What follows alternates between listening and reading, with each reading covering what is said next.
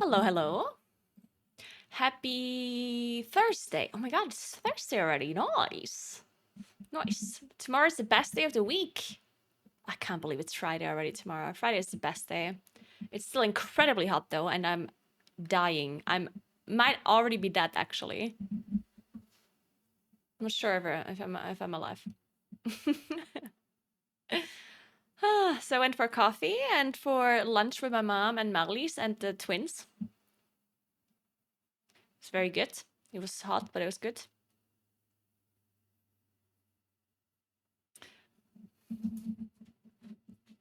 And I'm currently trying to decide, do you want to have some more apartment talk? I heard yes. Oh my god, you love apartment talk, me too. So glad you like talking about my apartment.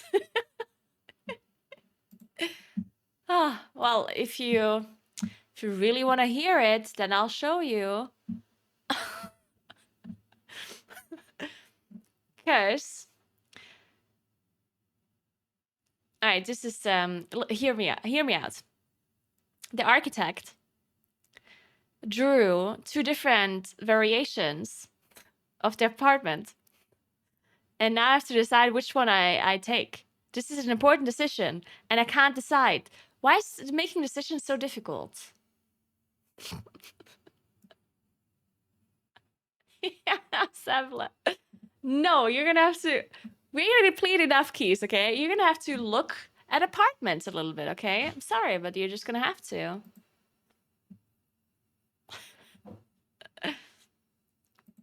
Okay, hear me out.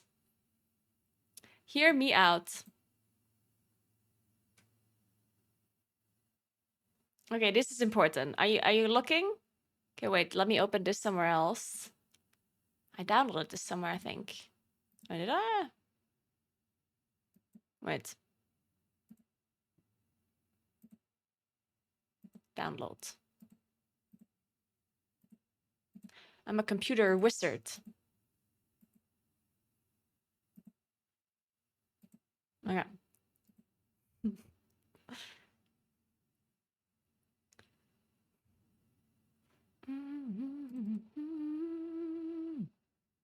All right. You ready to look? Okay, let's look. Wait, let me.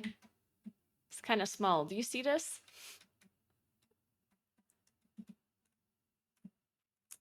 Do you see it? Do you see it? All right, there you go.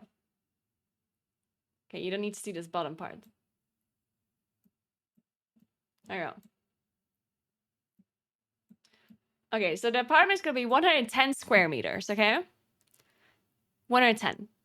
No matter which variation I go with, okay? So there's two variations. This is the first one. This is the normal one, okay?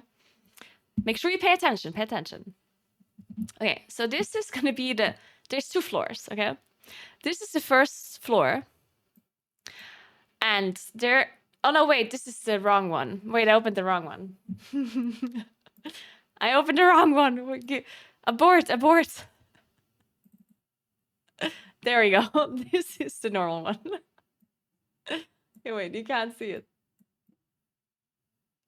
Okay, there we go. Hey, Toe, what's up? This is... I have to make a decision. You can help me, Toe. Okay, so this is the first variation of the apartment. So you enter here, and there's like this huge entrance area, but I would want this to be gone anyway. Like, I don't need a huge entrance area. What do I do with that? Like, there's this entrance area, but I would, yeah, this is, yeah, I don't know. This would probably be different anyway. But the cool thing about this variation is that there's the bedroom, and you see how there's like a closet room. So basically, there's like a wall in the middle, and on the side there's like two doors, and then you sleep here, and then you can enter like the closet area. How fucking cool is that? Isn't that the coolest? Okay, so that's really cool. Then there will be the streaming room right here. Then there's a bathroom, and then there's like you just walk there, I guess. All right. And there's a small room here. This would be like a washing machine room, I guess. This one here. The problem with this variation is that you cannot really make this room smaller, like this entrance area. Because I would want a bigger bathroom instead of this entrance area. What they do with that? I'd rather have like either a bigger washroom or like a bigger bathroom. But the problem is that there's a window here.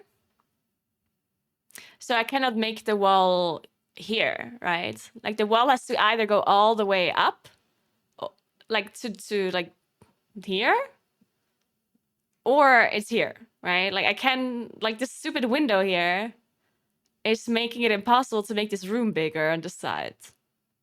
The other thing I was thinking about is make the bathroom bigger here to remove this part, but then I move from the streaming room into the bathroom if I want to leave.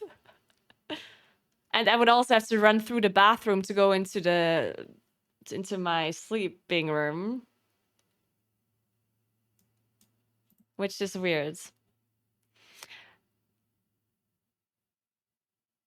I don't think so I cannot move the windows because this is not like a house. It's like an apartment in an apartment building.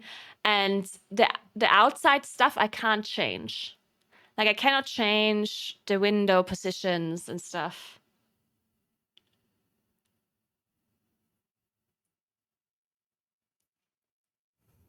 You know? So all right, but anyway, so this is like the first thing. It's pretty cool. It's like a big room here, nice streaming room, blah blah blah. And then this is the first floor, right? I'll show you the upper floor in a second. I find it. Thanks for 65 months, Dasher. What's up?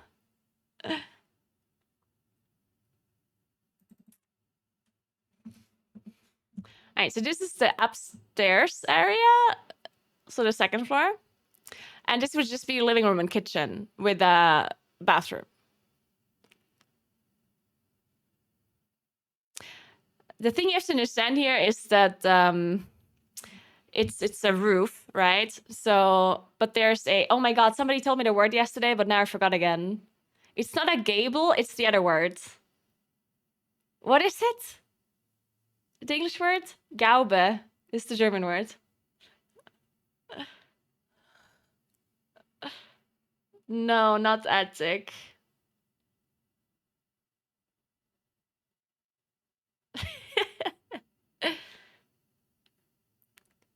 I don't think so, Savla. Well, either way,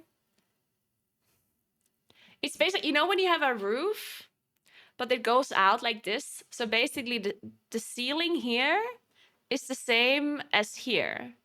While on this side, the ceiling goes downwards, right?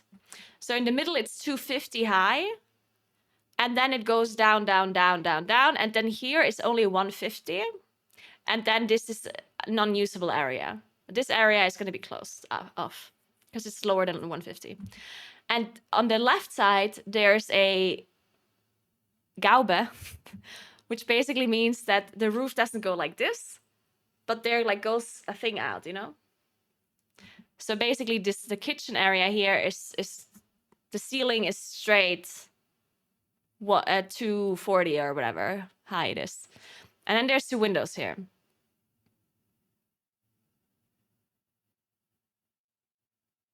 Okay, this is the first version. Now I'll show you a second version.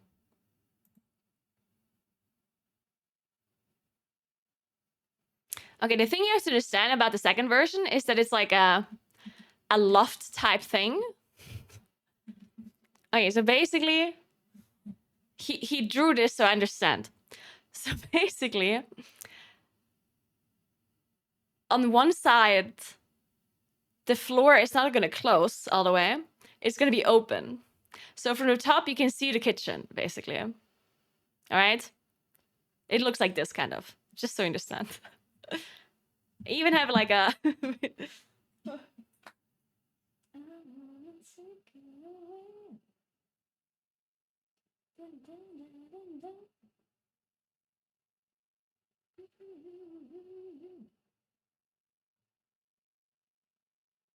Oh my god, I'm gonna do the worst thing possible now.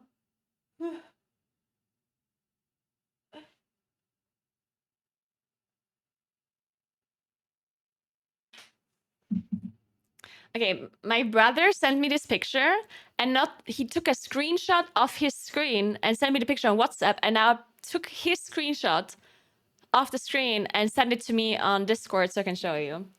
This is I told you I'm a computer wizard, and my brother is too apparently. So it looks kind of like this. Be aware, worst picture ever.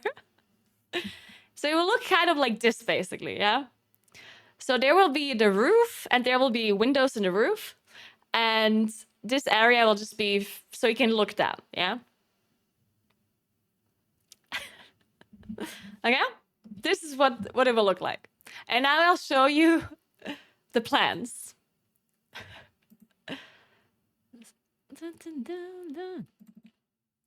All right. Okay, so this would be what the first floor looks like. So you enter here, there's no entrance area anymore. There's going to be only the kitchen. So this is going to be the kitchen downstairs instead of upstairs this time. And this area here is where the loft is, right? So this part is what you see from the top down.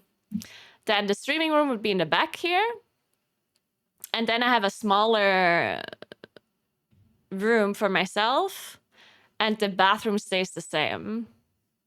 But my room is smaller without the walkable kind of like closet area, okay?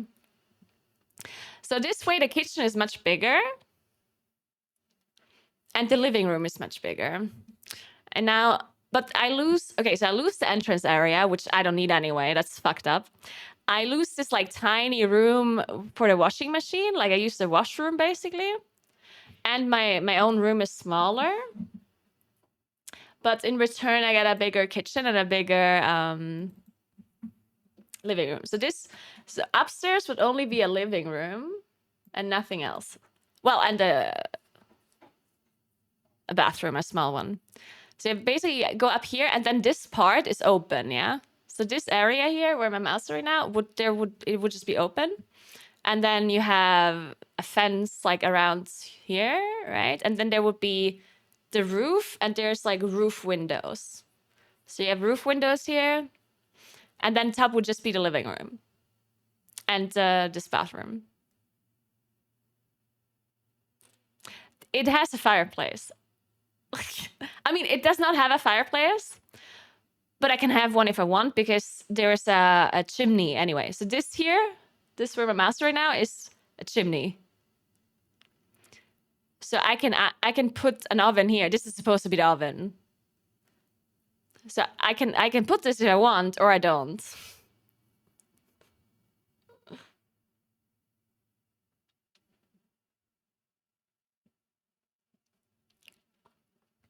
But yeah, the chimney is already there. They always put that into the new houses here. Like every house always has a chimney, no matter if you want it or not.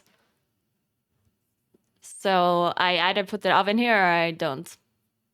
The only thing that I don't like about this here, because it's really cool to have this kind of loft thing.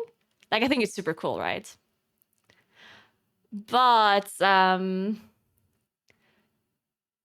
thing that is weird, like, first of all, the open area is not on the front, which sucks. Because usually when you have a loft, you would like to see like the cool side, right? Like the side with the view. But instead of the loft area being in the front, it only works on the side. And on this side here, I don't have like a glass front or anything. It's just gonna be the roof with the roof windows, right? So I don't have like a glass front where I see out.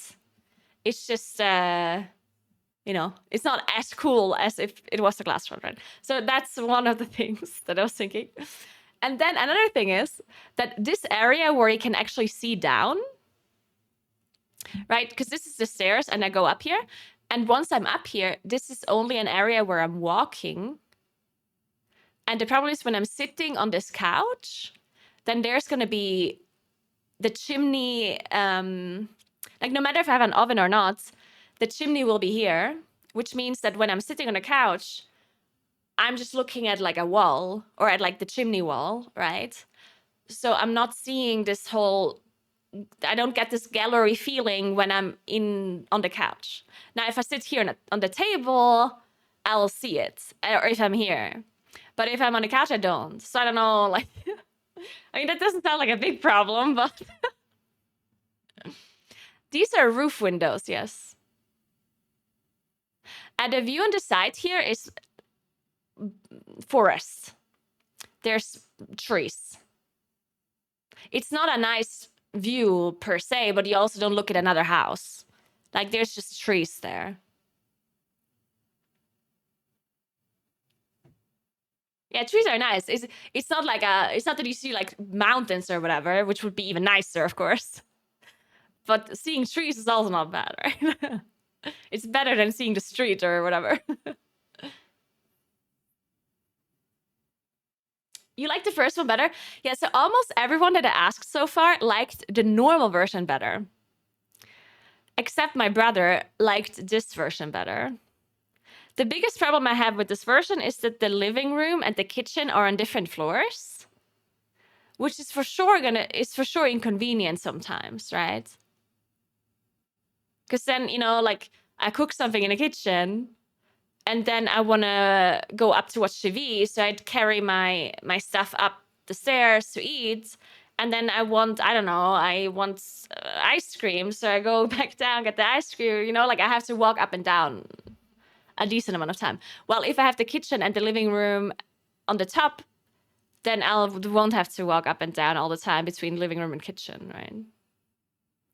But then at the same time, the kitchen is so big that I could put a TV there. In this variation, at least. He even put one in the drawing. This is the kitchen in the loft version, right? And he puts a TV over there. So technically speaking, I can eat, I can cook here, eat here, watch TV here, and then go upstairs without, you know, anything. So just go outstairs to chill. The cool thing about the living room being completely separate is that it's only for chilling, you know? Like you just go up there to just lay down and do nothing, which is kind of cool. But yeah, it can sometimes be inconvenient that you have to go up the stairs all the time. Thanks, 8 months, Arian Wen. Thank you so much. How are you doing? I can't have the bedroom, kitchen, living room in the same level. No matter which version I take, the kitchen will not be in the same level as the living room and the bedroom. Can you have them swap the office and living room on the second one? No, I want the living room to always be in the top because the top floor is the cool floor. I don't want my streaming room to be in the cool floor, you know?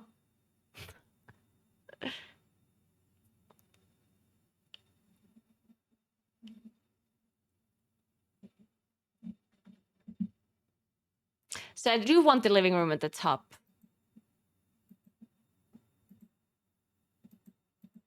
I mean, the loft thing does look cool. Like, this looks kind of cool, right? I don't know.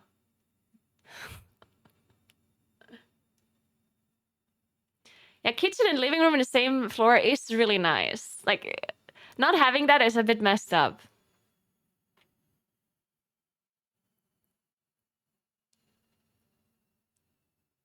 I'll show you the first one again, okay?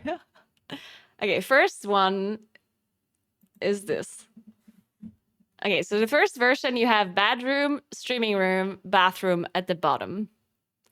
The bedroom is much bigger with like the closet. The streaming room is in a different location, which doesn't really matter because I close the shutters anyway, right? So the streaming room is here. This is the south. The balcony side is south, basically, yeah. So yeah, and then I have like this bigger entrance area, which is, I mean, I don't know. I don't need a big entrance area, let's be honest here. That kind of sucks. Schrankraum, yeah. All right, and then the top floor with this version is...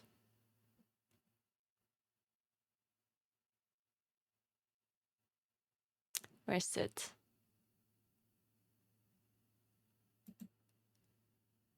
That one. Yeah, so this is the top floor where it's just living room and kitchen in one. Yeah, a little bit of a downside with this one is that it's kind of small. Like, okay, I don't want to say it's small. It's definitely big. Yeah. It's 38 square meters, which is for sure big, right? But I'd want it to be even bigger compared to having like other stuff like an entrance area, you know? That's the thing. Like, I'm not saying that 38 square meters isn't big enough. It is, right? Like, it's for sure big. But since I have 110 square meters, if I could choose, then most of the space would be the living room and the kitchen.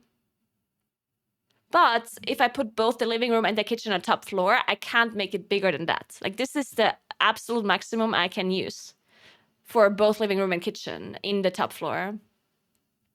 By separating the living room and the kitchen, I can make both the living room bigger and the kitchen bigger. So I don't know. Yeah, the entrance area is a waste. It's like a waste of space, right? That's what I don't like about this version. That it's like, I'm wasting space for, I don't know, entrance area, you know? Like, what's the purpose? And here, like, because the kitchen is somewhat small-ish, it's not small, but you know what I mean. There's a window here, so I cannot have any, like, high shelves, because this is a window, right? And here, I cannot have any high shelves, because the roof goes down here. So the roof goes down, I cannot have any high shelves here. So this whole area, I can't really have any high shelves. So say the kitchen has a little bit, like, it's kind of small-ish from like space for stuff, you know? That's why there's a little bit of a pantry area, which again takes away space from the room. But you need the pantry because you just don't have space here for other stuff. Thanks for 2 months, Nailin. What's up?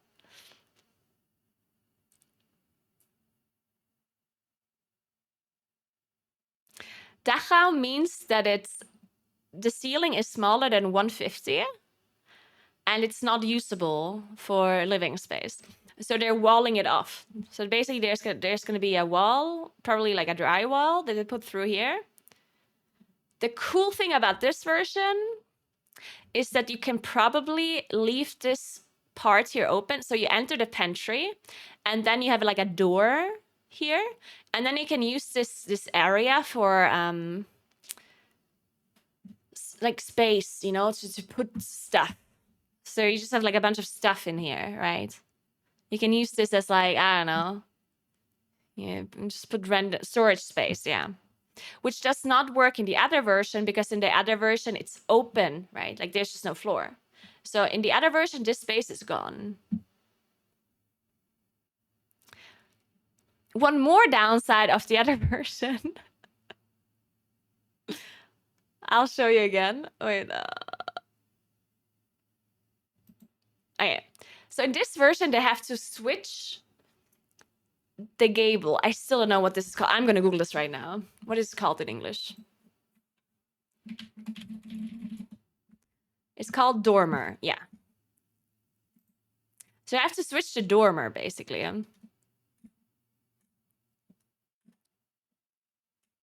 Let me show a picture.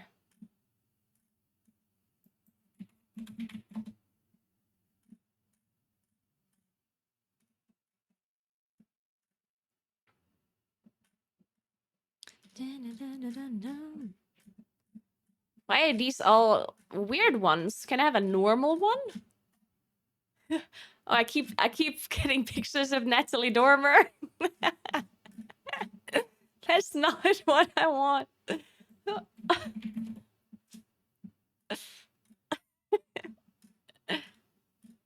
Man, why is there no straight dormers? What's wrong with this? Okay, whatever. This is fun.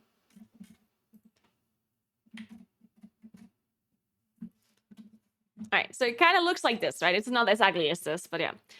So one side is a normal roof and the other side has a dormer, right? But if I want this like loft version, then they have to switch the sides where the dormer is, okay? Because otherwise it doesn't work. And that means, I'll show you a normal version again. So in the normal version, the dormer is left and the windows here, you see the forest, all right? So this dormer area where the roof is higher is here, and that's where the windows can be, and therefore you can see the forest on that side. Now in the other version, the loft version, if I can find it. No, that's the wrong thing.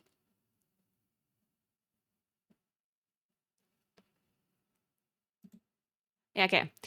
So in this version with the loft area, they had to switch the door. So the dormer is on this side, and you can see there's 2 windows here in this like dormer area. But the thing is, these windows are, now you see a house on the other side. So instead of seeing the forest, which you see in the loft side, you see the forest, but on this side, you just look at another house, which is probably whatever, because the nice view is this side with the roof windows, but I don't know. Sorry, guys, we can't play in Plus right now. We have to talk about... Oh, you can see the dormer right here. I'm stupid. I could have just shown you this picture. Yeah, so this is the dormer, yeah? So instead of the roof going down here, it just has to swing out. I could have literally just shown you this picture. So yeah, in this version, they switch it around. In the normal version, the dormer is left and the roof is right.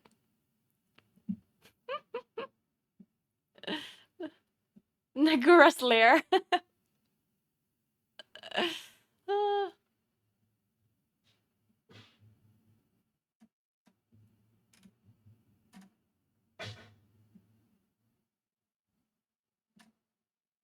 No, I'm not building a house. I'm just buying an apartment. Can't afford to build a house.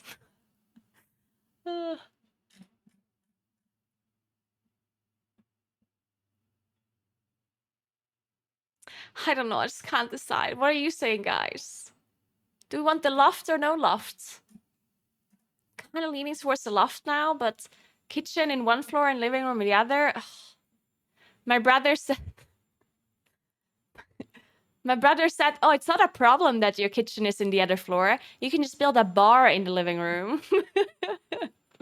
He said, because the living room is so big in this loft version, he said, instead of putting a table here, I should just put a bar here.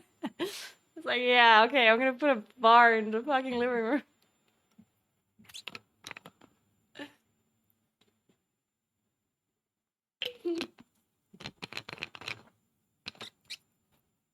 I just don't know. Why is it so complicated?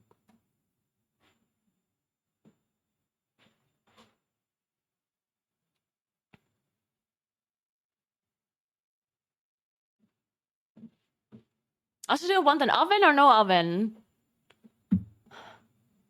Ovens are fucking expensive.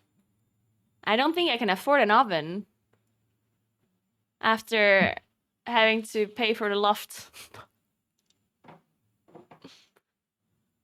Not oven. I meant a fireplace. Sorry, not an oven. I'm talking about a fireplace. Of course I want an oven.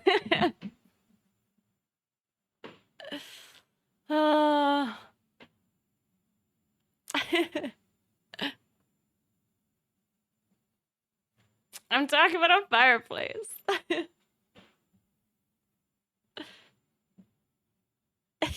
Just use your oven as a fireplace. It would be a real fireplace. If I want to have one.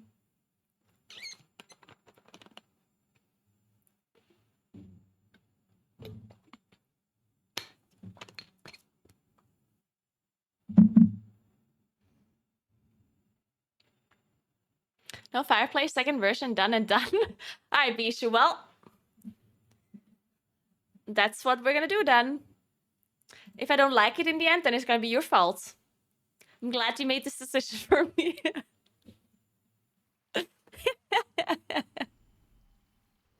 You can probably put a TV in a dining area. Yeah, that's what he put into the drawing as well.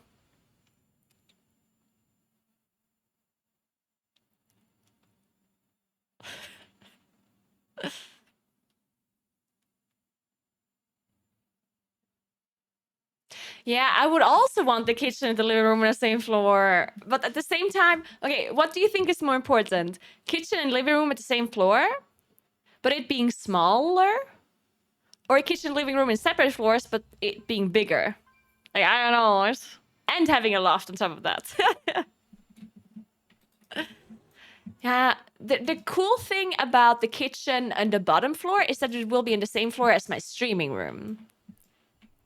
Which is convenient, because then I can, you know, go into the kitchen. Like, I don't have to run up the stairs if I want to get something to drink, like wine or beer or coffee.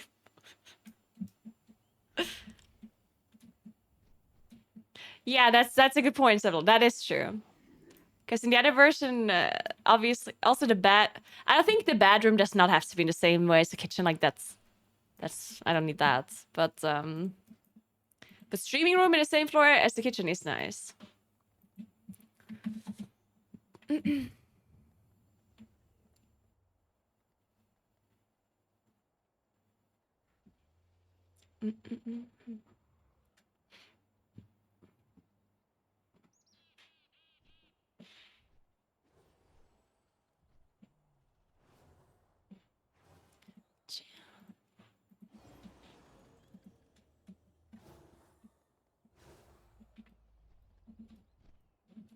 Yeah, it's very interesting. Like, people are very different. Like, a lot of people really like living room and kitchen together.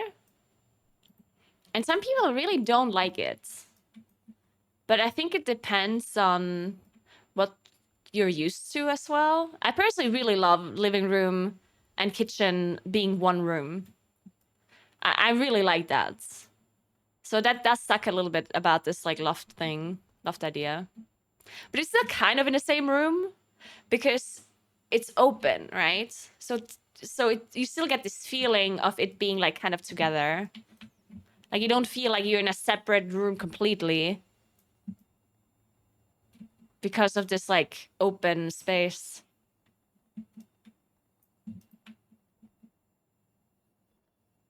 Yeah, people with kids like them separately to just not have such a big for there to be like less rumor, I guess. Like, there's like less not rumor, oh my god, less noise. There we go, that's the word.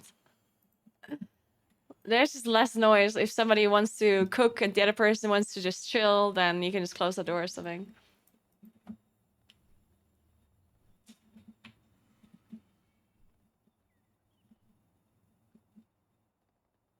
I think the cost is the same as far as I understand, yes, no matter what version they do.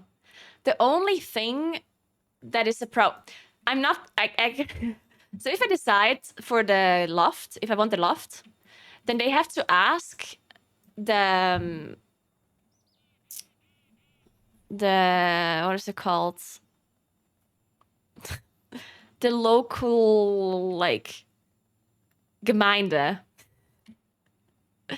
They have to ask at the municipal... Yeah, that word. I don't know how to pronounce that word. Thanks for 2 months, Alonas. So they basically have to ask if they can switch the dormer. Because the way things work here is if somebody wants to build a house somewhere, or an apartment building or whatever, they have to draw the project, they have to draw the house, somebody has to sign it, then they have to bring it to the jurisdiction, whatever, the authorities, and then they say, okay, yes, this is allowed, you can build it, all right? And if they want to switch the dormer on the other side, then they would have to go to the authorities again, and they would have to agree that we can switch it, because of course the house will look differently from the outside then, right? Because right now they built 2 houses, right? And right now the way it looks, is like this. So it's like one house has the roof like this, and then like the gable here, right? And then there's a house next to it. It's also getting built, and it has the gable here, right? So then the houses look kind of like they're mirrored. Obviously, the drawing doesn't look like it's mirrored, but you know what? Just imagine it's the same. Now, if I want the loft thing, they would have to make the dormer on this side, and this would be gone. So that means that the houses would not look mirrored anymore. They would look the same next to each other, right? And the authorities would have to allow that. Which, I mean, I kind of feel like they would, because, I mean, who the fuck cares if they look mirrored or not? But you never know here, because the authorities here are very... Like, they're super annoying with how things are supposed to look, because it's like a touristy area, right? And they want things to look really nice, blah blah blah, right? like there's all sorts of rules you have to follow depending on where you build your house. Like, if your house is visible from outside of town, like if it's the first house when you enter town, then it needs to have a roof like this. It's a rule, for example. Because there's almost all new apartment buildings have a straight roof, right? So like just a house like this, basically. Okay, this is not a straight roof, but you know what I mean. Just like a house like this, right? Where you have like a roof like this, right? But the local people want the first houses that you see from outside to have a roof like this. That's why this house also has to have a roof like this instead of a straight roof. And straight roofs are so much nicer because you just get more space out of it, right? But yeah, they don't allow you to do that.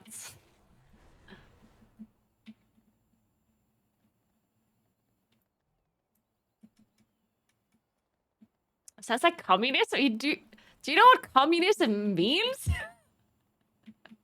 I think you have it all wrong.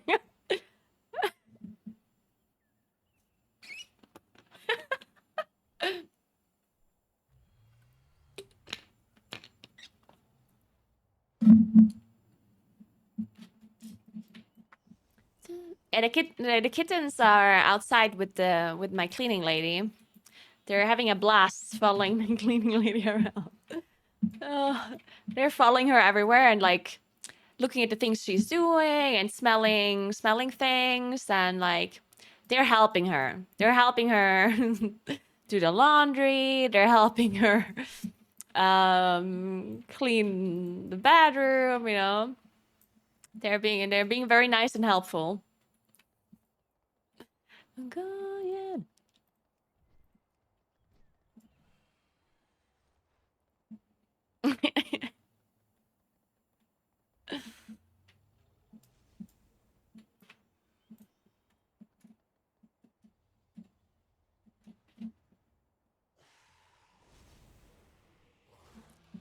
Yeah, they need to pull a permit for the difference, yeah.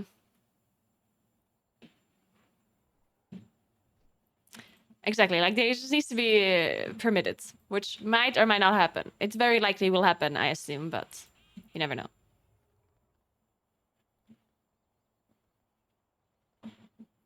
Really, Daily Bread? Interesting.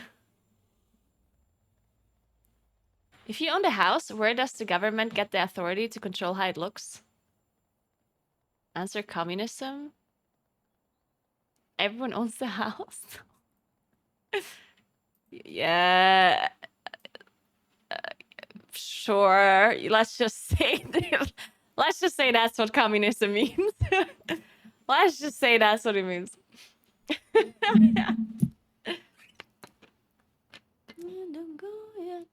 So if I own a house and I make an atomic bomb in my house, and then they say I can't do that, then that's communism. Because it's my house. So if other people can control what I do in my house, then that's clearly communism. if I murder somebody in my own house and I get in trouble because of it, then that's communism. I mean, I can do whatever I want in my house, right?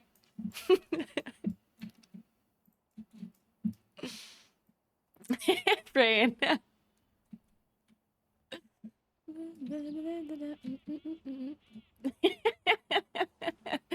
Yeah, rules are communism. Fuck you.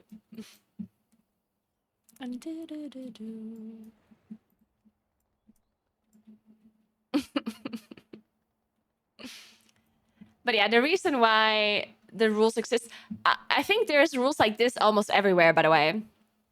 Like, no matter where you live, there's always going to be some sort of rules of what you can do and what you cannot do with when you build a house. Like, that's actually true for almost everywhere. You can't just do whatever you want with a house, yeah? First of all, you cannot build your house super tall. There are certain, like here, for example, houses can only have 4 floors. You cannot have more than 4 floors. At some point, they probably are going to increase it, but right now, 4 floors is the maximum. So that's already a rule that exists in many places where you cannot just build a skyscraper in the middle of a town, right? Like, it's just not allowed. And then there's certain other rules with how your house looks from the outside. Yeah, it's like a building code, like there are certain rules like that.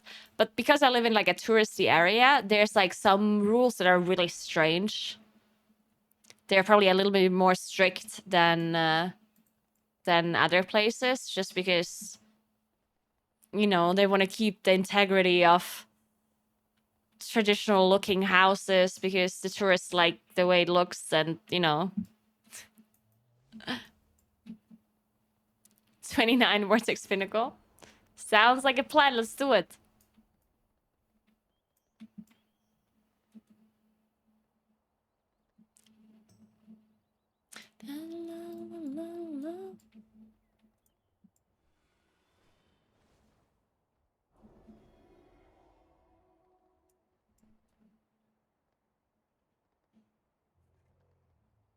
In the country where I live, you can do whatever you want with your house in the country that you live. Are you sure about this? Like, some people literally just don't know. Because, like, if you haven't built a house yourself, then you maybe also just are not aware of certain rules that you have to follow, right? Because people don't randomly speak about rules, right? I mean, it is possible that your country has no rules at all on what the building looks like or has to look like. But, I don't know.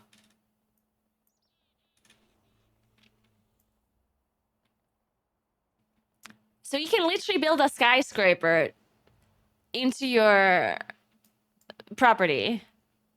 Is that what you're saying? You could just build a 50-floor skyscraper without a permit.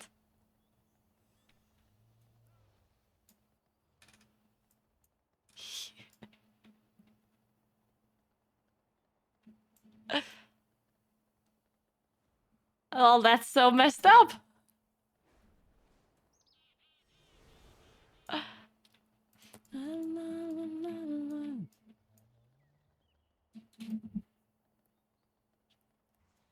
Probably make yourself, yeah.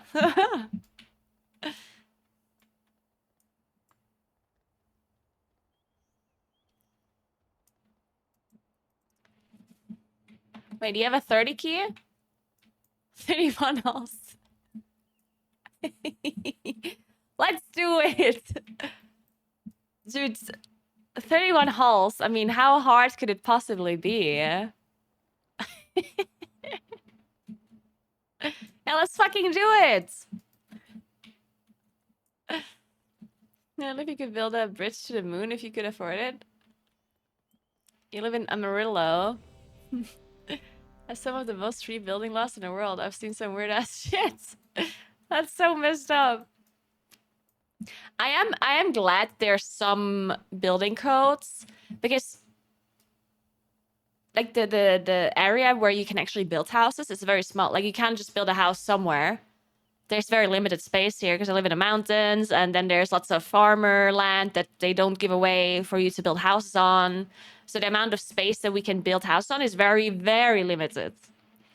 And it would really suck if there would be no building laws, because let's say I build a house somewhere and then the house in front of you just adds like 3 floors on top of their house and it ends up being like a 6-floor building. I'd be very upset about that.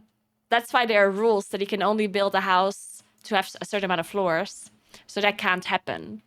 So if you build a 4-floor house, apartment building, then no one can build higher than you because 4 floors maximum, which is for sure a good thing.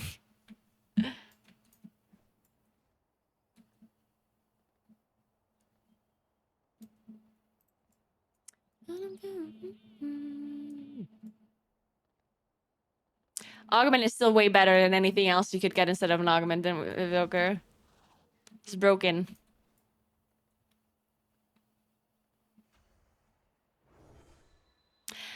Yeah, we do also have certain building laws for the inside areas as well.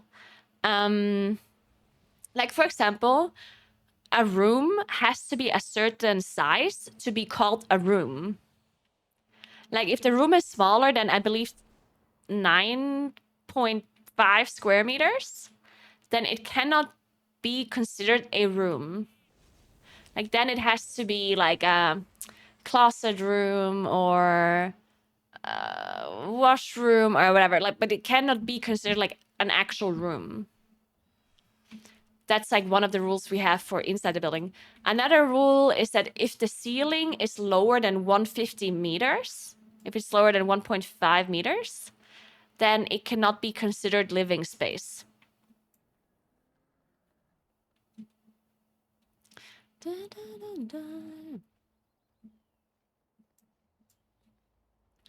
And they can't sell it as actual living space, right?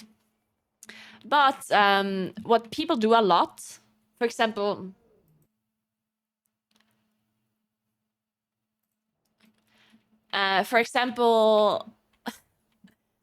if people can only build a certain amount of, because there's something called kubatua, which I actually don't know what the English word is. It means cubic meters, like the amount of cubic meters you can use to build a private like apartment / house. Like, you will get a certain amount of cubic meters that you can use when you get a house. So if I have a property and I want to build a house on this property, then I have to go to the local authorities and I have to say, hey, I want to build a house on this property. And then they're gonna say, okay, for this property, you're gonna get X amount of cubic meters. And I cannot build more than that. That's the maximum I can build, basically, right? And cubic, like this like cubic meter space is different than living space, because living space is like square meters, right? And some people are like really smart with how they do their stuff, where they say, okay, I'm gonna put the ceiling to like a certain height, so it's not considered living space, but it is cubic meters. And then after 5 years, I'm gonna like remove the drywall from the top so the ceiling goes up, and then I'll just use it because people are not gonna go check your house to see how much living space there is or how high your ceiling is, right? So when you're doing the project and when you're building the house, you have to follow these rules.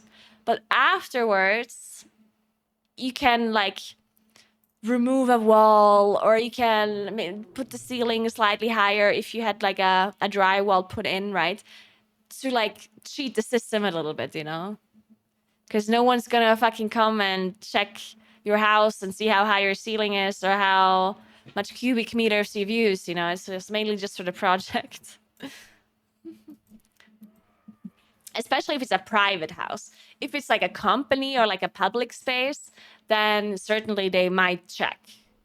But if it's a private apartment or a private building, people are not gonna, like, the government is not gonna come by and be like, so how high is your ceiling?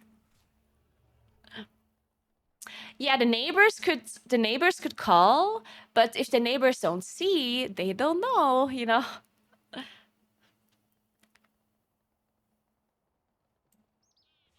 A good combo around Moonkin is Guardian Druid, Holy Paladin, Shadow Priest, Augmentation Invoker.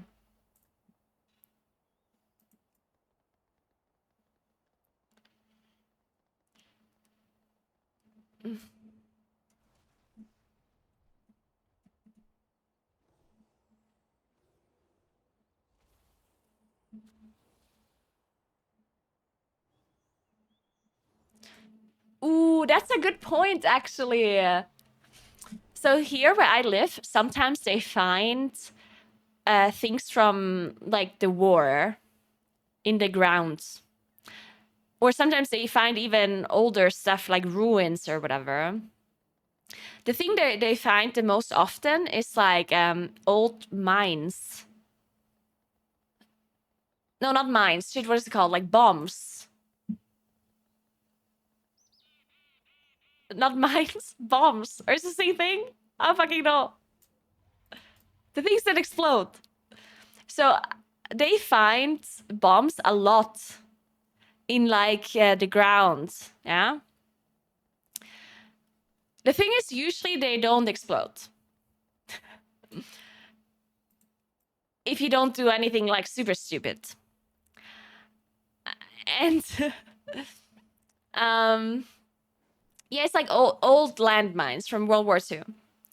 And the thing is, if you find a landmine or you find anything from World War II, or you find old ruins or literally any artifact, you will have to report it. Technically speaking, you have to report it, and then things will happen, right? So what will happen is that they will like there will be people that come, like archaeologists, if it's like an artifact. If it's a bomb, then they will have to like remove the bomb and like blah, blah. Like there's like a whole process that is happening if stuff like this happens.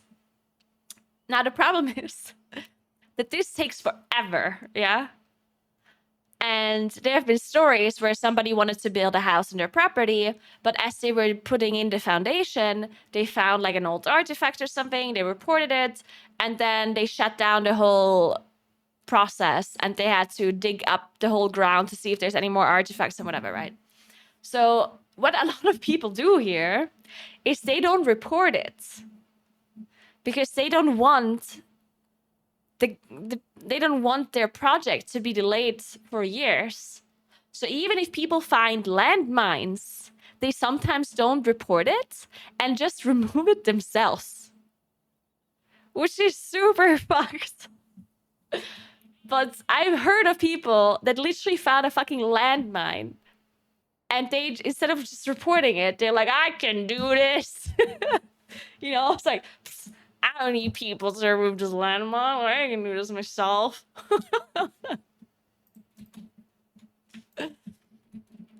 Hold my beer.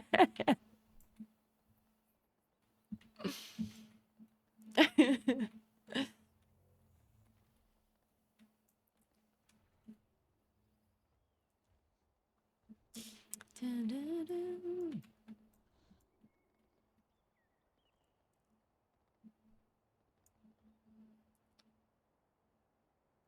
you wanna be...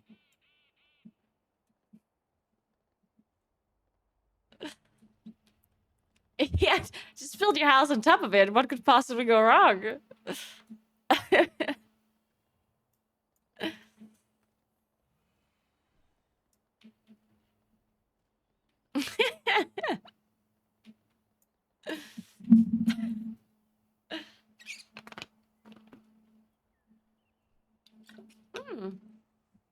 This is 28 Anrat. I do need that.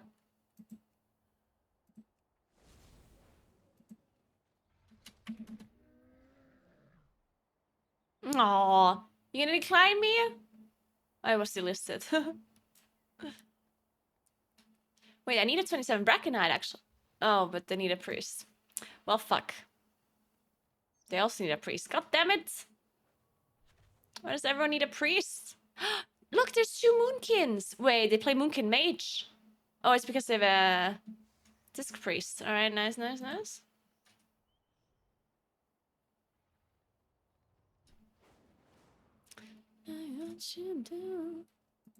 I'm just gonna queue up for this 29 Vortex.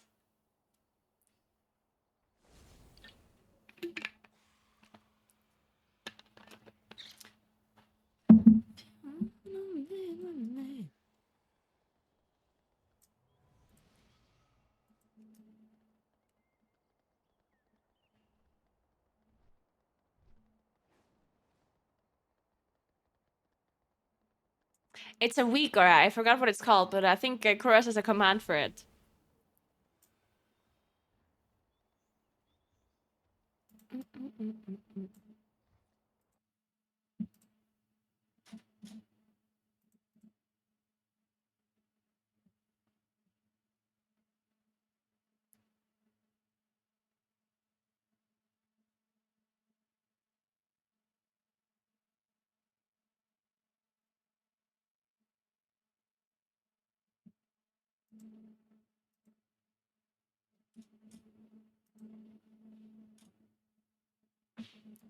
Dun, dun, dun, dun, dun, dun.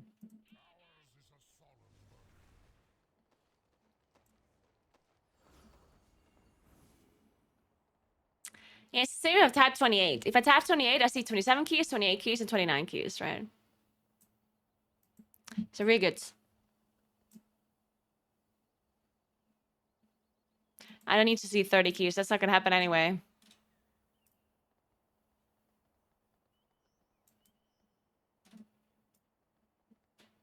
Dun, dun, dun, dun.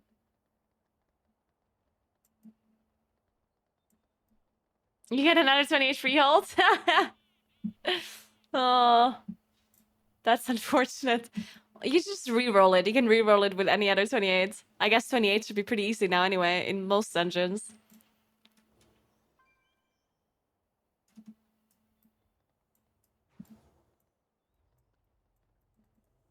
Dun, dun, dun, dun, dun.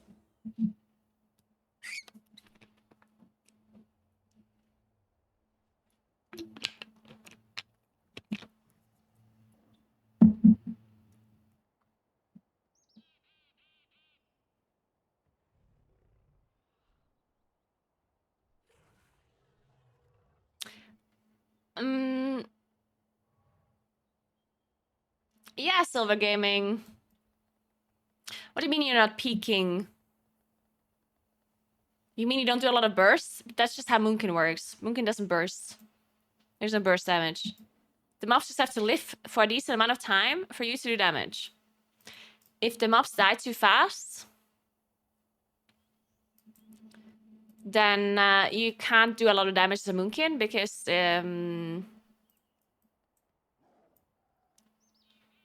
your damage happens more over time than it happens, you know, quickly.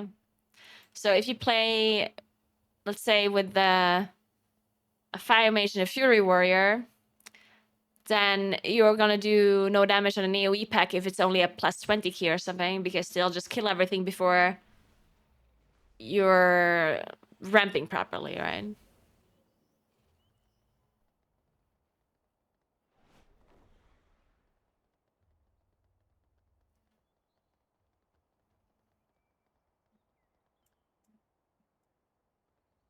Oh, you play with another Moonkin who does 400 to 500k and you only do 250k? I mean, do you have the same gear as this other person?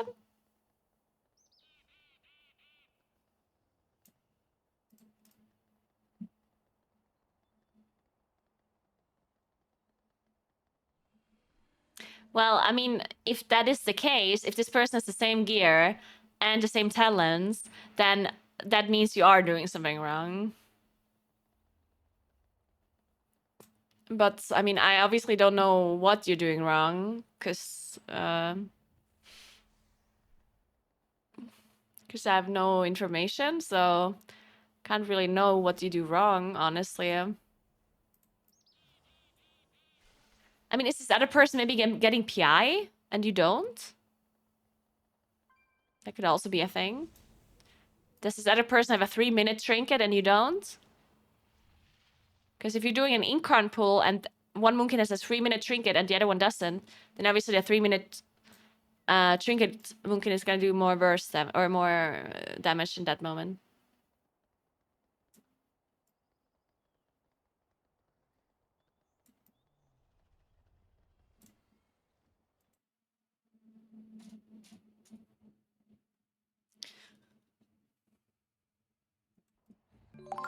Hey, Plant Agent, thanks for 54 months. How are you doing? Thank you, thank you.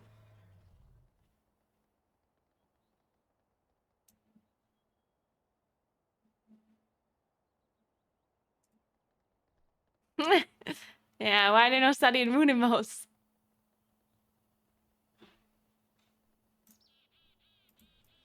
Man, is somebody gonna invite me? Come on, anything. Not even a 28 Android? Come on. Okay, now they have a mage. God damn it. Why is it so difficult?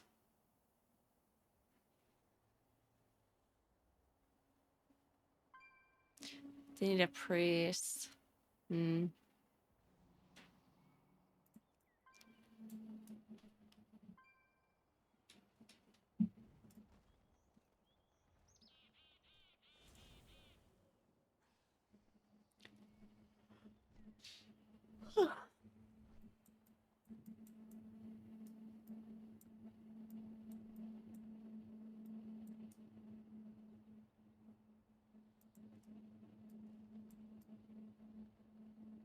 What key do I have? I think I have Null Flare.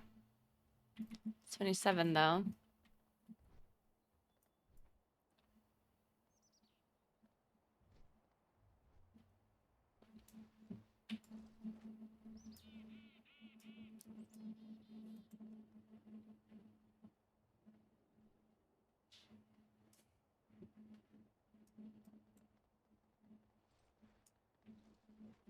Why is there so many mages? Oh, I need to sweep here.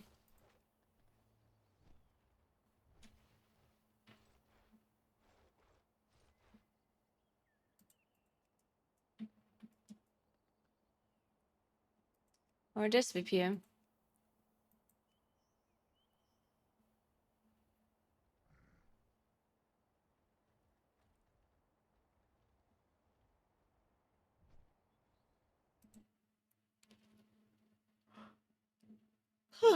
Sorry.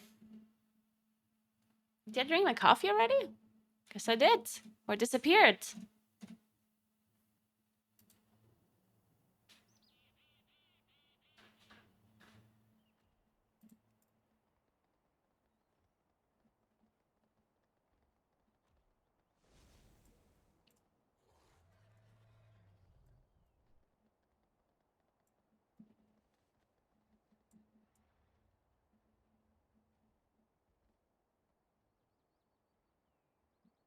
Can I join the Spracken night?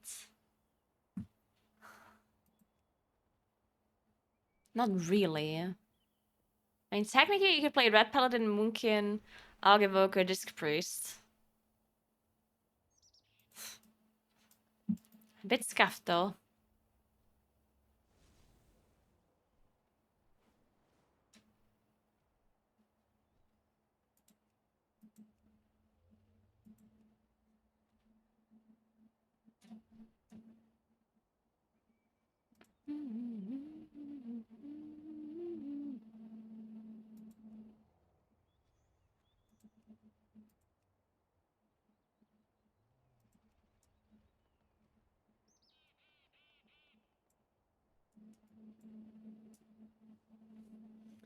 Oh, it's so hot. Why is it so hot, guys? Somebody tell me. And earlier I went into the basement to pick something up, and it was so nice and cool in the basement. I was like, oh, maybe I should just stay here. Because the basement is like underneath the floor. Like it's, you know.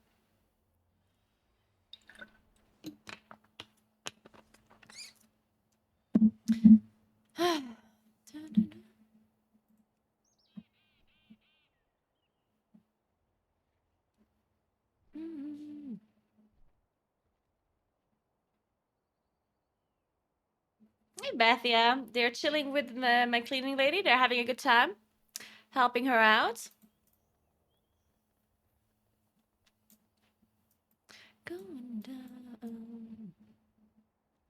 They don't need a priest for Nalflare, right? You don't need a... Well, okay, I kind of do. Unless... At this point, I queued up for every 27 key, 28 key that is in queue. Except for this one house that already has a Moonkin. I mean, Bear was just nerfed literally yesterday. Guardian was nerfed yesterday. Thanks for Prime, Crooked. Thank you very, very much. Welcome.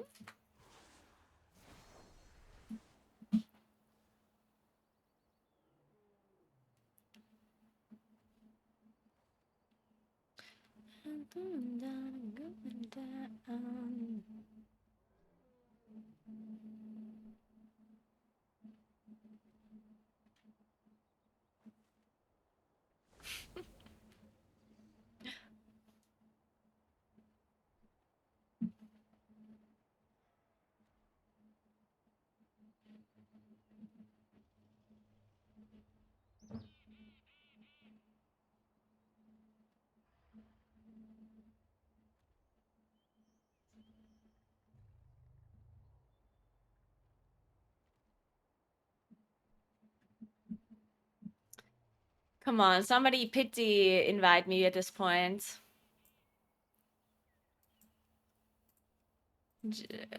Come on.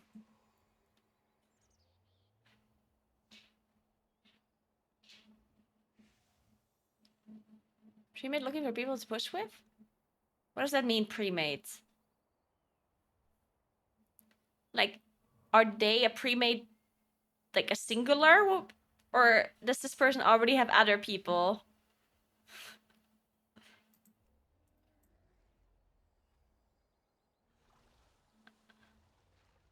Also, they put 24, 26, 28.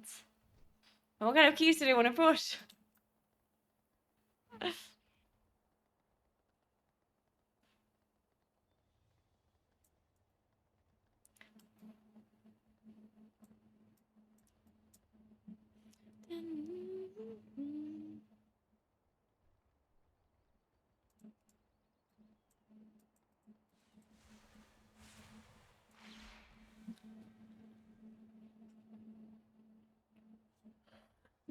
The God Comp will not fall out of meta, no. It will not do that. It will never do that until the season is over. Don't hold your breath. It's not gonna happen.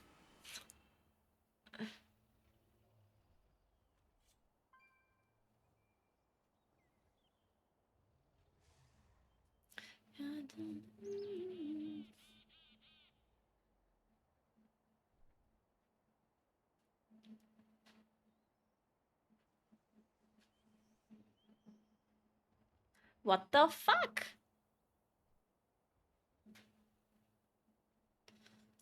I don't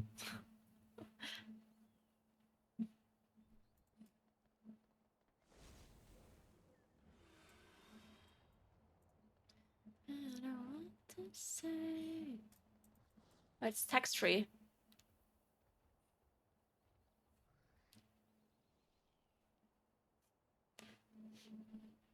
Certainly they want a Moonkin.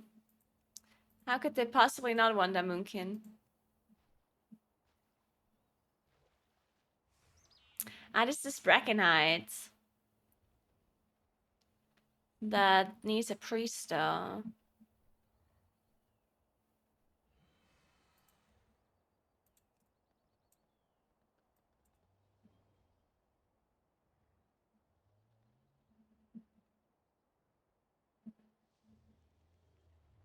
I mean, Moonkin is really good.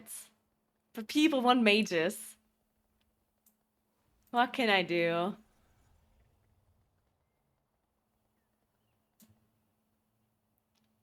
What can you do at this point when people only play if they have a mage?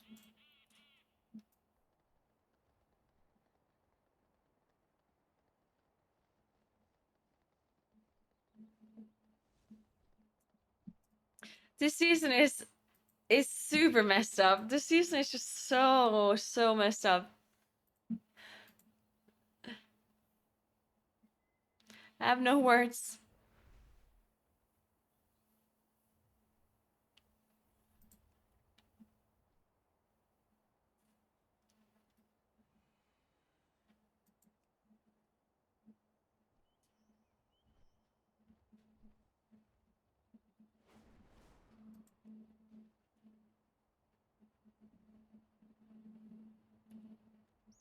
Yeah, we're listening to some ABBA now.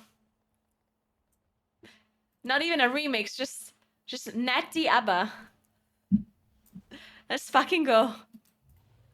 Oh my god, when I was in middle school, which is a long time ago, my singing teacher, music teacher, which was like a normal subject in school, she made us listen to the whole album of ABBA. And then like make notes. Like we had to note down the difference in the songs and like it was and I was like, why are we doing this? Fucking listening to every ABBA song for a whole hour.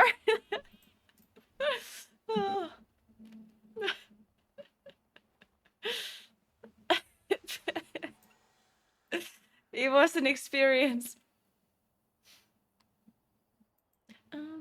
Oh, they depleted their key fast, didn't they?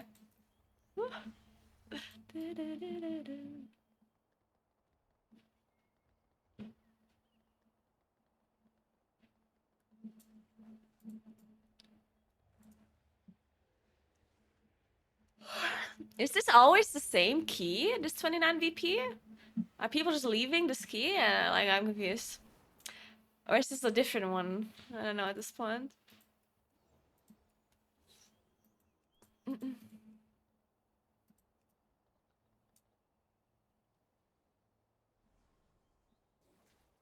If great my English teacher had us listen to Queen songs and translate them to Spanish. We had a transcript of the lyrics to follow along. I love that. Yeah, we actually had to translate an English song to German once in English class, and it was Dear Mr. President by Pink. I remember.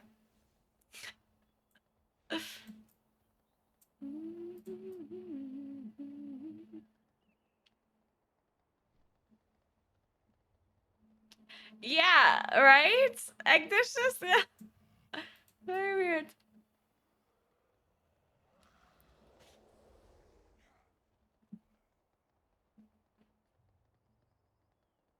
JP's overdosing on copium right now. Oh shit, what is he saying? What is he saying? I love some JB copium. It's one of the best copiums.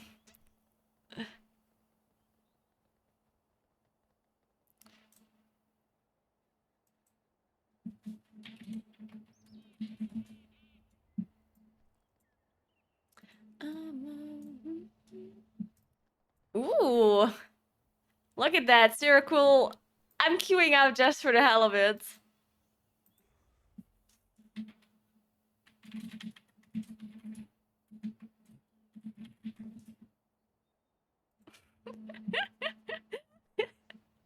They're never gonna invite me. But it's worth a try. Can you imagine playing Warrior Rogue Moonkin?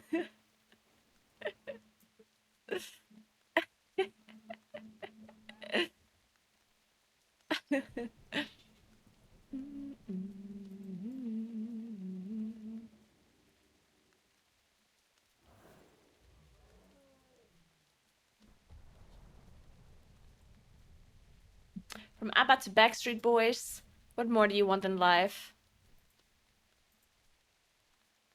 I guess in getting invited to a key.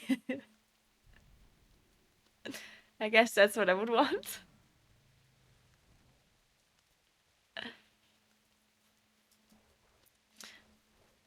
Good morning, Galadriel. What's up?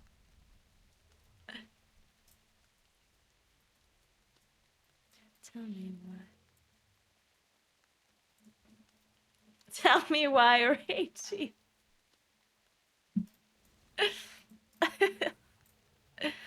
Well, while we wait to get invited to a key, let me tell you about water drop.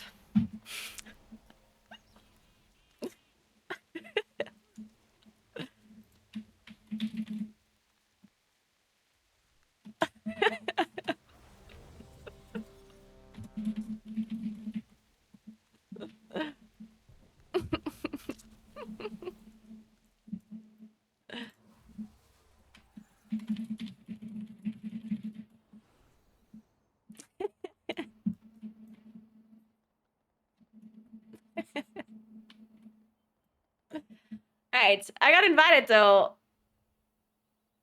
Oh, let's talk about water drop after this.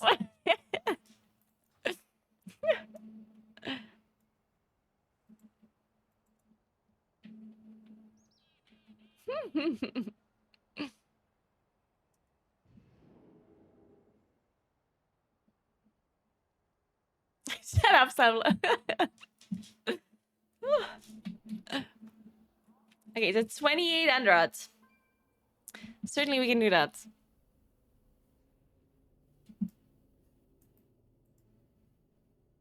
Shut up.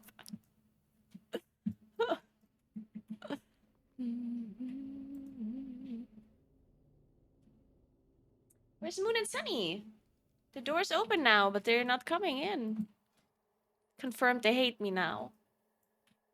Maybe they're sleeping, actually. These caves must lead to the Sunny and legendary Moon. Uldir. The Titans constructed this facility after the fall of the Black Empire to run experiments on all manner of beasties. What's up? Who knows what secrets Hey. it contains? It may even have the answer to defeat. No, that's my cable. No, no, no. Not my cable. Not my cable. I thought I could charge the phone for a second. Hey guys. What did you tell Amy? What did you tell her? Did you help her clean? Did you help her out? They're saying yes. Hey, you wanna come here? Come here. Come here, Sunny.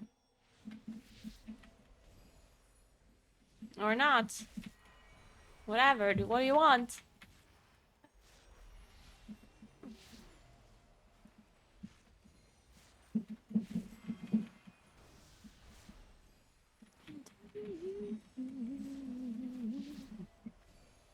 What is it?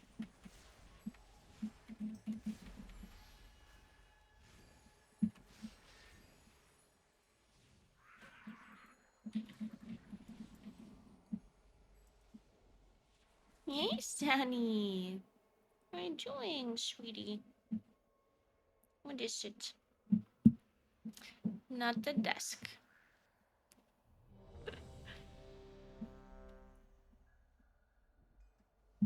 No, no, no, no, no. No. No, no, no. No.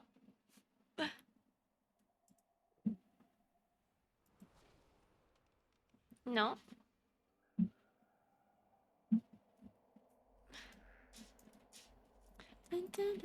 Okay, Sunny's leaving again. It's like, if I can't go to the desk and I don't want to be here. You just strolled out, just like, fuck you then.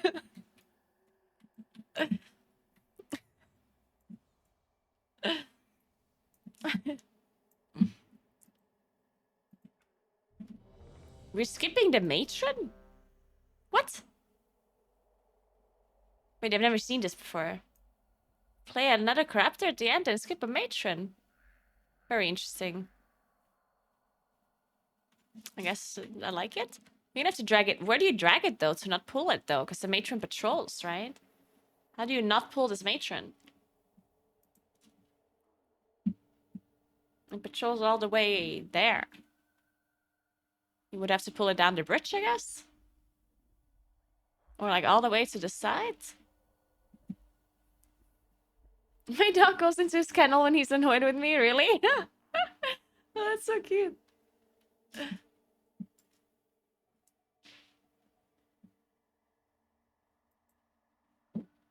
Hey, Moon. You wanna come here too? What is it? No, that's my cable. Not the cable. Not the cable, my friends.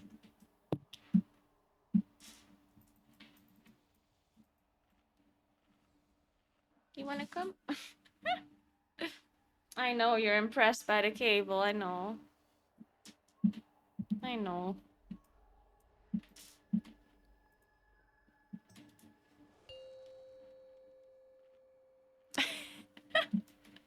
Five, four, three. We're still gonna be in combat. There's no way he's gonna leave combat, right?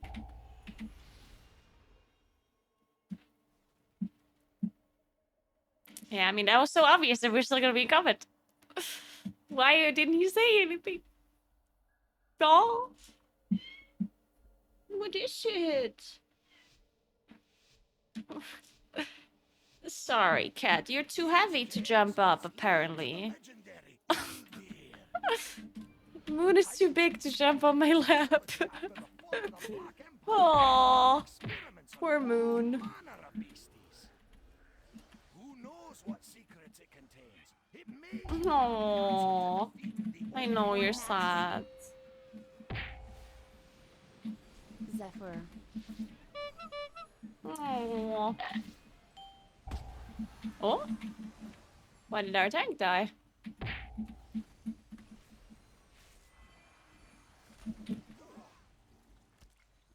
What happened? That was so fast. What happened? I guess we just got blood bolted by the priest from downstairs? The one on the bridge?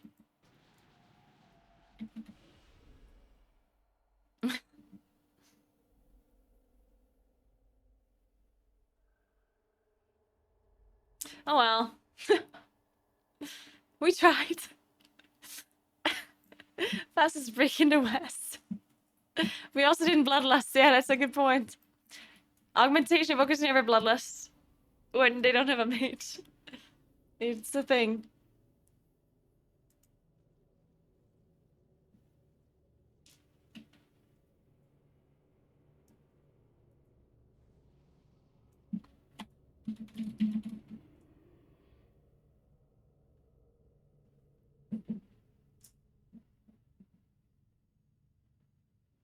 Aww, Klingon teen.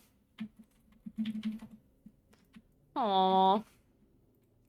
Dog just wants to play, but he doesn't understand it. He's too rough, huh? Hey, Sunny. You can jump up here without problem, huh? You're so much smaller. Hey, Sewell. Thank you so much for the 42 months. What's up? Let's do some full chem. So we can watch Sunny while we don't get invited to any key. Oh. No. Hey. That's the fan cable.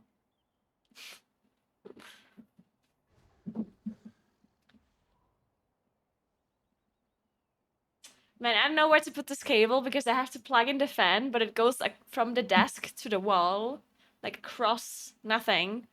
And obviously they're gonna play with this stupid cable hanging there. I don't know what to do with it. Where are we gonna put this cable? So you can't reach it, huh? Stop it. No. No, no, no.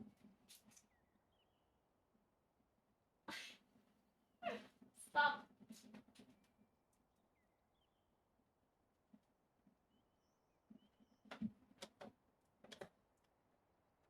Right.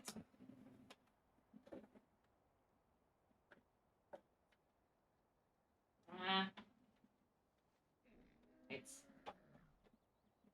Yeah, I can do this.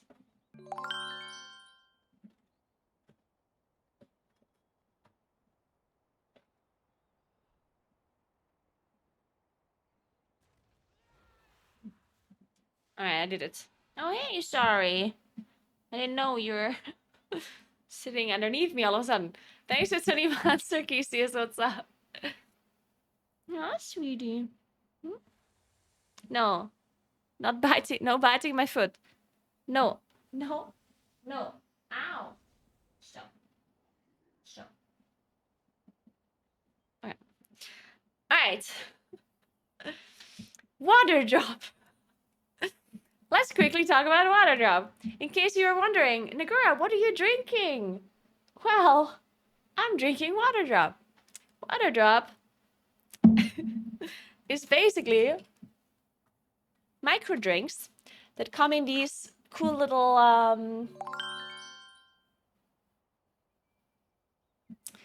pouches, and it's like tiny like micro drinks basically. So you have like a oh, hey Sunny. Yeah, you like water drop as well, Sunny? And you just dissolve them in water, and then your water will taste after whatever flavor you put in there. This one is elderflower and raspberry. The one I'm drinking right now. What's up? Ow. Stop using your claws when you're climbing my... Hmm? Oh, cutie pie. Anyway. So water drops...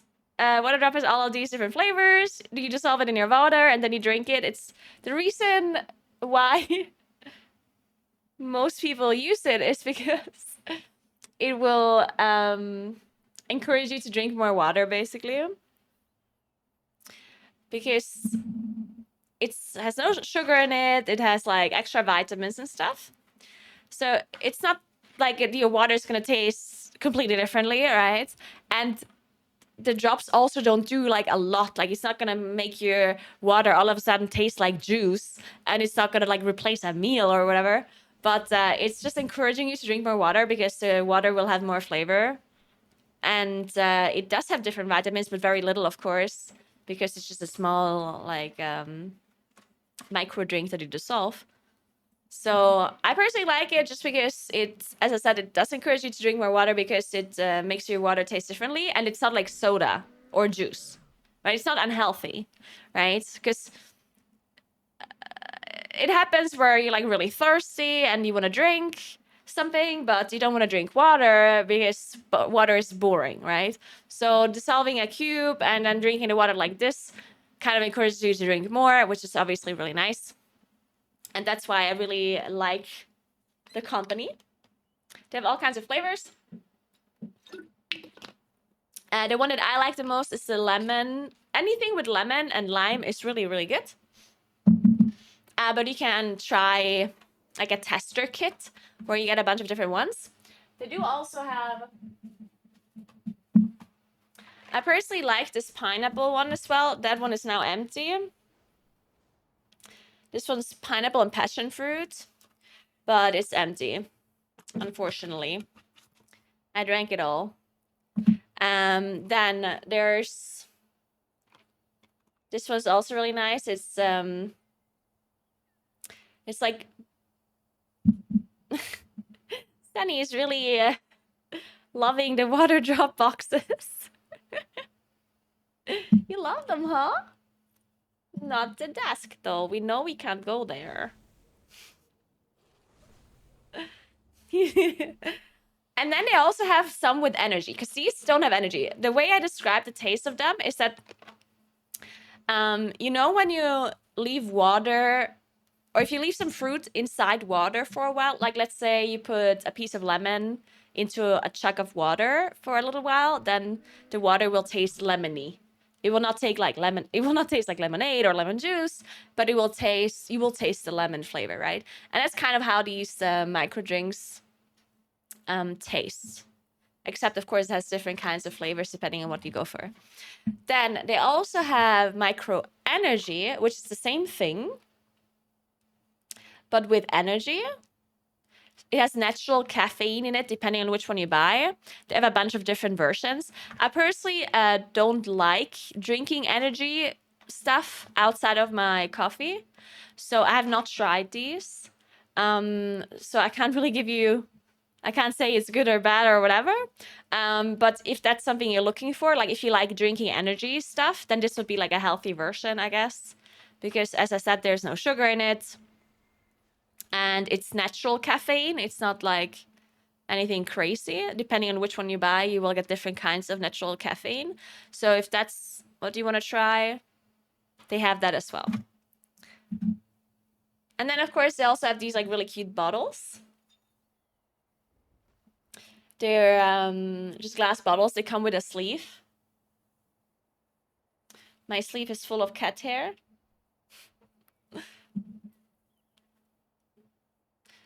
And I mean, you know what it's for, right? You just put the bottle in and then it like allows you to hold it like this or to attach it to something, right? So they're pretty nice. I like the bottles. They're very cute. They have all different kinds of designs for the bottles as well. So if you guys want to check it out, go to the link that is posted in chat by Kuros right now.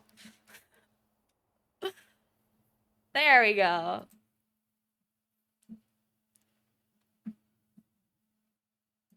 Drink more water with Naguura. There we go. And yeah, you can see all the different kinds of flavors they have. If you just want to go the normal ones, it's those. They have. I really like the iced tea version as well. So they have micro tea. I like those a lot as well. But anything like citrusy is really good. Like the pineapple flavors are good.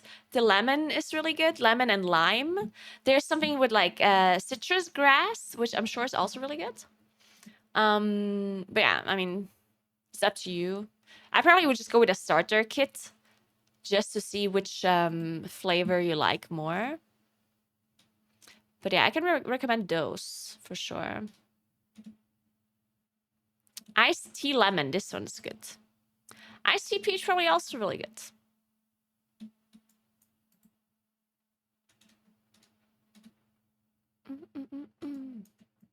Anyway, thank you, Waterdrop, for sponsoring today's stream. I really appreciate that. I also love your product. I'm unfortunately out of pineapple now, and I'm out of lemon as well. My two favorites. Now I'm gonna have to drink. I'm currently drinking raspberry and elderflower. That was also good, but it's not as good as the other ones. I do prefer the pineapple and the lemon one.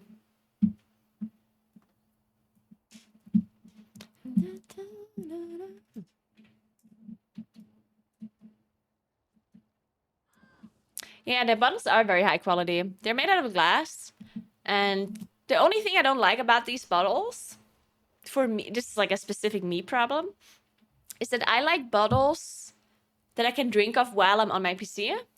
And these bottles are more, in my opinion, they're more like if you're going somewhere and if you like drink out of the bottle, they're like while you take a break. But the way I like to drink water is like I'm playing and then I'm drinking without like looking. You know, like I don't want to, like I'm kind of just like staring at my screen while drinking. And if a bottle has like a normal opening, like this one, then I'm too scared to drink while playing because I might be like, maybe I miss my mouth or maybe I spill it all over my desk, right? That's why I personally prefer bottles that have like a really closed opening where you can drink out of, just because then I'm not scared that it's gonna go all over. And also this is a bottle that you have to open, which again, I can't do while I'm playing, right? I can't play and open this bottle with my right hand. So I love the bottle a lot, but not for like not while streaming. Then I'd rather have another, like a drinking bottle or something.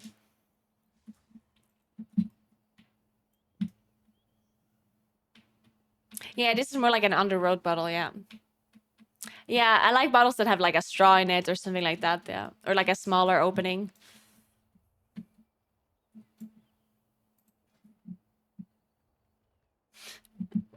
Look at Moon sleeping in the door. He's so cute right now. Oh, it's not focusing on him. You don't see him, he's sleeping in the doorway. My kitty pop.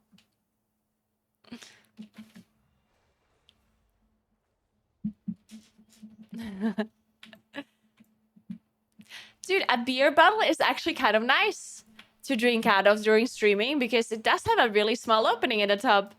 Huh. It's actually pretty convenient.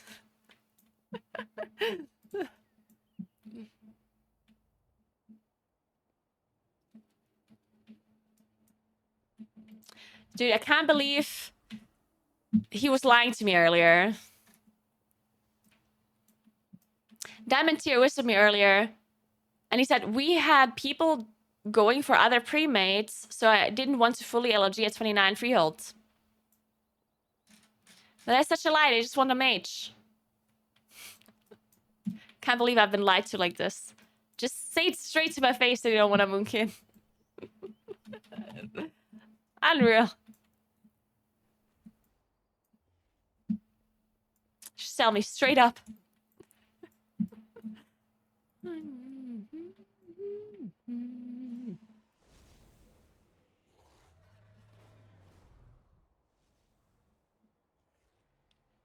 Oh, I'm also so happy that Pet Alpine sent me their cat food now. Oh, they sent me so much. I'm gonna have to do some advertisement for them. I'm probably gonna do that tomorrow. Do I have to do anything tomorrow?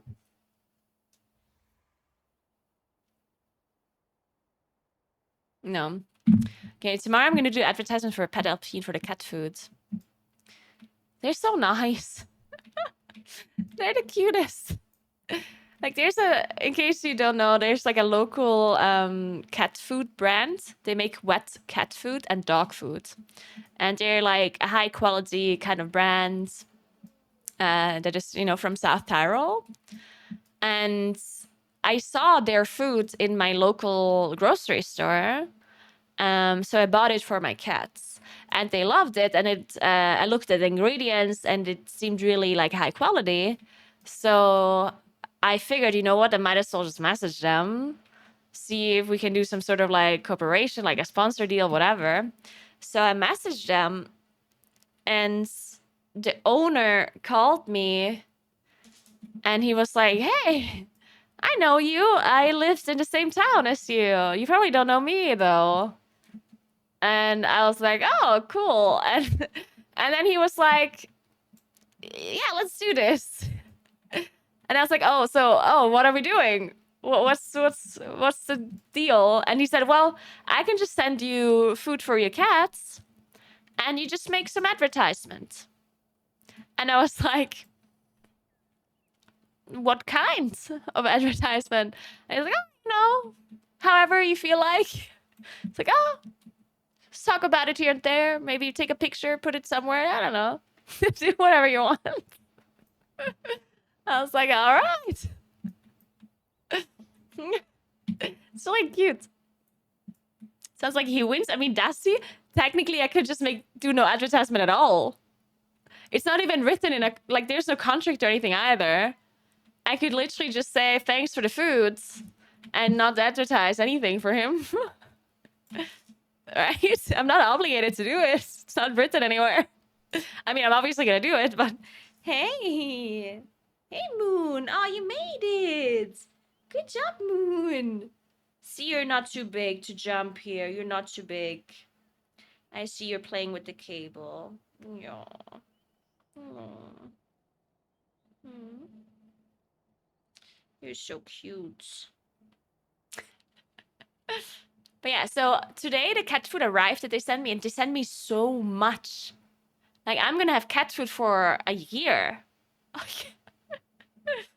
It's crazy. I'm really happy. They're very cute. And I can recommend their food because it's very good. Very healthy, right? And you love it as well. Don't you love it as well? Oh, you barely fit on this ledge anymore. Look at you.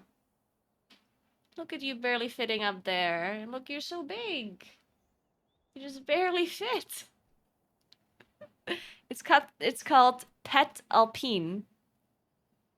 With a space in between.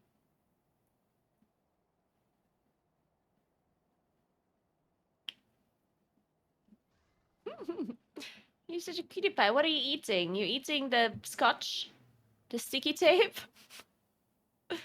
You shouldn't be eating the sticky tape, Moon.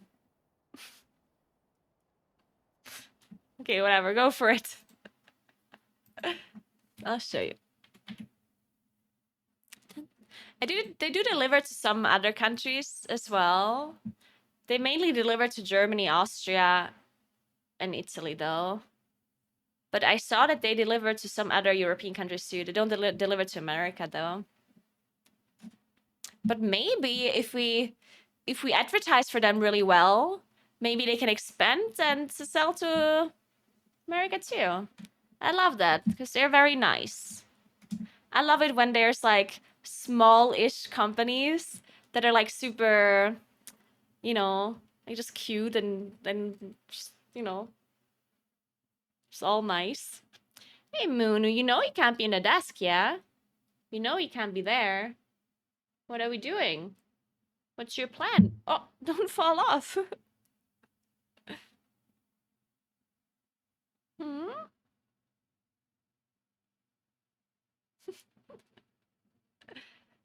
Yeah, their website is really nice. They actually did a good job with the website. Hmm.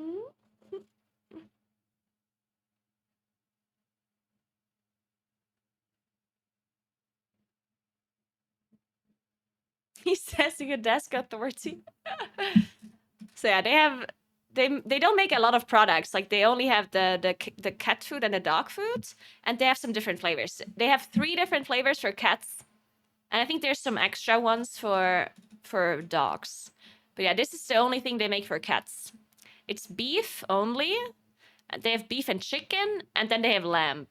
That's it. What are you eating? But it's very nice. It's really high quality. The cats like it as well. Right? You like it as well. Are you leaving now? I'm sorry. Can't go to the desk. But yeah, I like them. You guys want to check it out? If you have any cats or dogs. The filter the product page doesn't work? Oh, it doesn't? Oh, wait. I actually have a code for you. Wait a second. They gave me a code randomly. Wait. If you want to order. Listen, I don't have any obligations for this sponsorship. Do whatever you want. Buy it or don't buy it. I don't care. I can say whatever I want. So, you know, like, but they gave me a code. So you might as well use it if you buy something. I don't think they use the code for tracking purposes. It's just a discount. But I have to find it.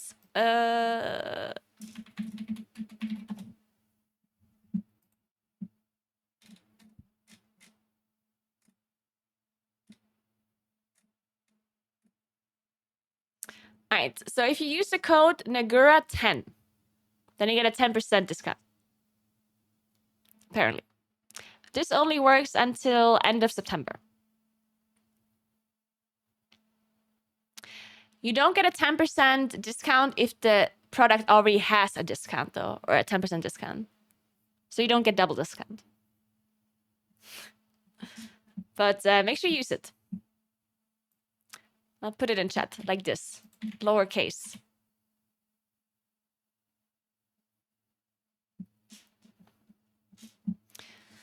So if you want to order some, then get the discount. All right, let's find a Kia. Ah, they're still looking for a mage. Oh, maybe we should invite the Moonkin himself. And all of a sudden, there's no keys anymore. Dogs only eat dolphin and kangaroo. Filter in the product page doesn't work.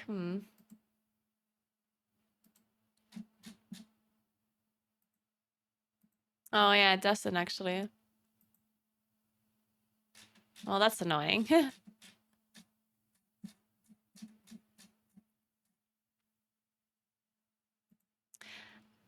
I think they do also have, like, other, like, websites that are selling their products. But I guess you only get the discount code on their website, so I would obviously order from theirs.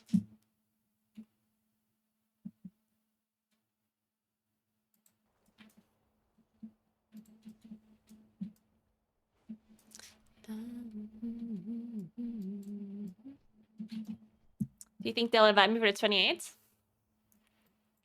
Oh, they're not ships to Switzerland. Wait, he told me something about this. I think because I was asking him where they ship to, and he said they mainly ship to Austria, Germany, Italy, but they also ship to other countries. But he said they don't do America because it's too difficult to send there or too expensive. And then he also said the same thing about Switzerland. He said, as far as I'm aware, he said something about Switzerland being kind of difficult to deliver to. So they don't deliver there yet.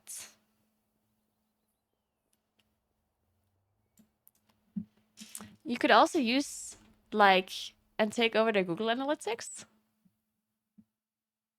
Wait, what does that mean, Mugen? You're too smart. What does that mean? What do you mean take over their Google Analytics?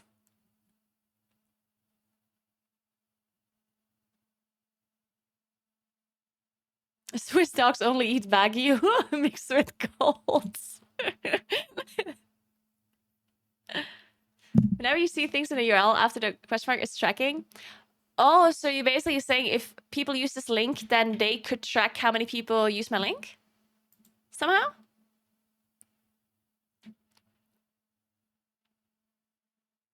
Oh, nice. Then we should use this link. I can let them know about this. Oh, they probably don't know that. I should let them know about this. Let's use the link in our like if we have a command or something, let's use this link that Mugen just linked, and then afterwards I will message them and tell them about it, so they know. And make sure you click the link a lot, so we bolster my analytics.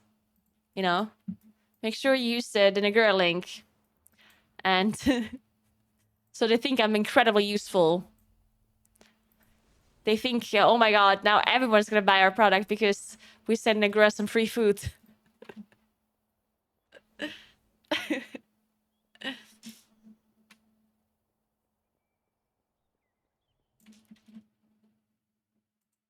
I think it's without E. It's like this, Kuros. Without the E.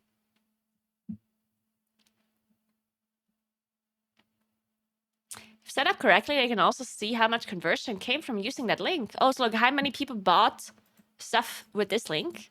Huh. I guess they will see how many people bought stuff with my link anyway, because I have a discount code, right? They'll see how many people use the discount code. But I guess it's possible that people maybe only buy without the discount code as well, so... Okay, makes sense.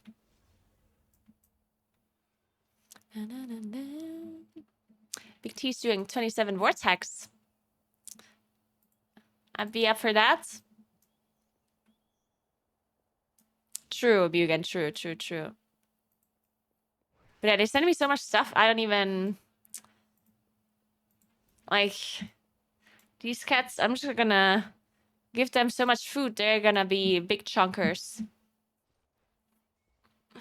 They've been so hot lately, though, the cats. It's so hot in here that the cats haven't been eating that much because they're just so hot.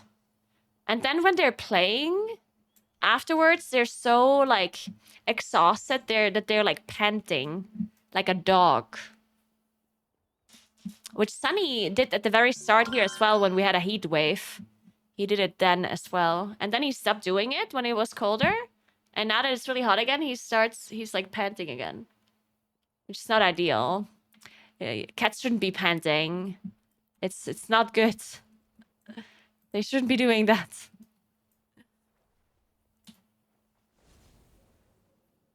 Thanks for 2 months, Jinryu. Thank you.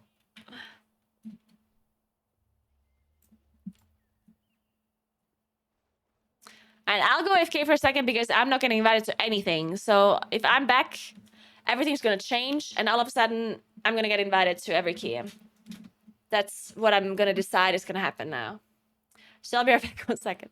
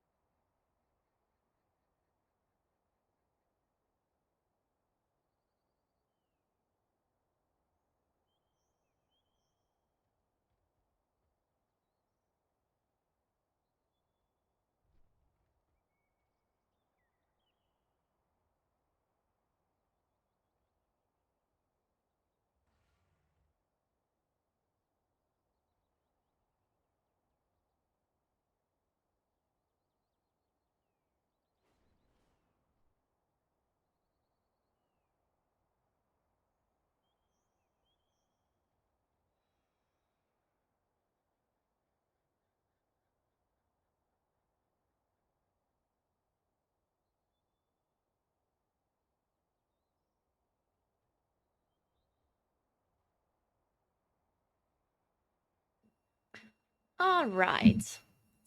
Now we get invited to everything. I said so earlier, and that's automatically true. Maybe?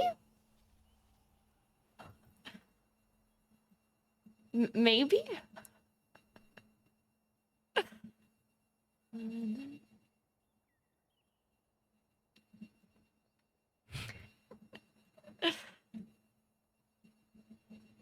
Maybe your cat wants to be a dog. That could also be possible, yeah. The breeders had a really huge dog. It looked like a German shepherd, but with like really long hair. I don't know what they're called. I'm sure they have a name. Long-haired German shepherds? I don't know.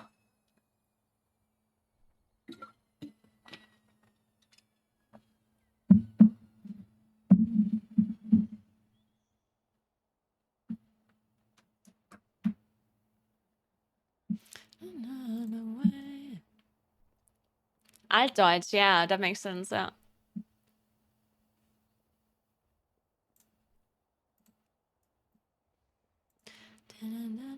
Ooh, they have a mage. Wow, I can't believe Big T didn't invite me. Wow, wow, wow.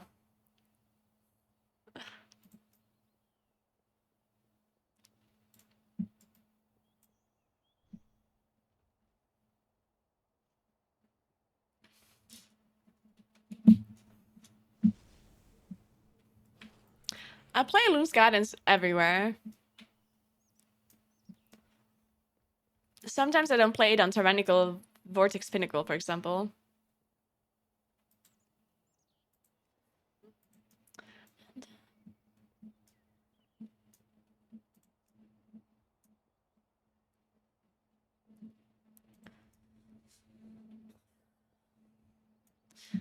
How is anyone functioning in this heat?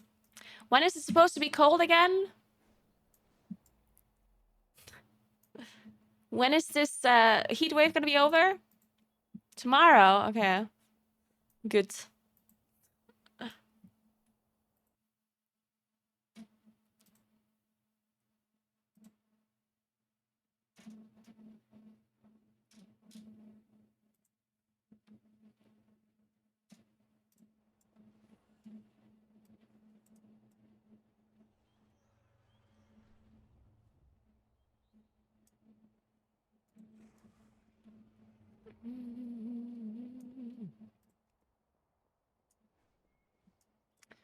Why does it feel like it's harder to get invited now than it was before the patch? I thought I thought it should be easier. What is happening?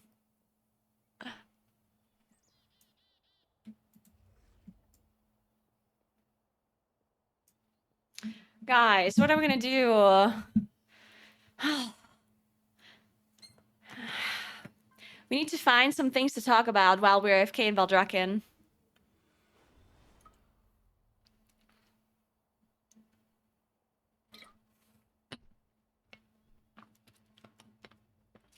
This is too big of a struggle.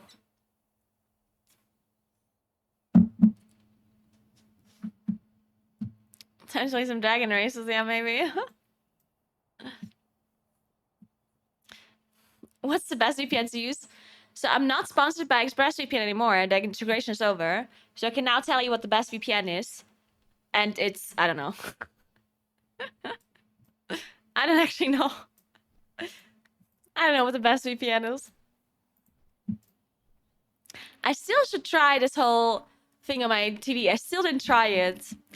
I should for sure try the VPN on my TV to see if I can have Netflix on a different country. That would be actually really nice. But I still haven't tried. I keep forgetting about it.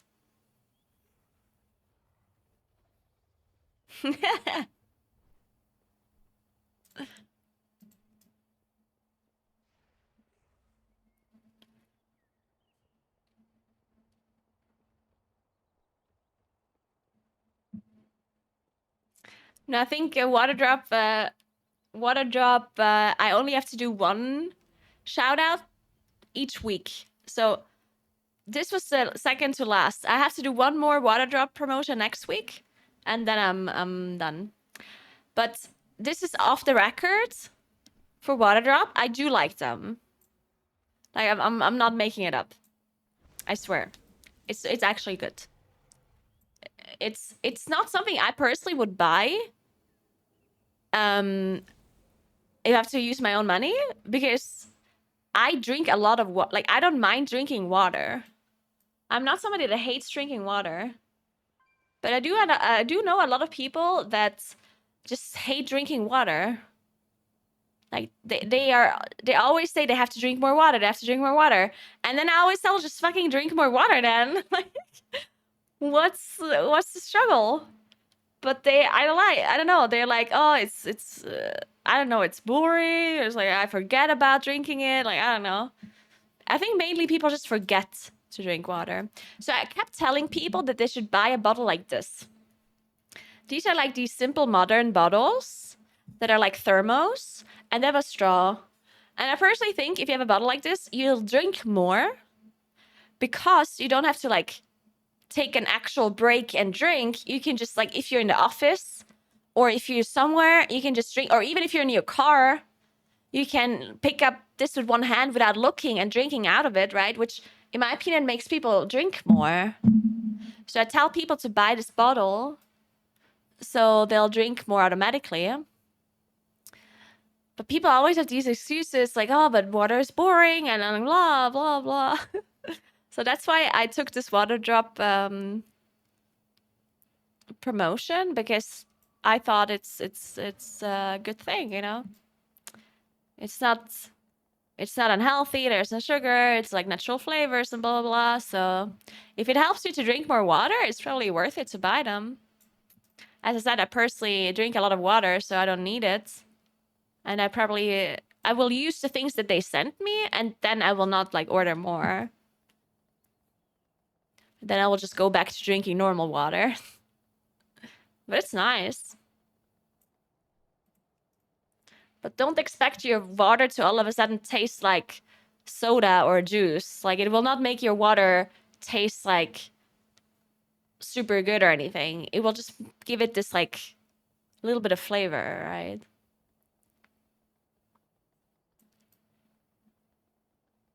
So it will not like taste like a Coca-Cola or like a soda or whatever.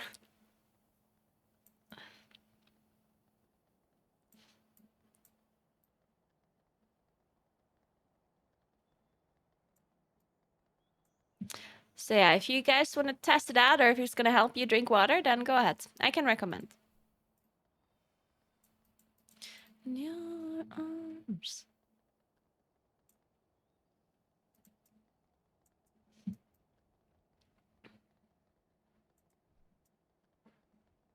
I'm glad our brain breathes for us, because otherwise some people would legit forget to breathe. Probably.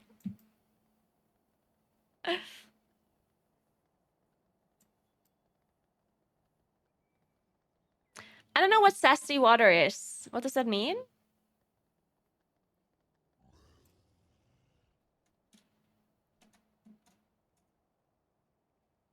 I bought a bottle and I still forget to drink. Ah, shit.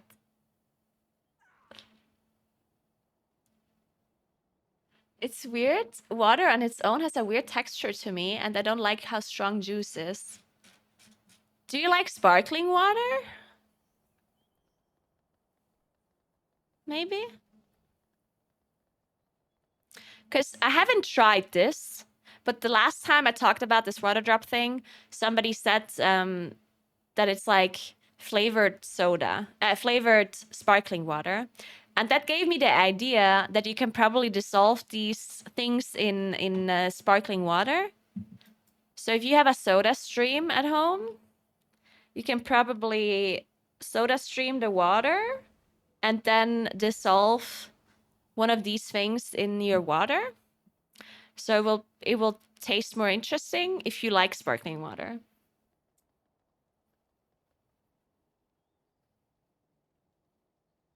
But I haven't tried it yet. I'm personally not a big fan of sparkling water.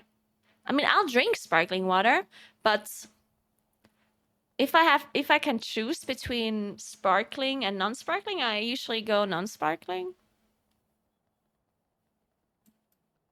You can't use most flavoring in sparkling water. It causes them to foam up and go crazy.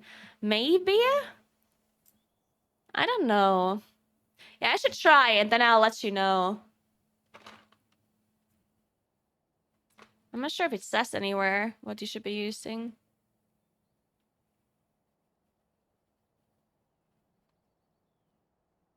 Oh no, it does say here. You should use 400 to 600 milliliters of normal or carbonated water. It says here. So I assume it works.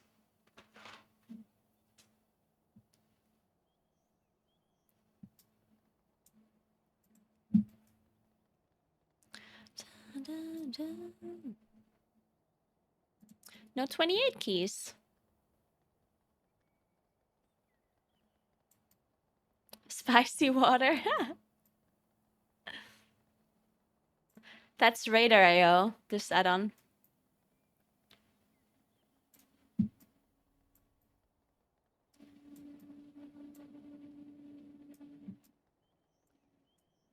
Yeah, Lester, there's ones that have caffeine as well, like these water drop things that I talked about. So they have some that have caffeine in it, like this one, for example. It has caffeine in it, but I don't know. Like I don't like drinking caffeinated stuff outside of coffee, so I haven't tried them. But I know that it's like natural caffeine, which I guess is better than not natural ones. Let's see. This one says cherry blossom, mellow, and ginseng flavor.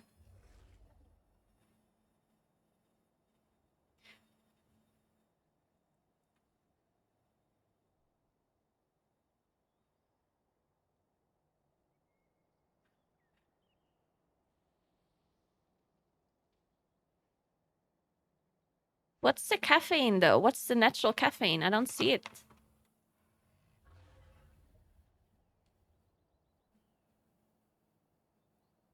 Not recommended for children and pregnant or breastfeeding women because of caffeine, I guess, not because of anything else. But it doesn't say what the source of caffeine is. Is that supposed to be obvious to me? Does cherry blossom, mallow, or ginseng have caffeine in it? I don't know.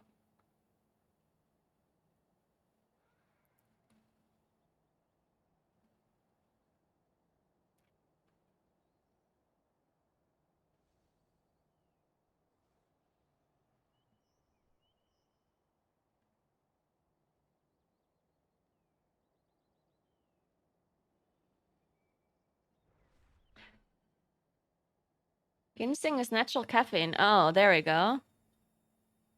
I guess that's it then.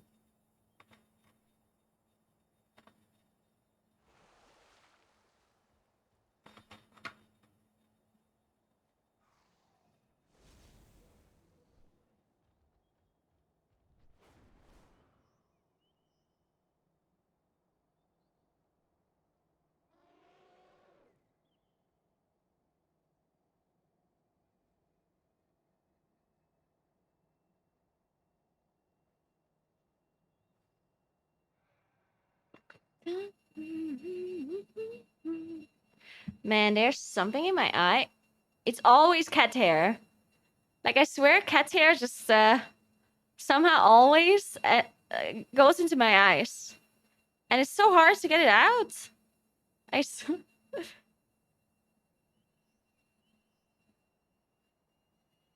God damn it.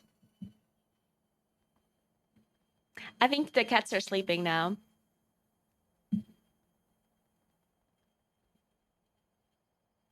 They're asleep. Oh, I didn't need an Augevoker. God damn.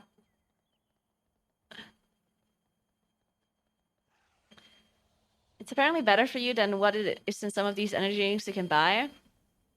Yeah, I don't know if that's true. Like, I don't know enough about the subject to know if natural caffeine is better than like not natural one. I don't know. It probably has like a different kind of effect.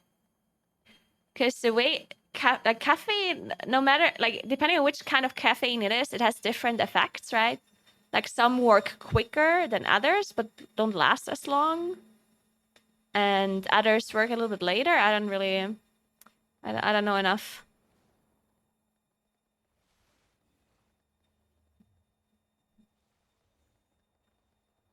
I mean, no, caffeine is not chemical by default because I mean, coffee has caffeine in it, right? That's not coffee is not chemical. Black tea has caffeine in it. It's also not chemical. Everything's made of chemicals. Okay. Okay, I mean, when I say made, I mean made chemically. Like human made combined stuff. You know what I mean.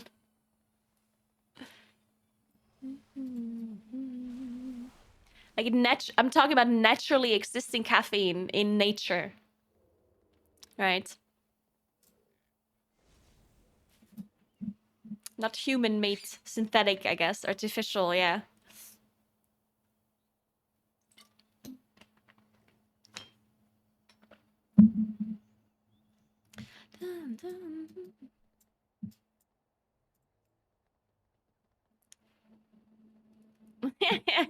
Good point, Sandy, good point.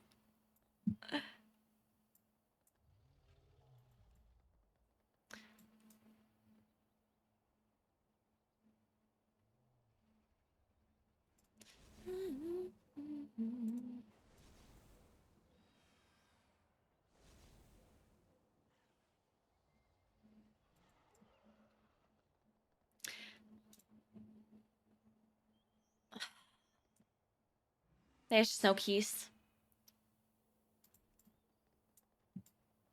This is such a struggle. Scarrow. Go for it. Enjoy your coffee.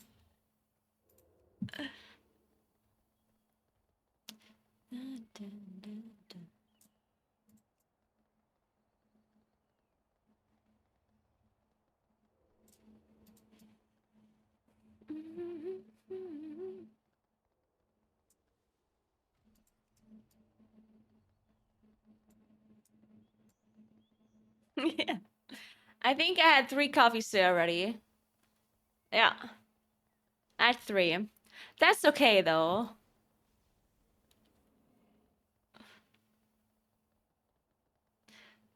Moonkin just doesn't do any single target damage compared to other classes in the raid.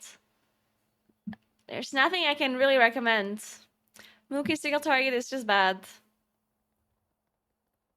There's not much you can do, honestly.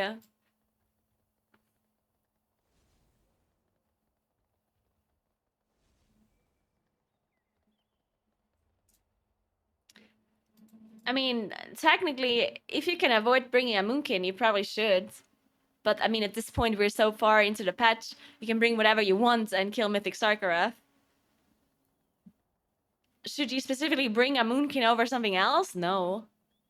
But you shouldn't bench one of your main players just because they play Moonkin, of course. But are they good in the raid right now? No.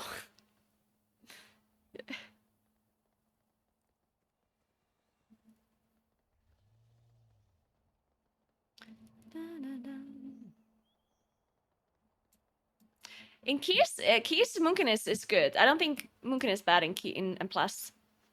In raiding, it's just a different kind of story, though.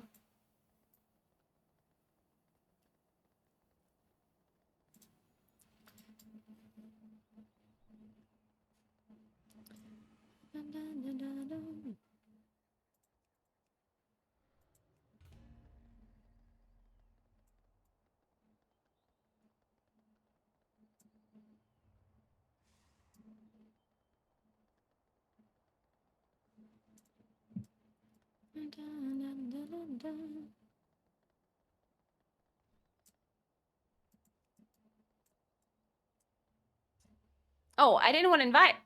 Whatever. It's fine. I didn't actually want to invite them though. I just misclicked. But it's okay, they were fine, right? So this should be fine.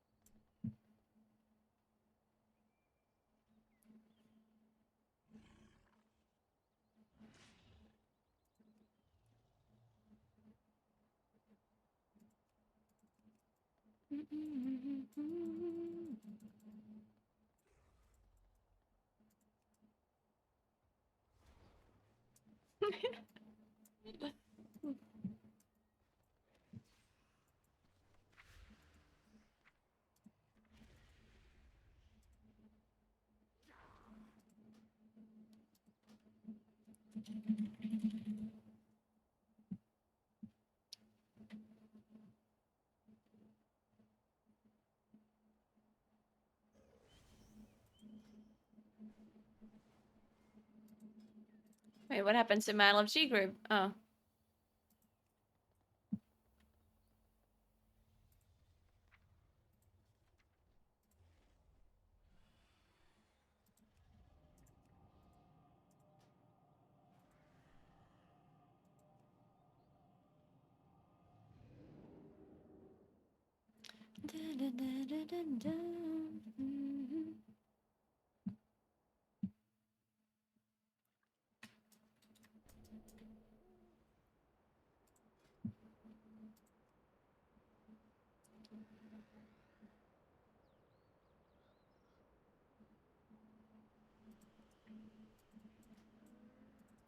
Alright, let's do this. What could possibly go wrong? Hurry, friends. Every moment we linger, Darkwood kills more of our allies. My father's ancient lair. There is still power within these rocks that should not be disturbed.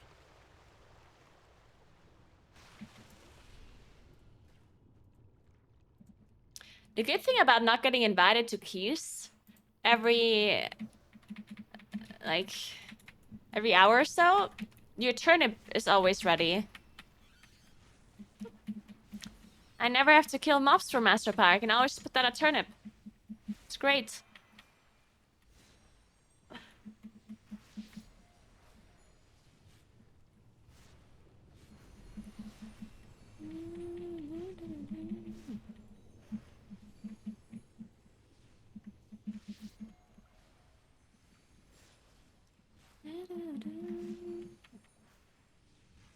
There's zero difference in natural or synthetic caffeine. People just like to hear word natural. Its chemical structure is the same way. I guess it's the exact same, because some caffeine works differently though, right? Like, not all caffeine is the same, right? That's, like, don't they have, like, different, like, the amount of time it lasts, and, how long it takes for it to, like, actually work and stuff? I thought there's a little bit of a difference. Like, the difference between coffee and, I don't know, black tea or whatever.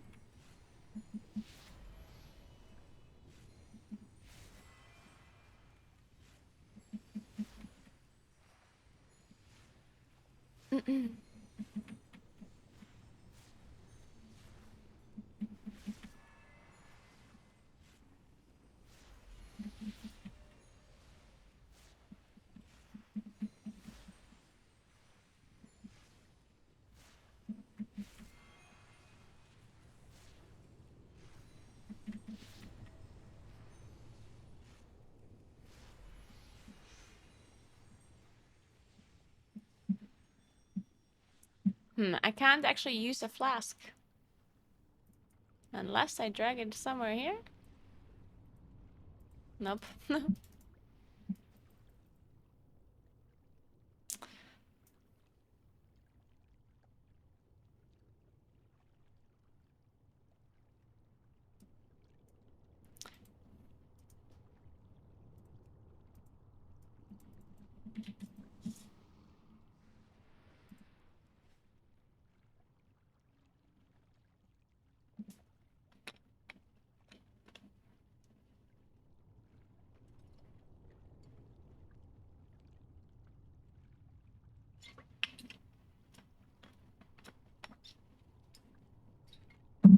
I'm not going for a specific raider at all.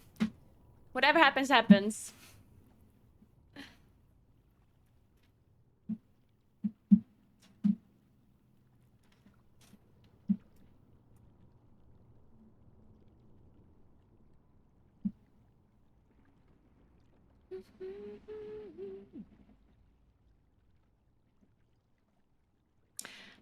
Blizzard definitely should not remove key depletion. At least not above 20. Below 20, I don't care if they remove it. But they should definitely not remove key depletion above 20. That would be horrible.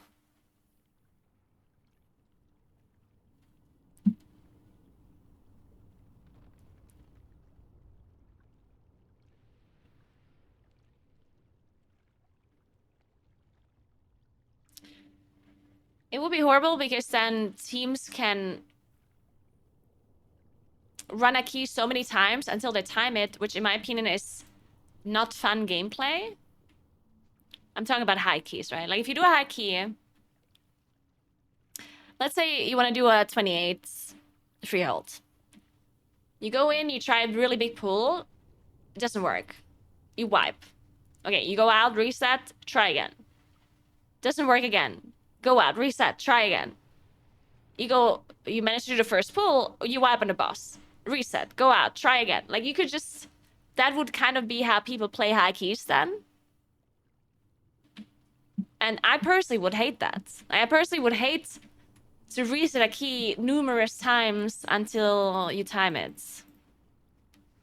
Because that would be how high key pushing would look like then. That would be the definition of high key pushing then. Where you just go in, try, deplete, go out, try again. And I don't like that at all. I'd rather just have this one try, and if it doesn't work, well, then you do something else, you know? I don't want to sit in the same dungeon for 3 hours until you time it. Just to get some score.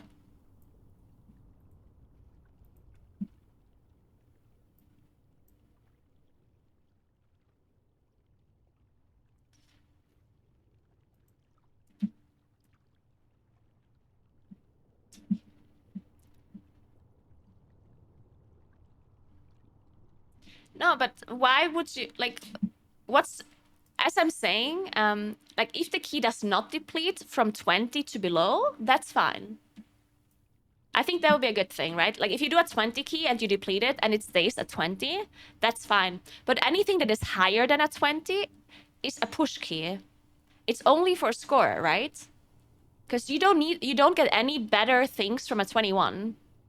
So in my opinion, anything above 20 should not deplete. I should deplete. Because of this very reason that I just mentioned, right?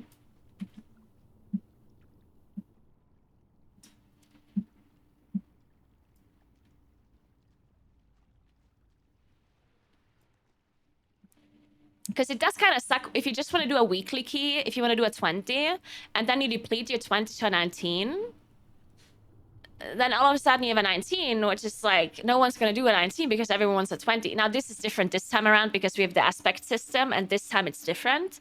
But usually, like usually without the upgrading system, you would always want to do a 20 for the highest item level.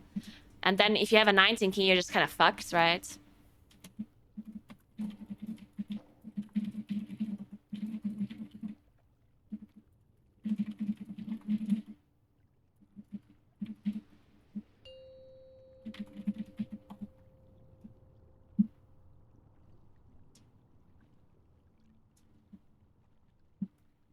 Five, four, three, two, one.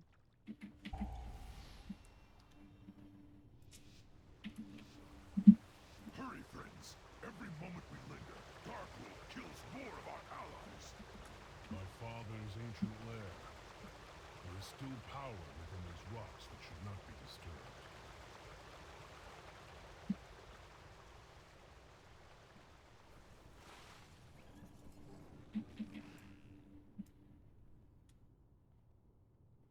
Yeah, people who do above 20 only do it for score, yeah. And I personally think... Like, I personally think it's a lot more enjoyable to play keys like the way we do right now on high keys, like where you have one try, and if you time it, you time it, and otherwise you just do a different dungeon or you go one key level lower or whatever it may be. Because I just don't like this kind of progression style key pushing. Because we already have that in raiding, you know? Like when you're progressing a boss in the raids, then that's exactly what you do. Like you try a boss over and over and over and over until you kill it, right? It's the same boss every time. And key pushing would turn into raid progression, basically. If they wouldn't deplete above 20. And then, not only that, not only would people play keys that way on high key levels, you would also be done at some point. Because it would be so much easier to get to your ceiling, to the push ceiling, you know? Because if you have infinite tries on a key, at some point you will time it, right? If it's possible. And that would mean that a lot of players, like the top players, would be done really, like, somewhat quickly. Once they have the maximum amount of gear that they can have, then they would just get the highest keys done over the course of like 3-4 weeks, and then they're literally just done. Because then they know for a fact they cannot do anything higher. With the key system right now, you always feel like you have a chance next time. Where it's like, okay, maybe we do this differently next time, but you have to get the key first, right? Like, you don't just have infinite tries to do it, so it elongates the progression this way. Which, in my opinion, is a good thing, because... And plus, it's supposed to be something that you can do always, that is always something that you can push and get a better score in. Shielded.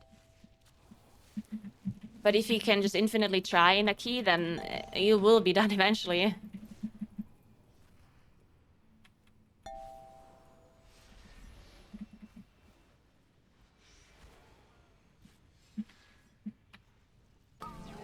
But I mean, this is a personal opinion, right? Like, I do know that other people would actually just prefer it the other way.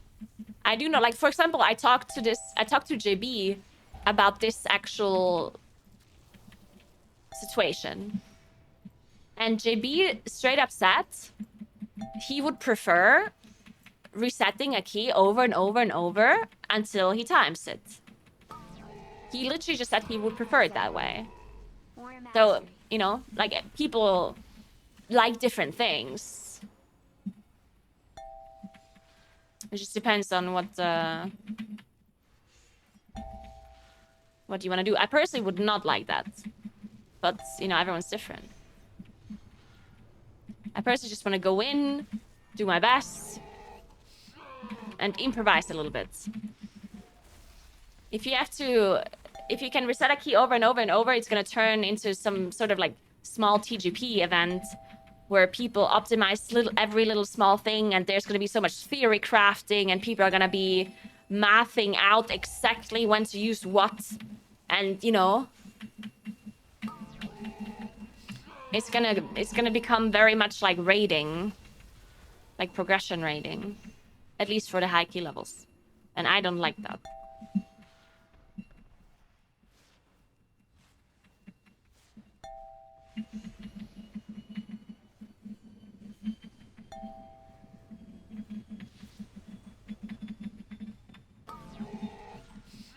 Shielded.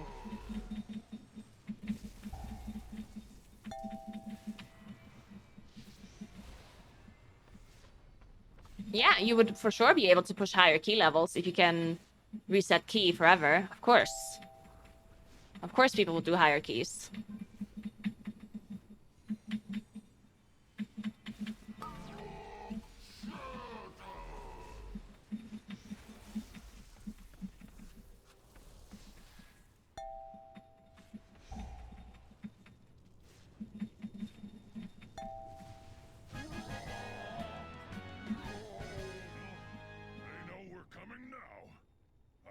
Allies can keep their main forces occupied long enough for us to complete our mission. Quickly, into the barrels! I'll hold them here and join you downriver. No, won't be doing that. I will find my own path and the Underking But yeah, that's not a like slaves to dig at the bones of my pushing father. higher keys is not good or bad. The powers he meddles with. It's completely neutral. Taking all the food we have. Because it's always just in relation what the other people can do, right? From the army. Dispel the tank, dispel the tank, dispel the tank! Dispel the tank! Oh my god!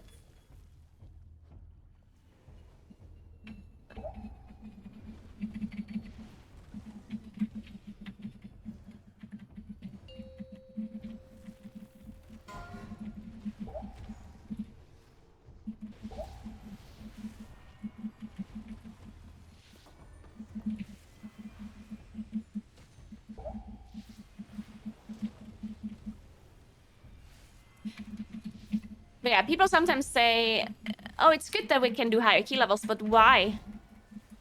Like, what's the difference? Shielded. There's no difference, right? Like, one season, the highest keys you can do are 27s, and the next season, the highest keys you can do are 32s. But it's completely irrelevant, right? Because the score that you get is always relative to what the other people get in the same season. So, because you don't compare your score from season 1 to season 2, you can compare your score from season 2 to season 2, right? So it's like, it literally doesn't matter how high the keys are that you can do. At least not, it doesn't matter for score, and doesn't matter for a rank 1 title. It's always, in the end, it's always relative.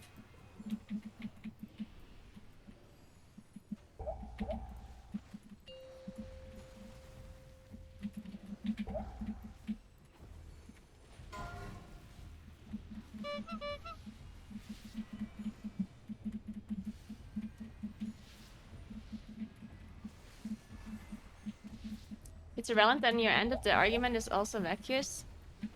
Which end of the argument? Are we? What part of my argument are you talking about?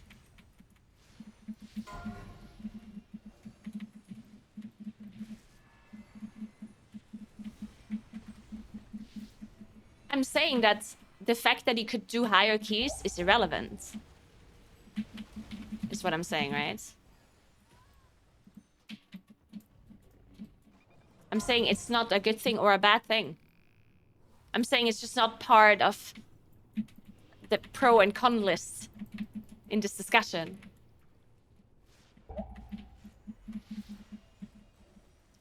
Like, it's not an argument for key depletion, it's not an argument against key depletion. It's just a irrelevant point, is what I'm saying.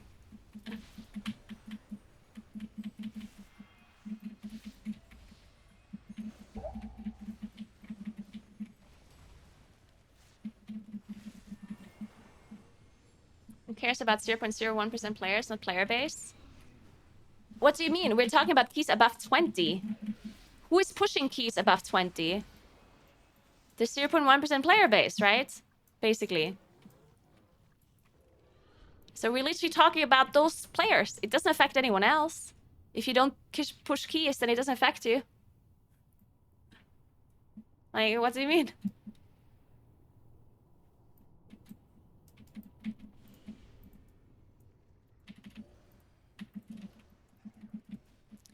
I mean, I just don't understand what the purpose of no key depletion would even be. Like, I honestly don't even understand what the purpose of it is. I don't see anything, like, positive about it. It makes it easier to push keys, yeah, but it makes it easier for everyone. Shielded. Your score, like, if you're a quote-unquote normal player that is not like a high-end player, then your score will be worse if the keys don't deplete, yeah? Just so you're aware of this. If keys do not deplete ever, then the difference between the highest score and a normal player will be bigger. Because it's gonna be much easier for people to do the highest keys possible. So a team, the highest key pushing teams are gonna have 3.8k score, and you're gonna have 2.5k score. Right? I can't rest. Can the paladin rest? I have aggro. I mean, how am I supposed to? Why do I have to rest? When I'm tanking the whole fucking trash.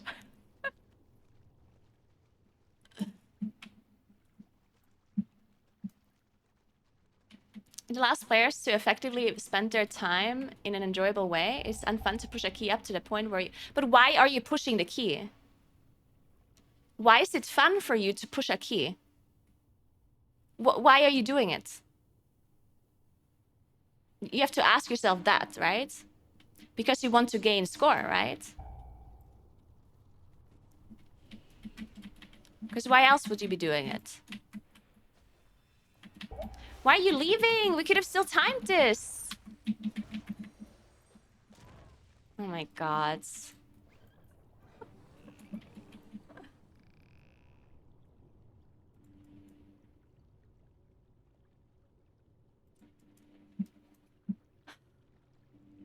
It's a struggle. Hey Sarah, what's up?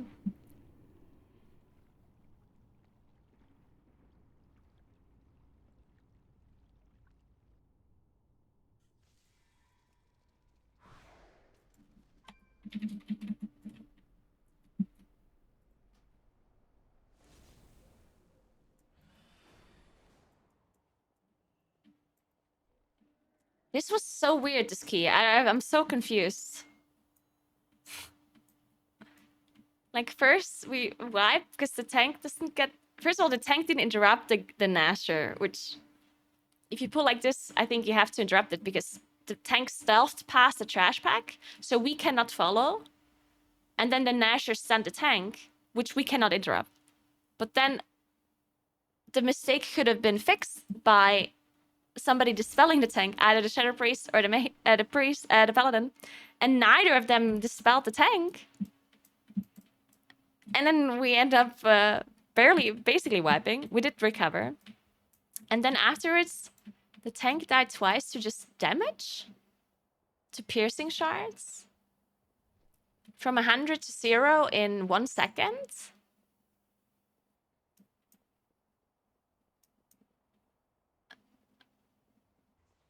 I don't know, man. I don't know. And then they leave, even though we could have still timed it. 27 Nelf layer, really easy. We could have for sure still timed this queue. People are weird, man. People are weird.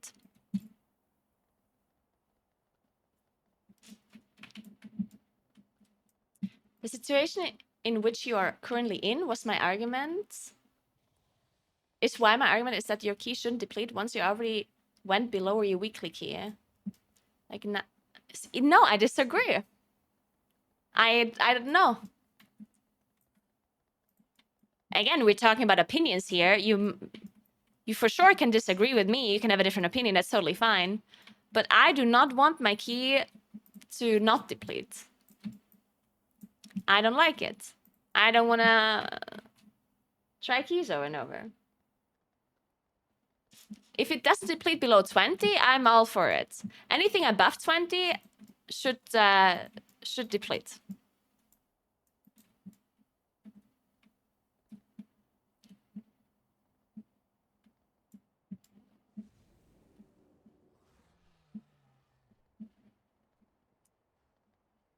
Yeah, it's gonna be another key simulator.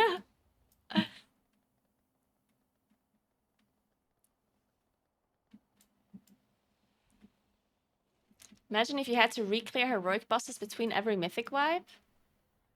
Is the raid having fun during the... That's not a fair comparison because raiding is not about... Like, that's... You can't say... Like, that's not a... What? When you raid, the only thing you care about is the bosses. You don't care about the trash. But in a plus, you very much care about the trash and it's fun doing trash. Are you telling me that people don't enjoy doing trash in dungeons?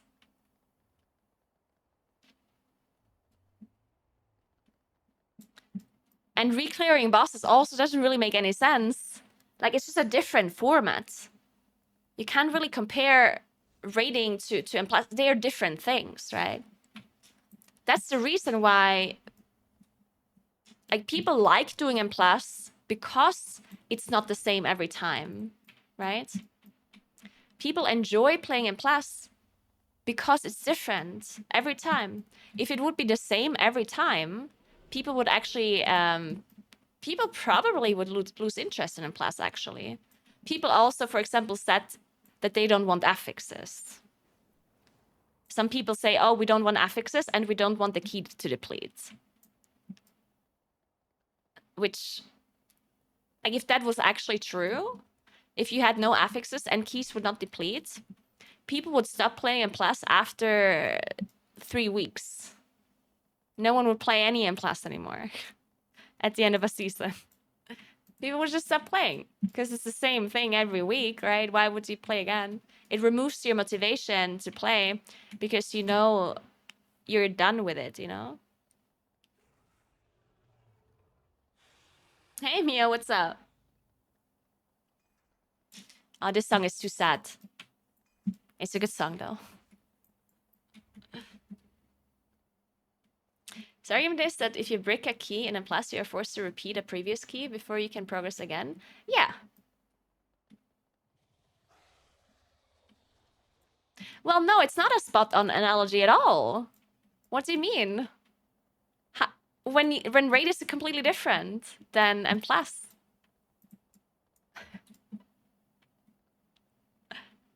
I don't think that's a spot-on analogy at all. It's just 2 different contents that work completely differently.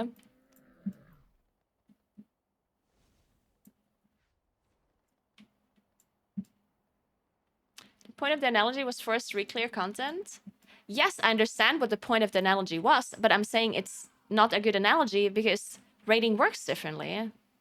That's my point. Because you redo dungeons all the time and you're enjoying it. Are you telling me people play dungeons only once and then never enjoy it again? For a week? Because it's different for raiding, right? If I cleared the heroic raid once, I don't want to do it again until next week. But in M+, I don't care if I do the same dungeon again. Because M+ is different. M+ is not... M+ is just a different... It's just different in its entirety that... you can't compare it in that sense, is what I'm saying.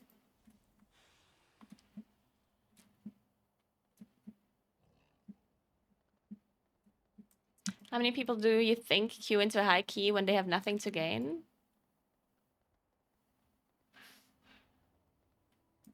I don't know. Why? You mean into a key that they have already done? It depends. I personally queue into keys that I've already done quite a few times. If I think that this group is going to stay together and play more.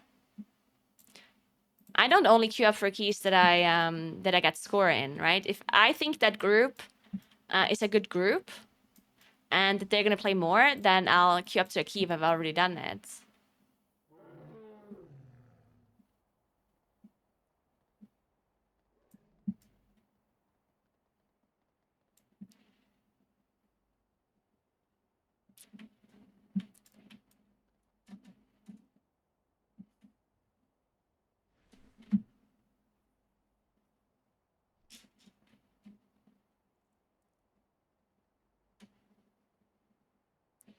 One thing that I was suggesting once, which in my opinion would be a good idea, is to... Wait. What was this again? Okay, so you know how you can change your key at the end of a dungeon? So if I have a 26 key and I time at 26, I can change mine to a different dungeon, right? And I think it's a good idea if you can increase your key if you timed a certain dungeon 2 levels higher. So let's say I time at 27, but my key's at 25 or lower. Then instead of changing my key to a different dungeon, if I could increase the key level by 1 or by 2, probably it's better to increase it by 1. So let's say I have a 25 freehold, and then at time at 27 underodds. Then I can turn my 25 freehold into a 26 freehold. Or I can change my key to something else. So either I change my 25 freehold to a random other dungeon, or I increase my 25 to a 26 freehold. That would kind of that would help this kind of problem that people sometimes have a really low key because they depleted it and now they don't want to push it up anymore. So it would kind of help people to get their key level higher again, but it wouldn't completely devalue like a high key run to just be reset however many times you want. So you still have, your key still depletes. You only have this one try. But if for whatever reason your key level, your key went really low because you depleted it a few times, then you can increase the key level by timing another key on like a higher key level. I feel like that would be kind of like an in-between idea, like a compromise idea where people can still get their key up differently by not having to play the low key. Because that's the problem, right? If people deplete a key to a key level that is much lower than what they want to do, then it kind of sucks because they don't want to play it, and it's boring to do such a low key, and then people just end up having a dead key in their inventory that they'll never use. So if you would be able to somehow increase that key level by not playing that 25 and just playing at 27 instead or whatever, then I feel like that would already help the issue.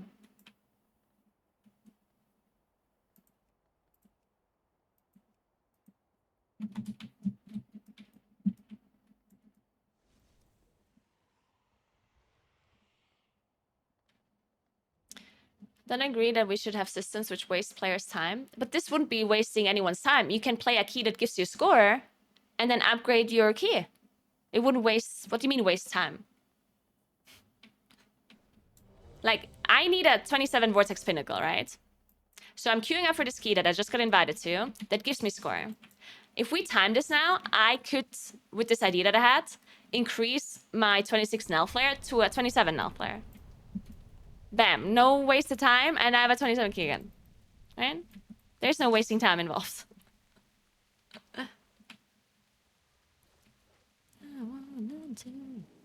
Wait, where do I have to go again? Oh, Ultim, yeah.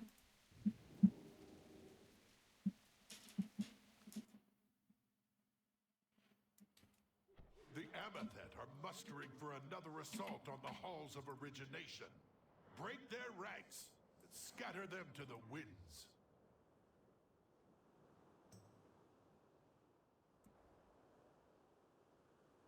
Hey, Francis. Is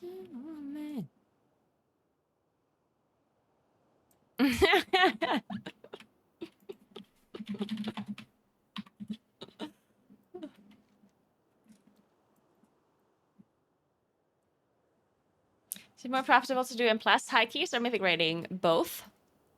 You always have to remember that mythic rating is not repeatable. Well, M+ is. So technically speaking, if you only have a limited amount of time per week, then mythic rating would be more profitable than M+. Just because the items you can get in a raid, you cannot get in M+. But the most like the best thing you should or you can do is just playing mythic, doing the mythic raid, and then afterwards you do M+ afterwards, right? That would be the best case scenario. Thank you so much for the sub, Dark. Thank you very much. Appreciate that.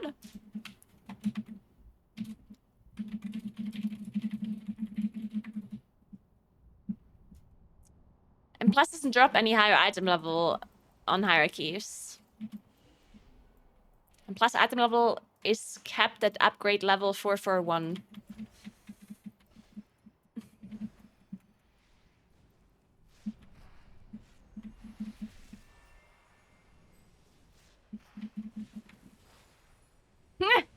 Hey Progots, what's up? I'm dreaming of VP. Doesn't everyone dream of VP? Such a great dungeon.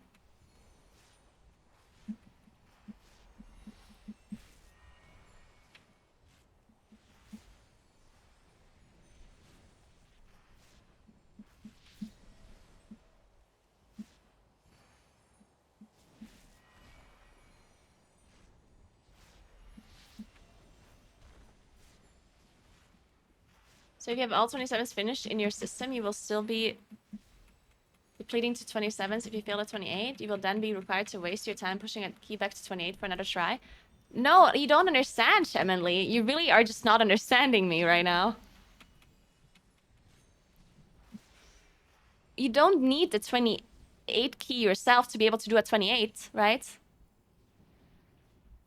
Like, I can do a 30 key, even if my own key is at 25, right? I just need to join someone else's key. So what do you mean? If I have all 27s finished and my key's at 26, well, then I can still queue up for another person's 28 and then increase my key level.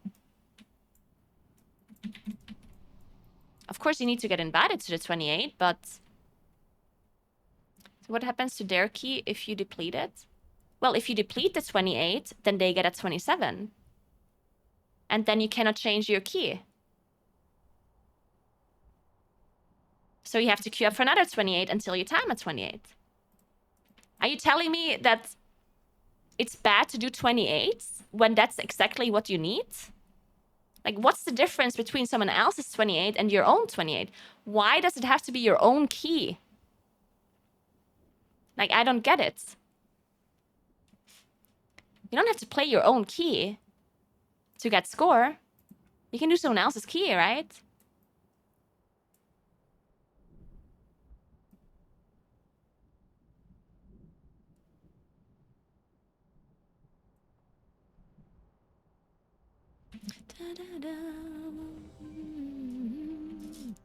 Alright, let's do it.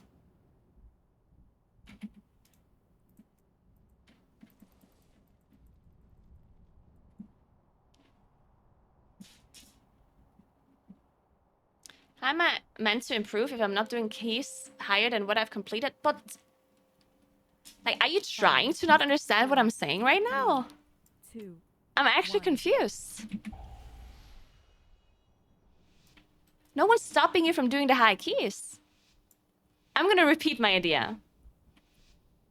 My idea is that if you time a key level that is higher than the key that you have, then you can get the option to increase the key level that you have, all right? That's my idea. So if I have a 25 key and a time at 26 from somebody else, then I can increase my 25 to a 26. That's the idea that I have, right? And you keep saying that you have to waste time. But what do you mean there's no wasting time involved? Sacrifice. Oh. I'm Cyclone. This is bad. My incarn.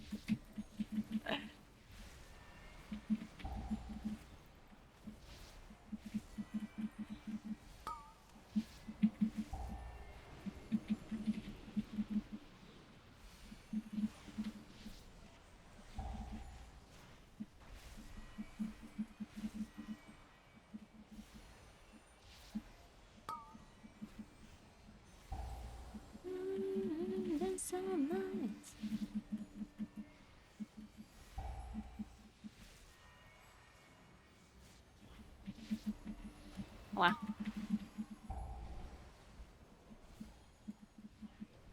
Zephyr.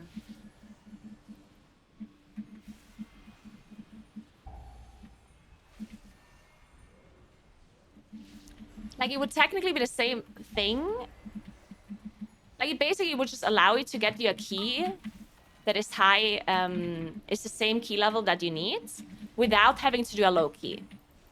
Because that's what you're saying is your problem, right? You're saying that you don't want to do a low key that doesn't give you score. And the suggestion that I made is exactly solving that. You will never have to do a low key ever again. You just do a high key, and then you increase your own key level. Which is solving the exact issue that you were having, right? So I don't understand this.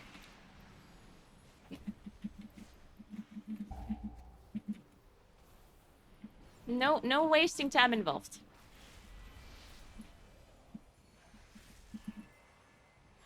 I think I posted about this on Twitter once. people didn't like it didn't get a lot of like traction or anything. Like people didn't necessarily like agree or disagree. People were just like, oh.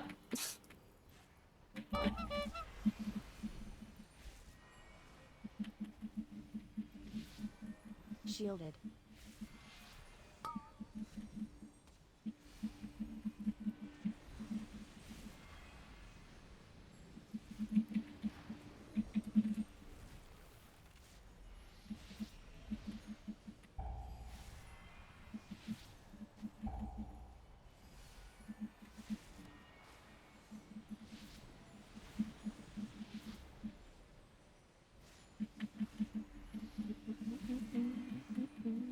Nice interrupt.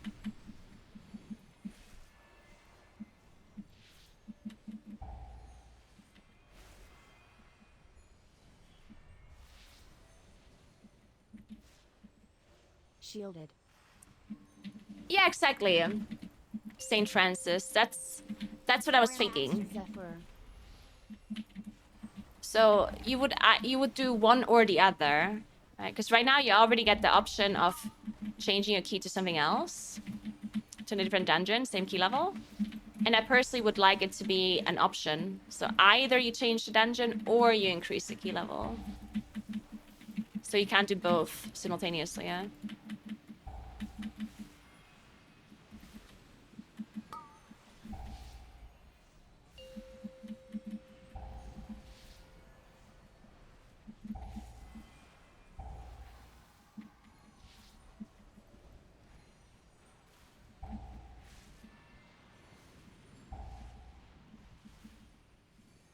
Oh no!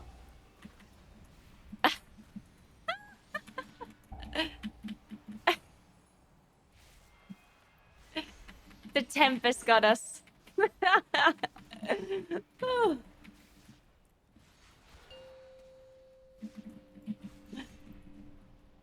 I'm dead.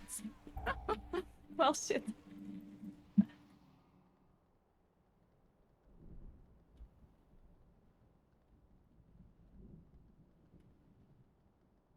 Yeah, but that problem will... Like, you're basically saying that you will not get invited to a hierarchy, is what you're saying. But that problem exists no matter what you do. Like, we're currently talking about keys not being depleted, right? But even if keys don't deplete, ever, then you'll still not be invited to a hierarchy you haven't tapped. Like, it will just be the same issue, right? That's not gonna solve that. So... Like, just... I don't know what that has anything to do with it. If you don't get invited to a 21 freehold, just because your highest timed key is a 20 freehold, well, that issue will persist no matter what you do. That's just a thing of people being really picky and wanting the best kind of options for themselves. So they invite the best experienced player, the highest experienced player. Shielded.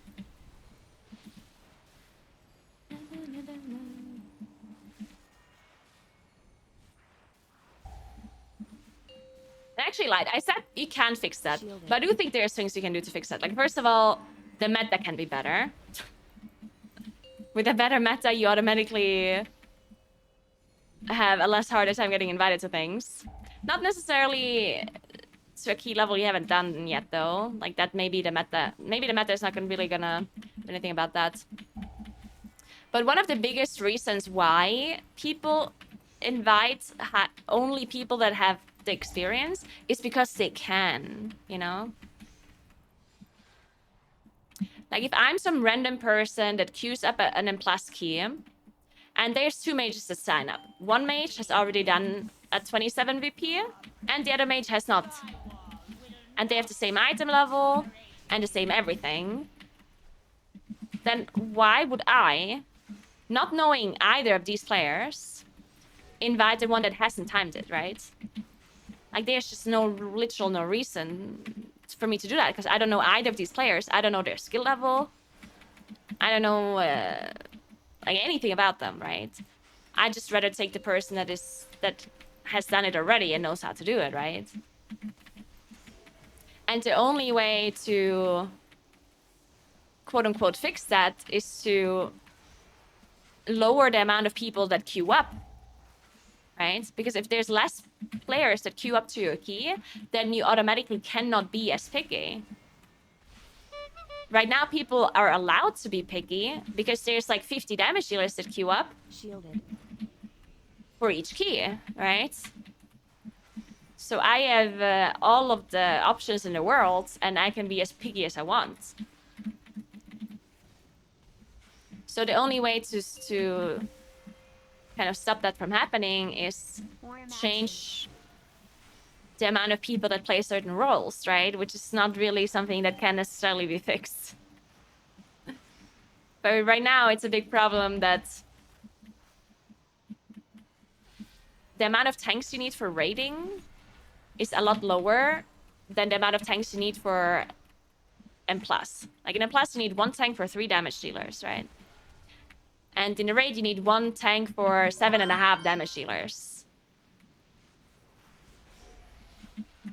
So that, like, it kind of creates a complete imbalance between the amount of tanks available and the amount of damage dealers available. Same with healers as well. There's less healers than there are damage dealers. So if that, like, if that would somehow be fixed, then it would probably also fix a little bit of the issue with M+ queue systems and people getting invited more, but you can't really fix that without changing rating completely, right?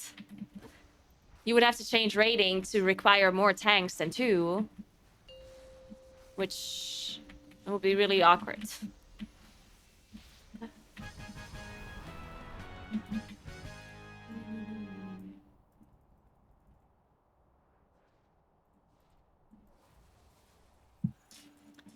Thanks for 6 months, Goodall. Thank you very, very much.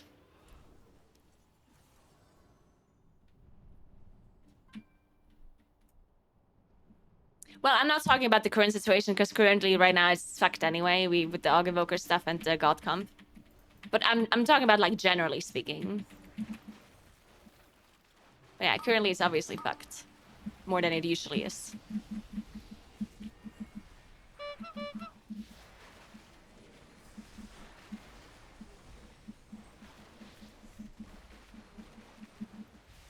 Shielded. Shit, I solar beamed and then we knocked all of them out of my solar beam.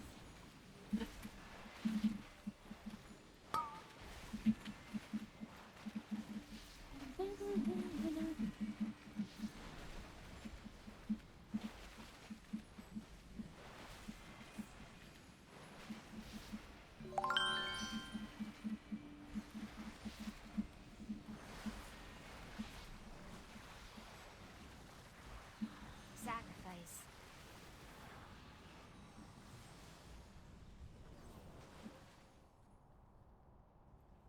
Thanks for 5 months, Omen. Thank you very much.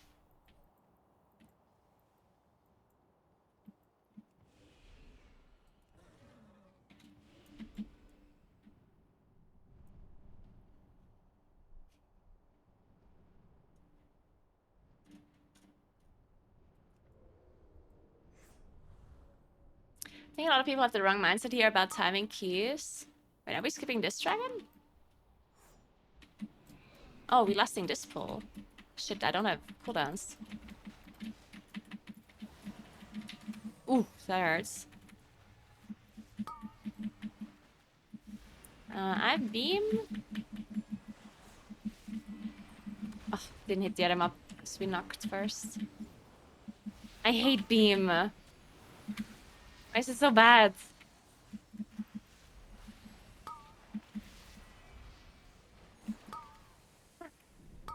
I got casted on. Oh, we're dead. I got a bolt and an assassin jump. I think he's probably depleted now. We were a little bit slow on the first boss as well. Unless he's still alive. Nah, fuck. Think that might be it. Unless they want to try. I think a lot of people have the wrong mindset here about timing keys. You're going to have to do keys more than once. That will give you no score to get to the higher key ones. Yeah, I think, I mean, I understand that people don't want to do a key that they have already timed. Like, I do understand it. But this is like a pretty normal thing to do, yeah?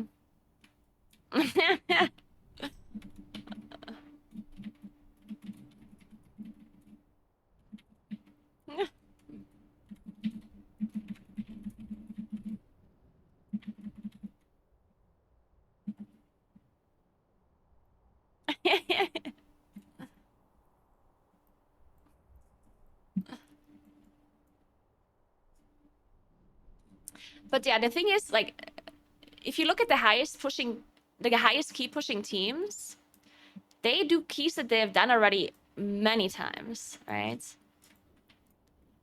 Like pre-made groups. Because if you're a pre-made group, you will end up just having keys you've already done. Because you will deplete the highest keys that you're progressing, and then you get lower keys, and then you have to push them up again, right? So it's actually pretty normal to do keys that you've already done. And I understand that you don't want to do it, but that's kind of part of M+. The suggestion that I had, though, would kind of fix that issue, and it would lower the amount of time that you have to spend in lower keys. Like, if you could technically upgrade your key, right? If you timed another one. That would help pre-made groups as well a lot. Because then pre-made groups could just...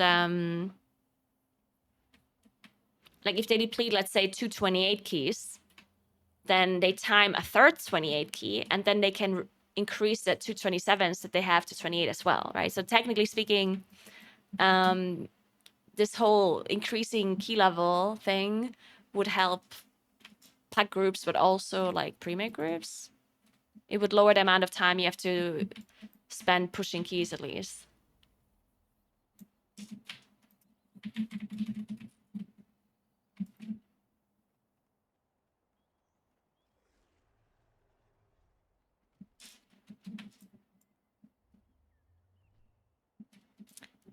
Too bad they conspired in Worsted against us. I know, it always happens.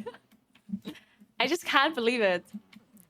These mobs are always talking to each other, coordinating their attacks.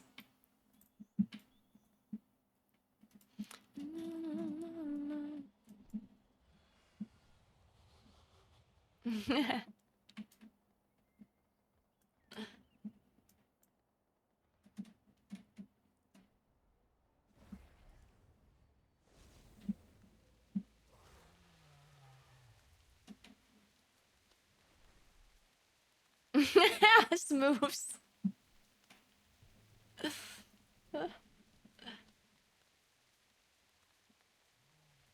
I like Aug Evoker. I think Shadow Priest is the issue.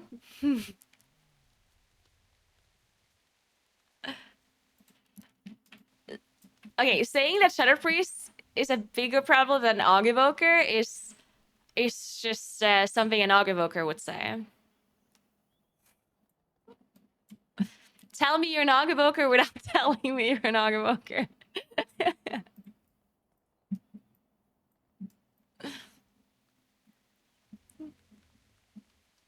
I don't play Aug, I just like them. Yeah, you like them because it makes you so much stronger. Like, I don't necessarily dislike Aug Evoker in its... like, in it, like, what it does. I don't like... like, I don't dislike a support role in general. I think support role is cool. But the fact that we only have this one support that exists in the game, and it takes away a damage dealer slot, is what I have a problem with.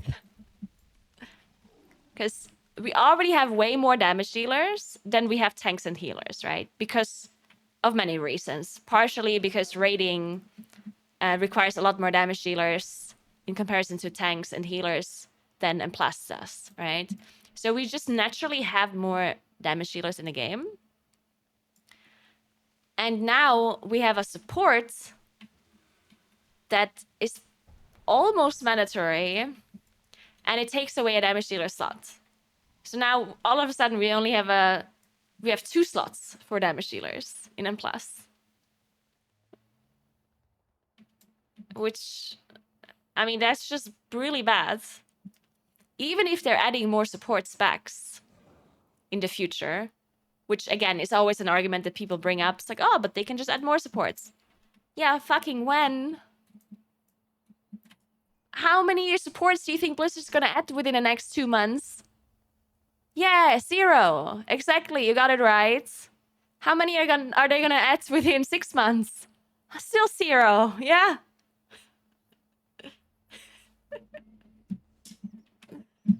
And this is kind of an issue that is happening right now.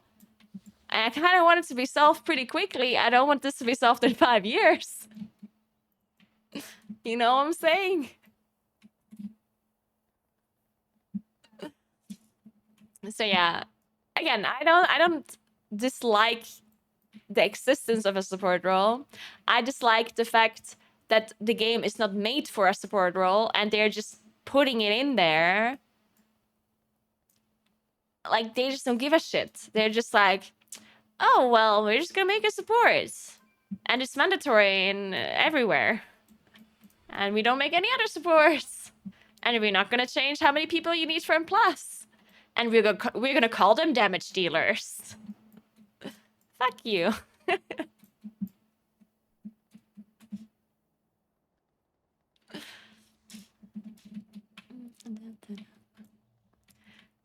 But when there was 4 DPS in a tank, people said to us that we were being dramatic. What's happened now? Okay, you're probably joking, but the thing, like, that was different because it was not the most optimal comp, right? Like, playing 4 damage dealers and a tank was not the most optimal comp by a mile. In fact, it was less optimal than playing with a healer. And that's different with Aug Evoker, right? It's not that Aug Evoker is like an okay thing that you can play. It's like the thing that you have to play all the time. So that's a little bit of a difference compared to playing 4 damage dealers and no healer.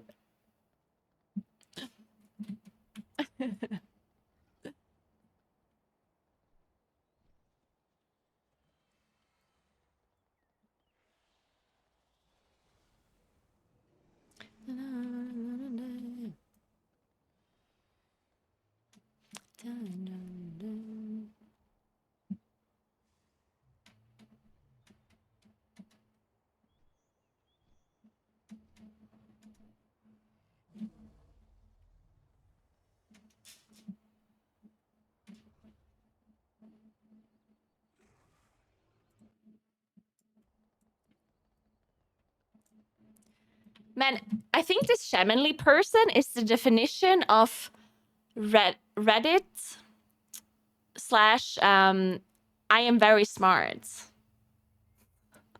I'm sorry, but I just have to think of this right now. It's like I just can't stop. I had to say it. I'm sorry, but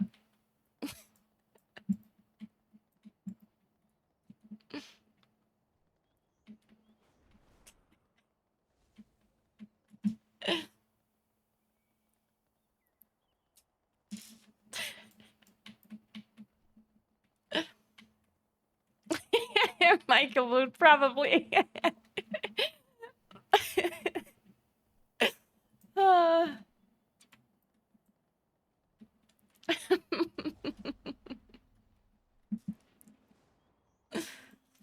think in season 1 it was optimal. It was just new, so they didn't know how to play around it, and they didn't have the time to optimize it. Wait, what are we talking about right now? You know Aug Evoker didn't exist in season 1, right? Devastation Evoker and Preservation Evoker is totally fine. Hey, I don't have an issue with those specs at all. Because they are, I mean, just normal specs.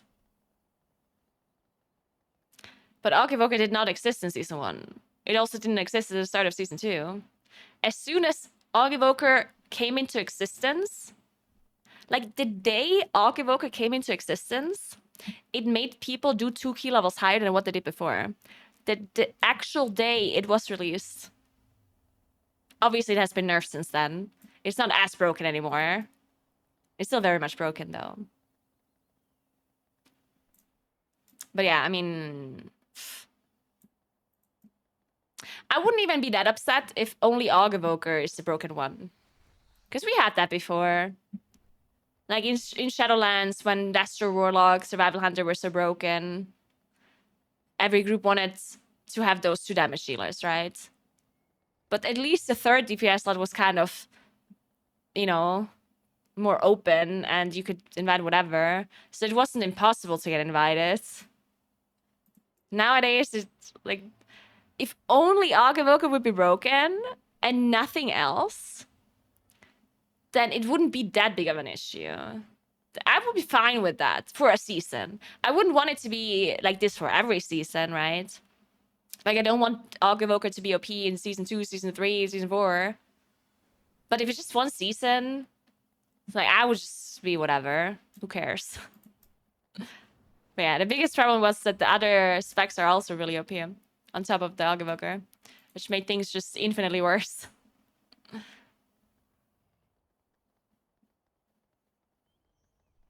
There are 2 DPS spots now. In Shadowlands, there was not 1. That's false. There are not 2 DPS slots. What do you mean? That's just absolutely false.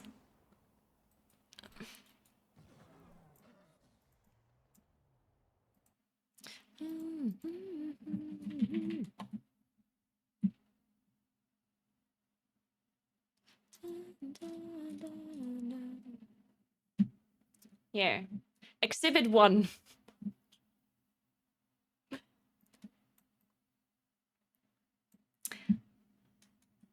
Exhibit 1.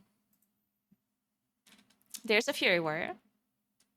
I don't want to ignore that. There's a one... Actually, it's an Arms Warrior.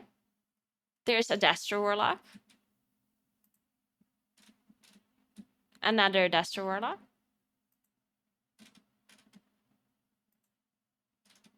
Another Destro, Arms.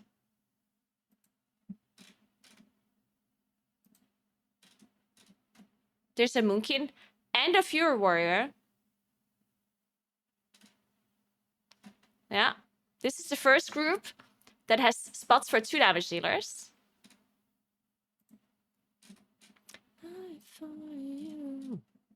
This is the same Arms Warrior that we always see in every group. There's an Enhancement Shaman. Frost Decay. Another Frost Decay.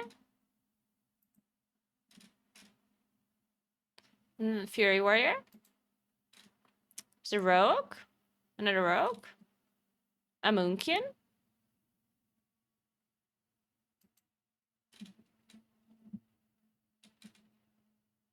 Destro. Oh my god, they play with... Okay, it's an Underrot, I guess. Look, they play without a priest. Can you imagine? No priest. Crazy. Can't believe they're doing this. There again. So we saw 3 keys so far that did not play with Shadow Priest and Og Evoker.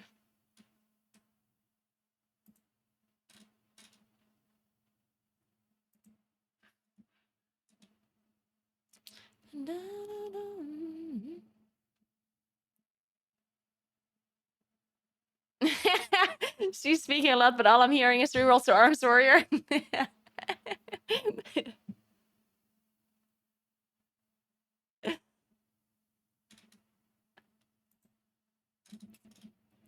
I would put my hand into... Wait, is that an English phrase? Do you say I will put my hand in fire? Is that an English phrase you say? Like if you swear on something. Like if I swear. Not really? Oh, that's a cool phrase though. In German, you say, if you're sure about something, you say, I would put my hands into like fire or into like... Yeah, I would put my hands in fire to swear that it's true, you know? That if you're so sure about it. Yeah, you can say a server life. Ooh, one also a cool German phrase that I just randomly translated to English once was leaning out of the window. You know, when you just go on a limb. That's the English phrase. And in German you say, I would lean myself, like I would lean out of the window for this like statement or whatever. I'm gonna lean myself out of the window and say that Evoker is broken. I'm gonna go on a limb and say Evoker is broken, right? Leaning yourself out a window is it's a cool phrase. Why aren't they saying that in English? Hey, it's a cool phrase. Hey. Let's run away. Let's run on the map.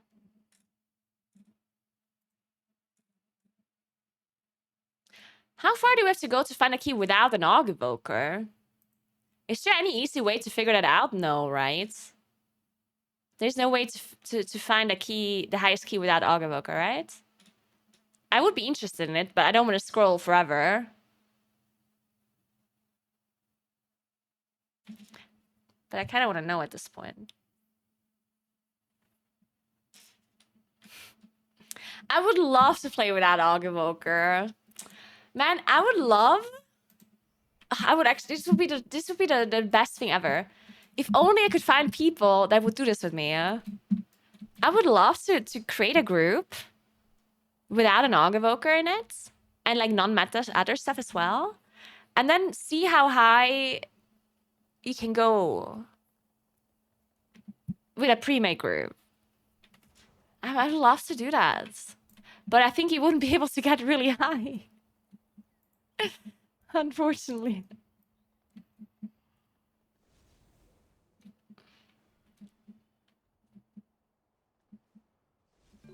Thanks for 23 months, Maximus. What's up?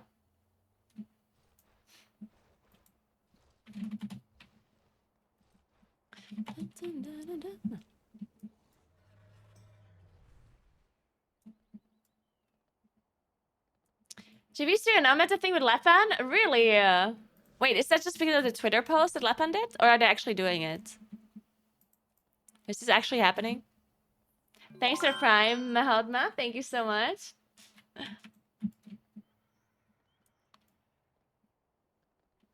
Would you want to do that if you were not title safe? I couldn't care less about title. Like, I do not care about the title one bit. There were seasons where I just didn't get the title at all, even though I played in Plus. Just because I didn't want to. I just think this, like, I don't use the title for anything. I don't think it's... I don't play in Plus for a title. I play in Plus to get the highest score possible if I want to do that. Like, if my goal is to push score and to get as high score as I can through, like, pugging or whatever, then I'm happy with whatever score I can reach if I did well that season. No matter if it gives me score or not, if it gives me title or not. I don't care about title. I think it's whatever.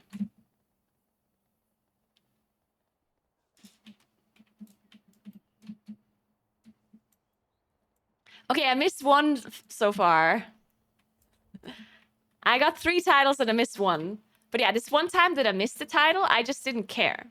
Because I didn't enjoy the game at that time. And I didn't necessarily, like, care about pushing. And I just didn't want to get it. So, I was just like, yeah.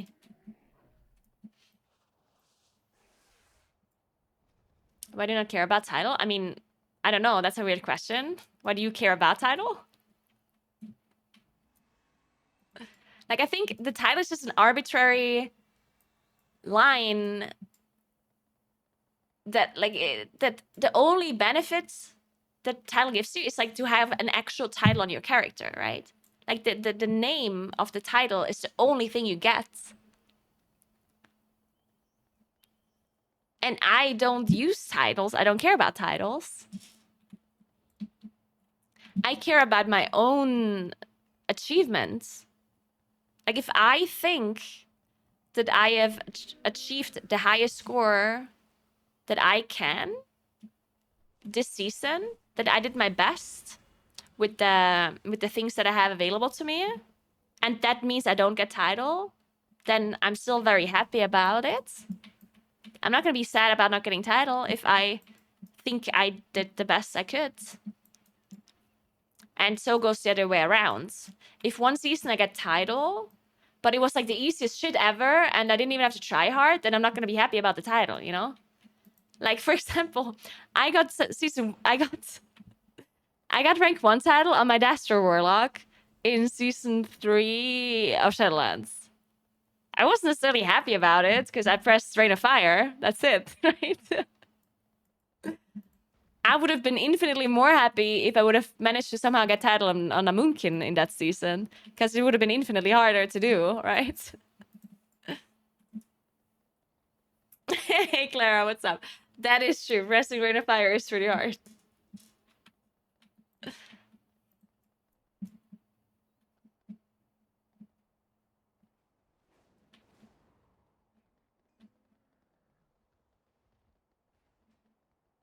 What is it about evokers that makes them indispensable for high and plus?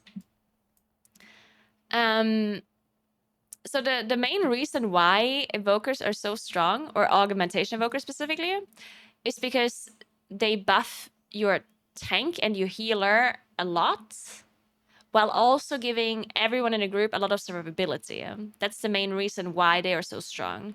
The damage that they give is also good, but it's not necessarily a problem. The damage is not the issue. The problem is that they make your tank tankier, which no other... They make your tank quite a bit tankier. It's not just a little bit tankier, it's a lot tankier. So your tank all of a sudden is stronger and can tank more, survive more, pull more. Your healer heals more. So your healer is doing more HPS and gets more like defensive group buffs from the evoker. And the evoker makes everyone tankier by giving them more HP and having a rallying cry basically on a short cooldown. It's not as much HP as an actual rallying cry, but it's still very good. And then the evoker also shields the party a lot. They also give versatility buffs, which is also damage reduction.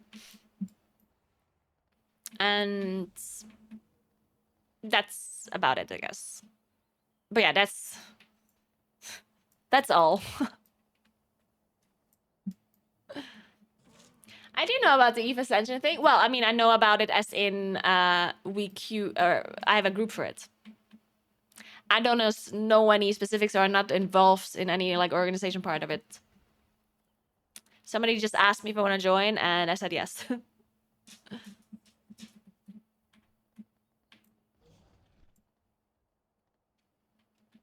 Which non-meta healers do you think are underrated right now?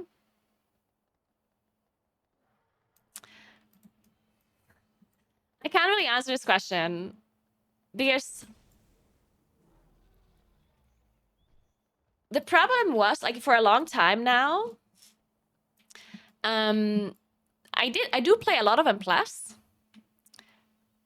but for the longest time, for weeks, people only played one comp. The only thing I sometimes saw that was not a Guardian Druid was a Vengeance Demon Hunter. I never saw anything other than Vengeance or Guardian. And I never saw any healers other than Holy Paladin. And sometimes I saw Resto Shaman. And I never saw any damage dealers other than Shadow Priest and Augevoker. So right now, I personally have a very bad understanding of balance. And I think the majority of the player base is in the same boat as me. At least the high key pushing player base. Like right now, it's so incredibly hard for me to tell how good a certain healer spec is, or a certain tank, or a certain damage dealer, because I just didn't play with them for so long. So I don't know how much damage they can do, how much healing they can do, what their strength are. I just don't know. And I think a big part of the player base is in the same boat as me. And that is so bad for LFG, because people don't even know how strong specs are. So even though they nerfed the God comp a few times already, right? They nerfed Mage, they nerfed Shadow Priest, they nerfed Augavoker, like they nerfed the God comp numerous times now. And I do want to say that there is some deviations to the God comp you can do, and it would not be bad. You can certainly replace your mage with like something else and still do fine. You can certainly replace your tank with another tank and still do fine. Same with your healer. You cannot necessarily replace your Augavoker, and you cannot necessarily replace your priest. But you can remember that Disc Priest instead of a Shadow, and like you do have options that would not be bad options. But in my opinion, because people lack the current understanding of balance, it makes it so much worse. Because let's say you're a Holy Paladin and you need a 3rd damage dealer for your group. If you don't know how much damage a Moonkin does, how much damage a Mage does in comparison to the Moonkin, how much damage a Fury Warrior does, a Rogue, an Enhancement Shaman, like if you don't have the understanding of how much damage they can do, then you'll just go with what you do know, right? I know a Mage does a lot of damage. So I'm just gonna go with the Mage, right? Because I don't know how much damage a Moonkin does, how much damage a Shaman does. I just don't know. So I'm just gonna go with the Mage, right? And I think that is a little bit of an issue right now. So even though there are other specs that are strong, people don't know about that, right? And people are just unaware.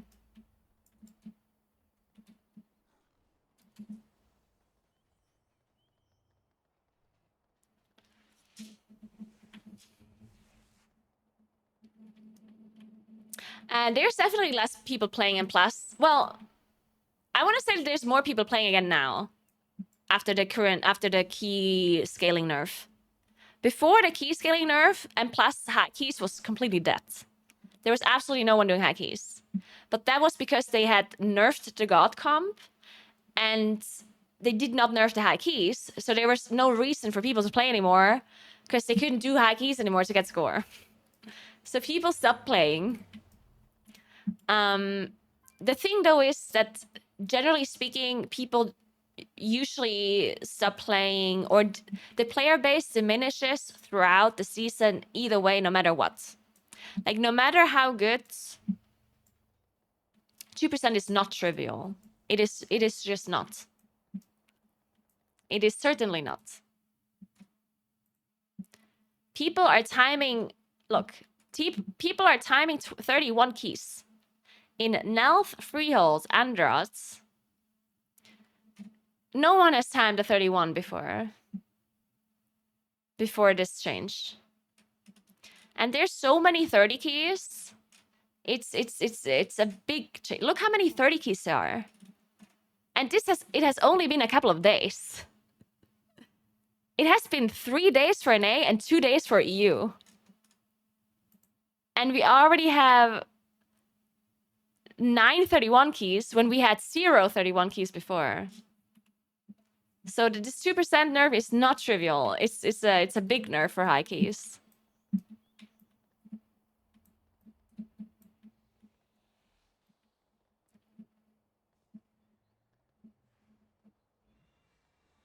Yeah, I know, right, Sarah?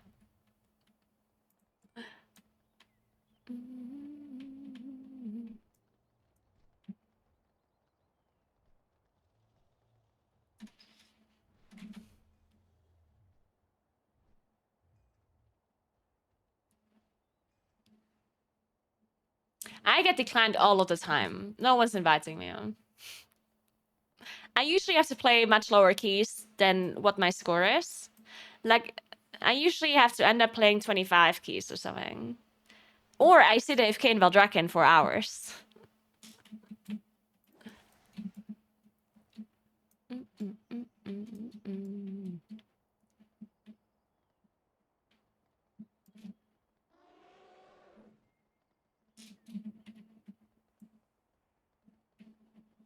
That is true. I could play Guardian.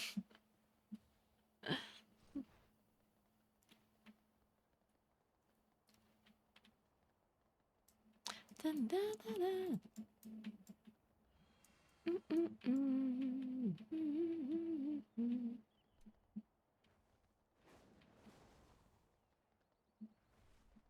What's making it fun to play now with nerfed keys? I mean, you did the difficulty already in 29-28's pre-nerf, so what are people trying to prove now after nerf? The main goal is to push yourself in terms of difficulty, then it's already achieved, and the riot just measurement equal to title. No, I mean, you're assuming that I already pushed the highest keys before the nerf. That like, you're assuming that the keys that I have done are the highest I can do before the nerf. But that's not true. It has nothing to do with proving anything. Or it doesn't have to be related to that. But you're just kind of assuming that people have done the highest key that they've done, and now they're just doing it to get score. But I don't think I did the highest key I can do. I think I could have done higher keys before this scaling nerf happened. If I had more time. And now Blizzard nerfed the keys, and obviously I'm going to be able to do a lot higher now. Like, I can do 29 keys now, probably. But I'm not only doing it for score, I'm doing it because I think I can do higher keys, right?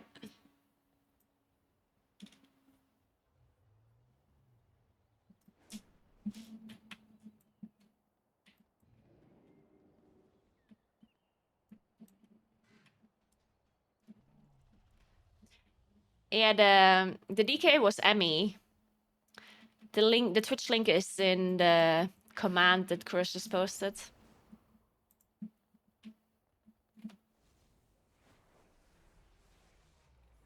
Why didn't you just reroll to mage for keys? You did it when Lock was busted back in Shadowlands. Well, I played Lock in Shadowlands because I had a Lock already. You know? I had a Warlock as my alt. So I played my Warlock. I don't have a mage alt. I hate playing alts. It's the absolute worst. I hate gearing characters. And keeping up characters and doing weekly chores and daily chores and ugh. I'd rather be AFK in Valdrakken for 2 hours.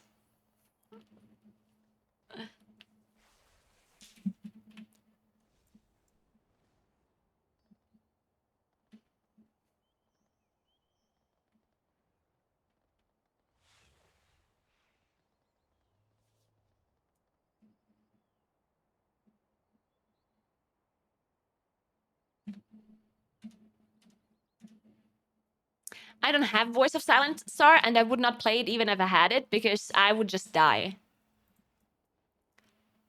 The Sarkarath cloak has no stamina on it. It would be the equivalent of unequipping your cloak. Like, look how much HP I have now. 553. And I have 526. Now, you can play without it if you feel like you don't need HP to survive things. But if I unequip my cloak, I'll get one-shot by many abilities.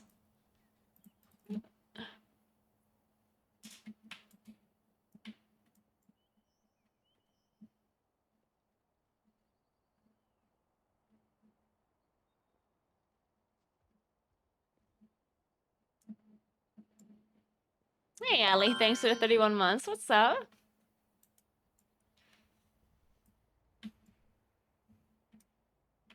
Boomy always has it better as a feral druid.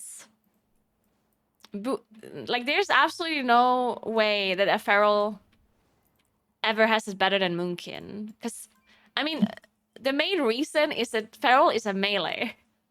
And being a melee in general is just worse than being a range. Because you just have such a much harder time to get invited to raid, first of all, because there's a lot less melee spots than there's range spots. And there's a lot more melee specs in comparison. How many melee specs are there again? I forgot. Aren't there like 8, 9, 12 melee specs or whatever? Like, there's just so many different melee specs and so few spots for them. It's crazy. And feral just brings nothing that you wouldn't be able to get otherwise. The problem with Feral as well is that it's a 4-spec class. Like, Druid is the only class in the game that has 4 specs that have all roles in it as well. So the only time a Feral would be invited is if you need Mark of the Wild, right? And the chances of Rest Druid, Moonkin, and Guardian all not being very good, and Feral being actually pretty good, is, I mean, the chance of that happening is pretty low.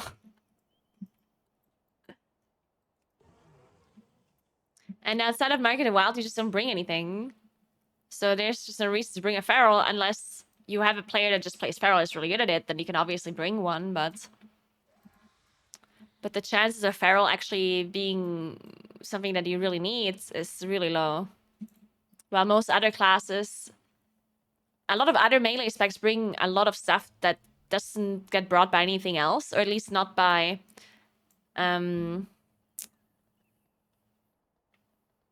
not by a spec that you can necessarily bring. Like, for example, Warrior. If you want Shout, AP Shout, you have to bring a Prot Warrior or a Damage Warrior, right? Those are your 2 options. And the chances of Prot Warrior being not so good is not that low, right? Like, it's pretty possible that Prot Warrior is not good, considering there's 6 different tank specs. So if Prot Warrior is not good, all of a sudden you need to bring a melee warrior, right? You have to. Same goes with Demon Hunter, right? You either bring a Vengeance Demon Hunter or a Havoc. Vengeance, you only have 2 tank slots, right? So if you don't have a Vengeance, you need to bring a Havoc, right? It's kind of similar. It's not the same, but it's similar with Paladin and Brewmaster. With Paladin and Monk. With Monk, of course, you do have a Mistweaver and Brewmaster that could technically be good. But historically, Mistweaver has never been that good. And Brewmaster has been good. But still, like, if you don't bring a Brewmaster, you bring the Windwalker, right? Because you need Mystic Touch. And same goes with Paladin. If you don't have, like, Retribution Aura is something that you can't get from the Holy Pala, right? So you have to bring the Rat or the Prot. And chances of you getting invited is just higher.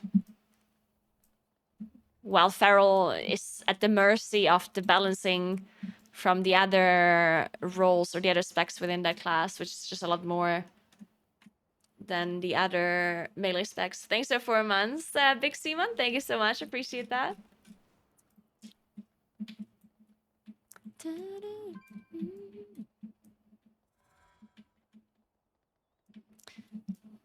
But Feral doesn't have it. I think Feral still has it better than Survival Hunter. I think there's no worse spec for, like, for chances of being invited than Survival Hunter. Because there's absolutely no reason, nothing, to bring a Survival Hunter. Because you don't need it, even if you don't bring a BM Hunter and like, even if BM Hunter is bad and MM Hunter is bad, you still wouldn't bring a Survival Hunter. Why? The absolute only reason to invite a Survival Hunter is if they do a shit ton of damage, which did happen, right, in Season 3 and Season 4 of Shadowlands. But that's the one and only reason to bring a Survival Hunter. While most other specs have more reason to be brought, right? No, Demon Hunter. No. What do you mean Demon Hunter? Havoc Demon Hunter has Chaos Brand. Yeah? It's incredibly useful.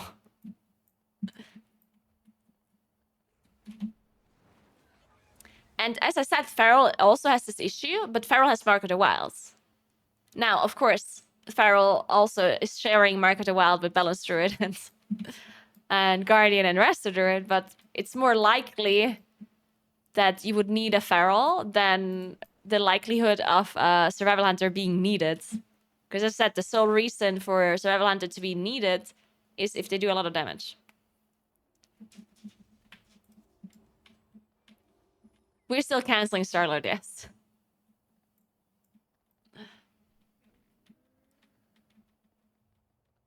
DK also has very few reasons to be brought. But at least DK has AMC and a grip, which is a unique thing that Survival Hunter does not have. Survival Hunter doesn't have anything unique, really. And, yeah. So I guess they have that going for them. It's not ideal. It's better than nothing, I guess. And Enhanced Shaman already is Wind Fury, right? Enhanced Shaman is also, like, really good.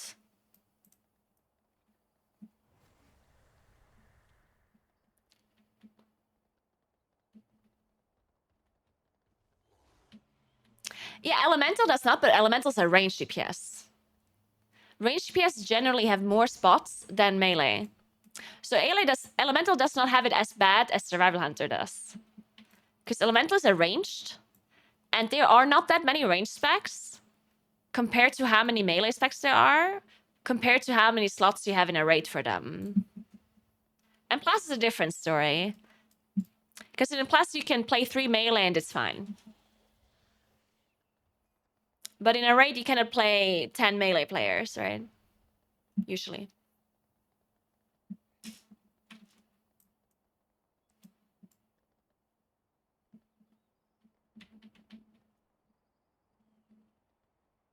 Yes, Mindstooth was changed. Mindstooth cannot hit true side mobs anymore.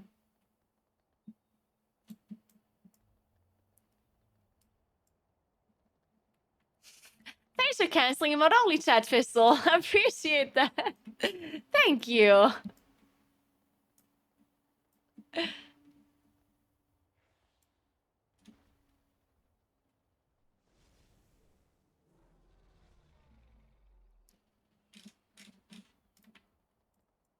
Bye, Marcos. Enjoy your day. I love this song. Sam Smith is the best. I do think it was a good change, though. I think true side mobs not being hit by Mindset is a good change. Because now it's not so OP anymore. It's still very good, of course. But it's not more OP than, like, a Shroud. Well, it's still more OP than a Shroud, I guess, but... you know what I mean? It's not as OP anymore. It's still better than Shroud, because Shroud is a 6-minute cooldown. And Mindstooth has no cooldown.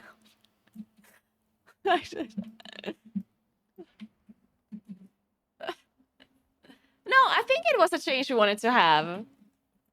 I think they should have changed that. I think that's a good change. Now, should they change something else on top of that? Yeah. But it was not a bad change. It was a good change. I suggested this very change a day before they changed it. What do you think that means? Do you think Blizzard is watching my stream, guys?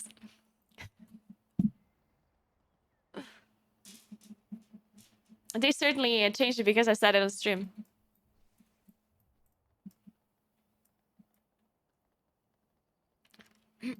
Blizzard employee. Yes, it actually was me that changed it.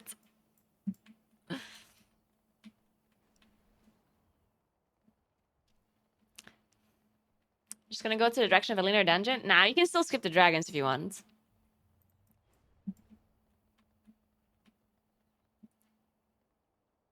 Yeah, that'd actually be really cool, Hysteria. I love that key increasing thing that I talked about earlier. That would actually be really nice.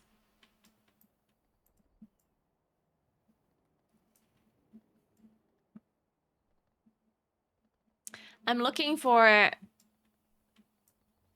28 group that can actually invite a Moonkin. Like, I can't join this group because they need an Augevoker, right? They can join, they need an Augevoker. This is 25k, I don't want to join that. This is a freehold, and they need a priest. Can't join this. This is an Alderman, and I could join this, but it's a 27 and I hate Alderman. I would maybe queue for this if it was a good key. So people ask if I queue for keys that I have already done. And I do. I do sometimes if I actually like the key. But I'm not going to queue for like a 26 Vortex Pinnacle. Like, I don't like that dungeon, you know? I would queue for a 26 Brackenhide, probably. I like Brackenhide, it's fun. I would queue for a 28 Freehold as well. You know, like, I would queue for keys that I enjoy doing, even if I've done them already. But yeah, I wouldn't sit through a 26 VP for no reason.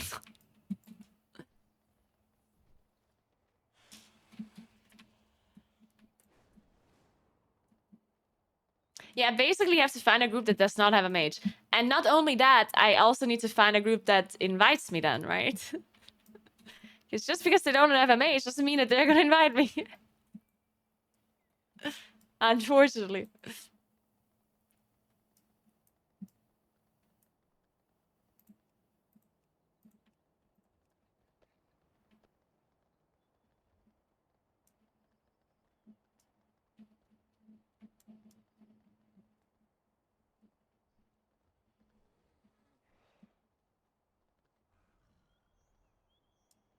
Yeah, VP is just... I don't like it.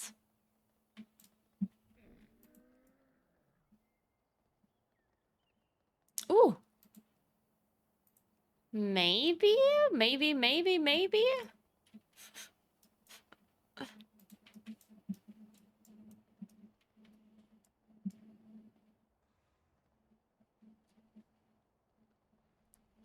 Yeah, people sometimes think... I think the amount of people that know what a plus dungeon would be good, if the dungeon has not been in a plus dungeon yet, is very small.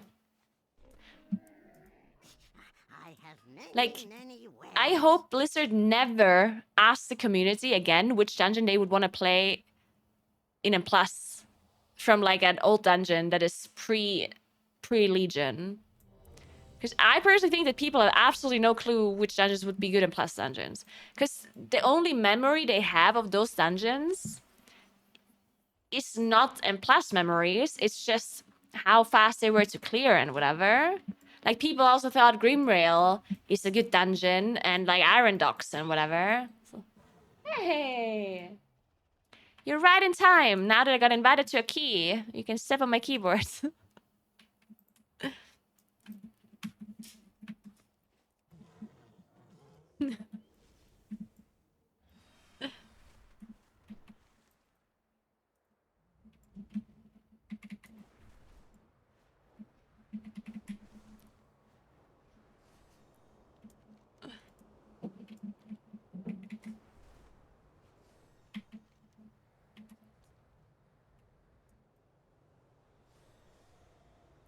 Inox was horrible because of SARS, and Grimrail was...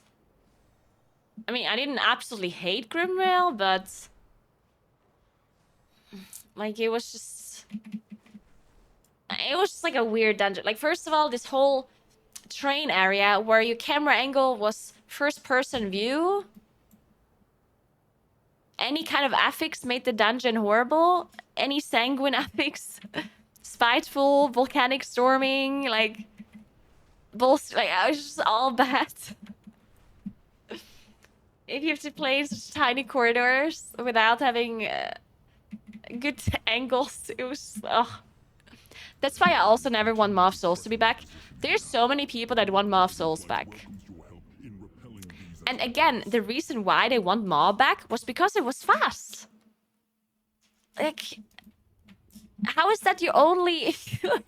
why do people think a fast dungeon is automatically fun? Like, people think of Maw of Souls like, yeah, that's a great dungeon. No, it's fucking not. If you're inside the boat, your camera is like this. This is your view inside the boat. And then you pull a mariner through the floor. And then it kills you with this AoE from upstairs. And then there's barrels that are being thrown at you that you don't see because your camera is like this.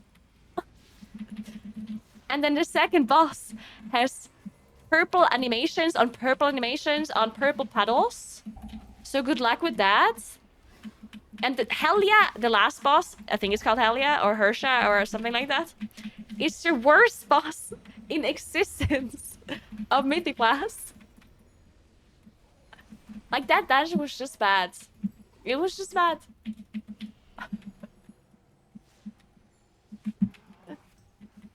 But people liked it because you could do a big pool at the start of the dungeon, and you did a big pool on the boat. Which, yeah, I understand. Big pools are fun, but if they bring back more souls, it doesn't automatically mean that we can do the same big pulls again, right? Because the tuning is going to be different, and then you're going to change it. So it's possible that we're going to get more souls back, and you can't do a single pull that is big. Like, maybe you can pull 2 packs together, and that's it, you know? Because the tuning is not going to be the same. So you might just stand there and pull pack by pack, you know? Technically. Want me to take remove corruption? Fine. Fine. Hell yeah, there you are. It was the last boss with Mouth Souls, yeah. Personally, I also didn't like Waycrest that much, honestly. People loved it. I know. But I'd rather have Waycrest than Mouth Souls. But Waycrest is also not good. It also had so many tiny corridors, and it was RNG which route you get. Like if you got a bad door, you would just deplete the key by default. Like how I mean they could bring back Waycrest and make the route not random. They could make it so it's always the same door that opens, right? That would make it less annoying. But you still had like all of these tiny corridors everywhere, and I don't know. Just not the biggest fan.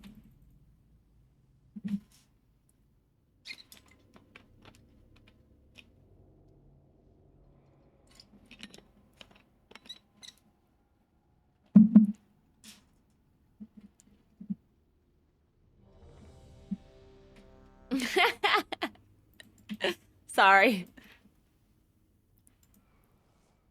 I mean, I am here to give you good vibes, but I also want to not have people to constantly ask for more souls to be back, you know?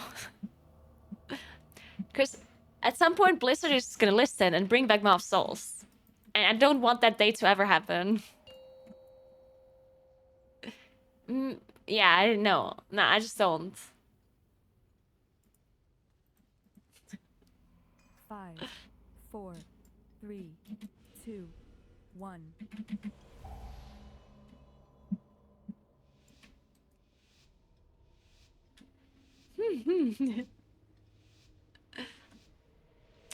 I actually did not hate Seed that much. I know people hated Seed, but I think people just hated it because it was difficult.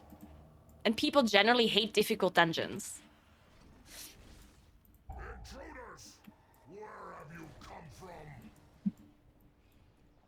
But the thing about bringing back older dungeons is that the tuning can be changed, right? Like, just because a dungeon was difficult in Legion does not mean that it has to be difficult when they bring it back in Dragonflight, right?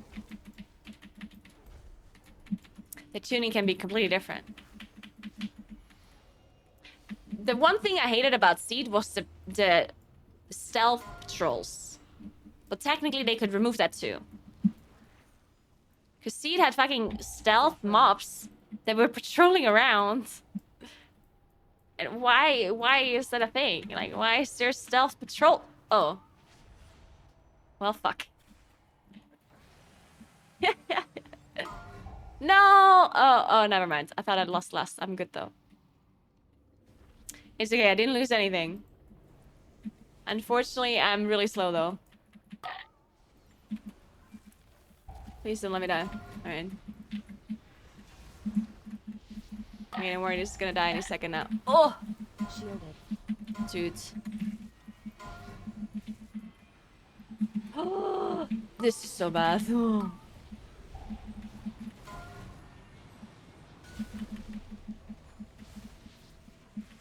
Okay, now we're good. Nothing happened, don't worry about it. We're so fine.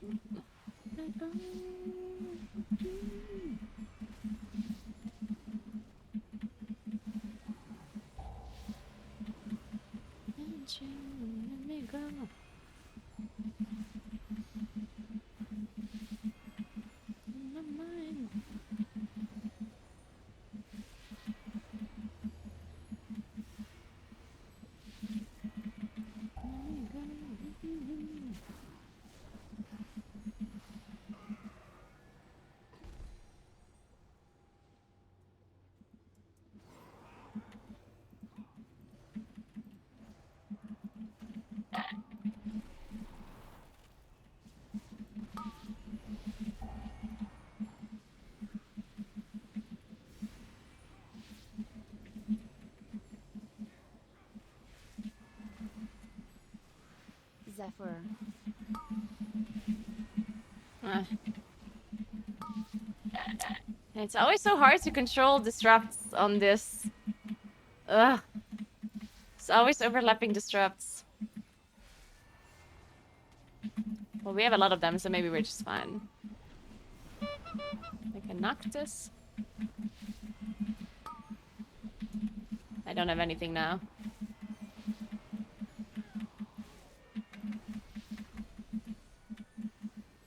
Shielded.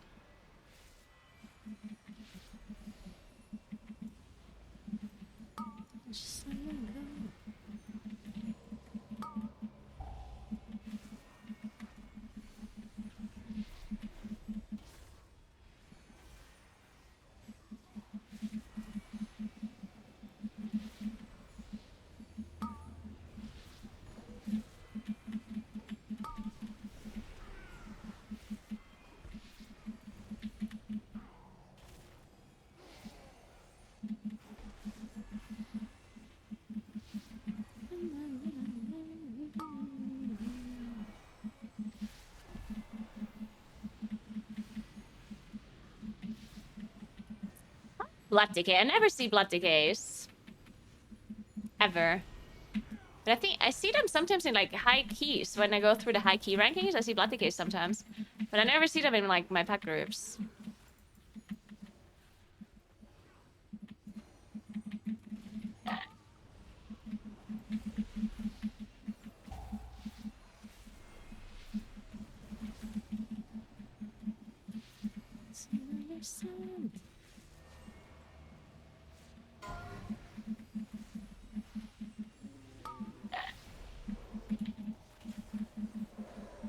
I have Incarn. I'll save it for boss pool if we finish up this mage, I guess.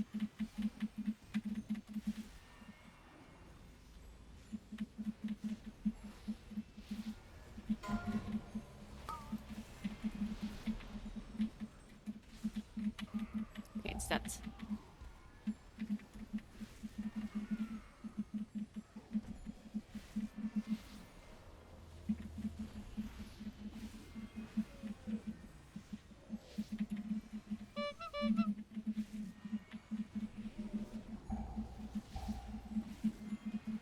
I don't have innervates. But I guess we're fine either way. Shielded.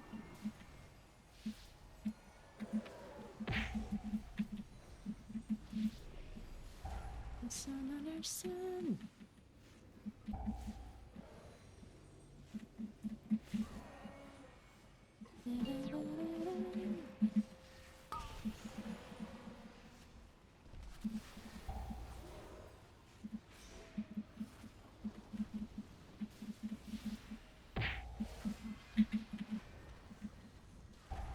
Oh shit.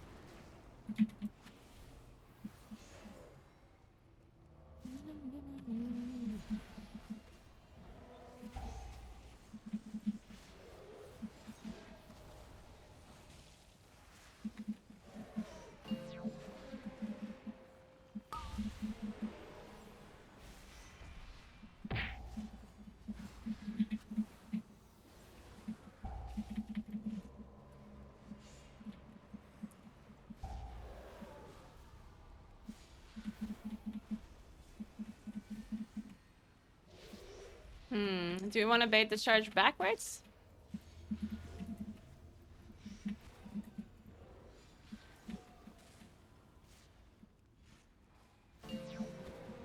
More mastery.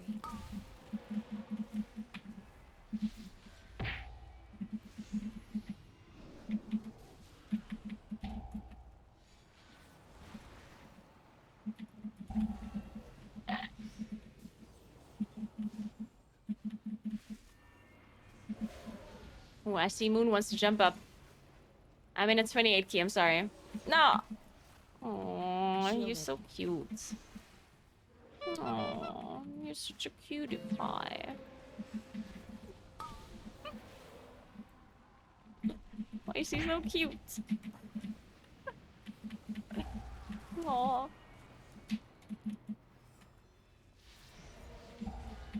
I have nothing here.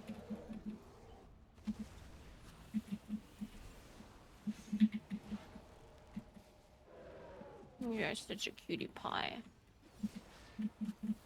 Yes, you are.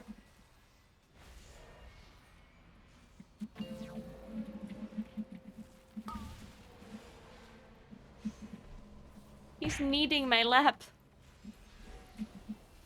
So cute.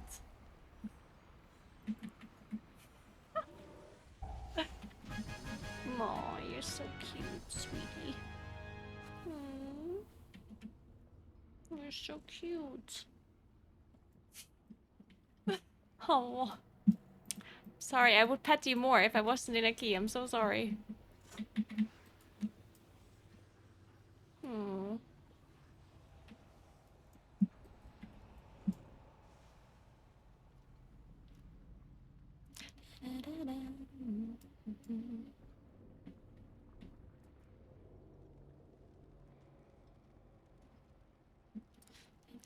I don't have roar for 8 seconds.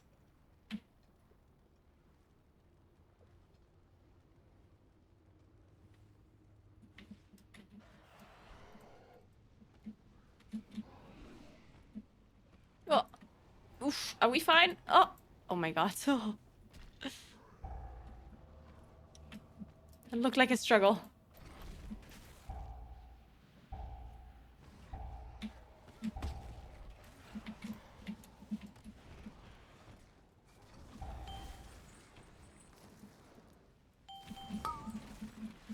Oh, we don't have... I'm resting? For mass spell? Okay, we're fine. Ah, who cares? 12 bursting stacks. Oh, thank you. Thank you. You're so cute. Thank you so much for kneading my lap. It's almost like a massage. With a little bit of class. Oh, you're so cute.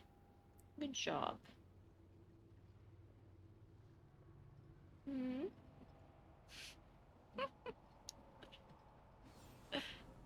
Yeah, that was a fast release.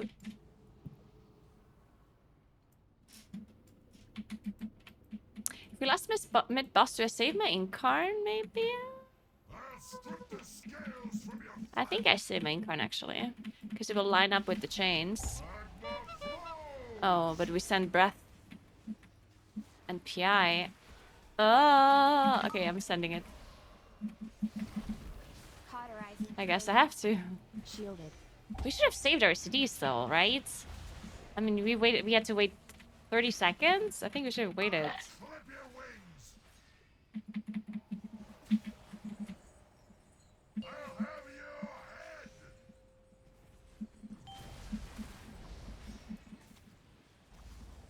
Zephyr.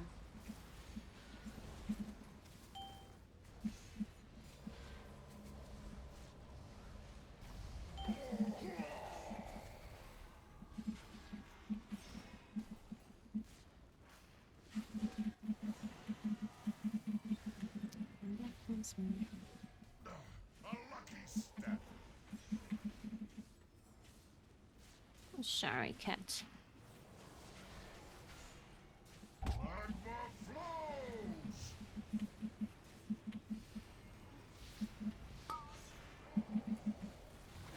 Cauterizing flame.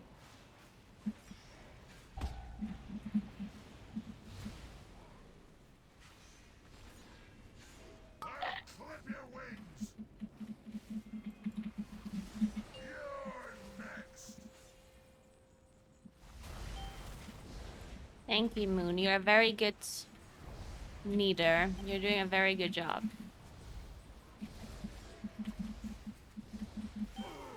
I'm sure my dress is does not have holes just yet. You can knead a little while longer. A little while longer, okay? A lucky step.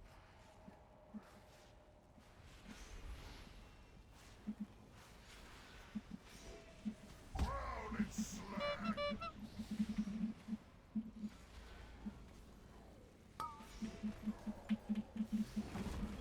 Cauterizing flame. Yeah, she's making biscuits. What kind of biscuits are you making, Moon? Your wings. Shielded. What kind?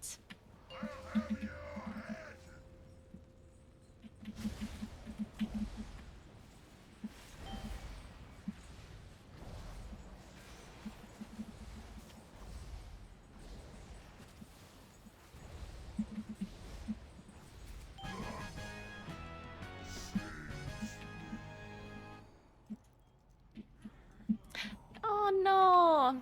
Oh, I'm sorry, Moon. Okay, fine. You were needing that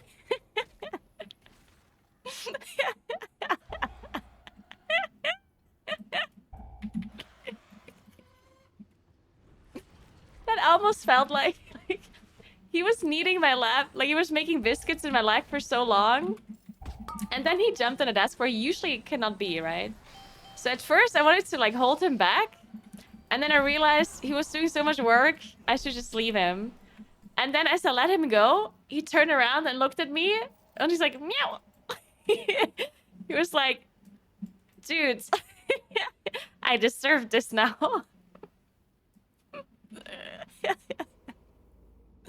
You do deserve it, yeah. You do. He's like, I paid for this.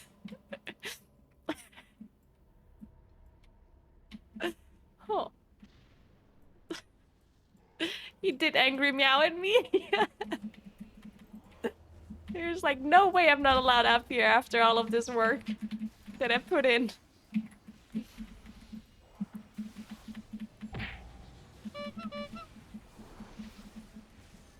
Zephyr. Oh, that's my keyboard, my friends. You Shielded. had such a good position, and now you moved on the keyboards. You were doing so well.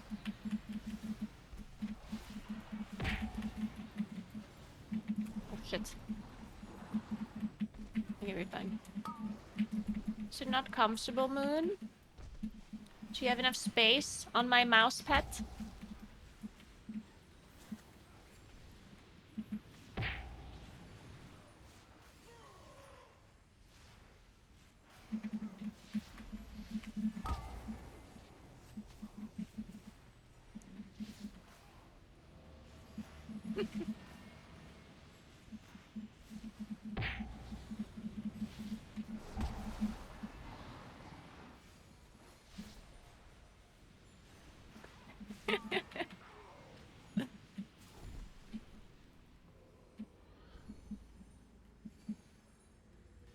Well, at least now he knows what the price of the desk is. He knows he has to make biscuits in my lab for at least 5 minutes before he's allowed on the desk.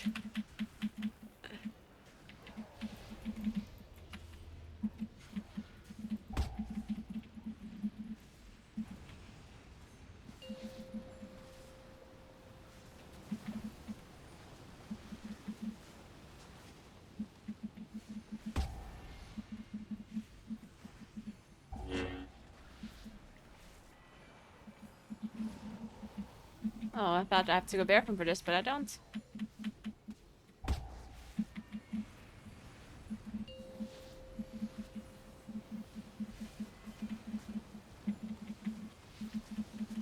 Shielded.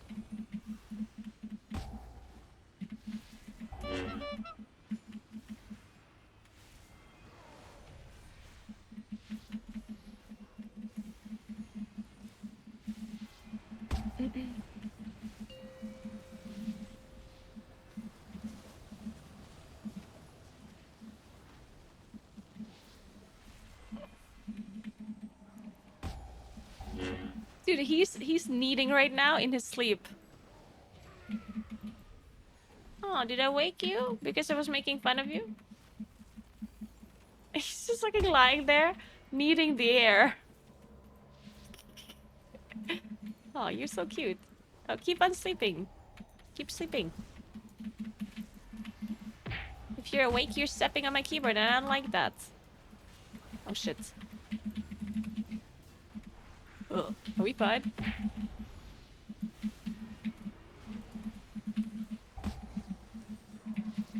More mastery.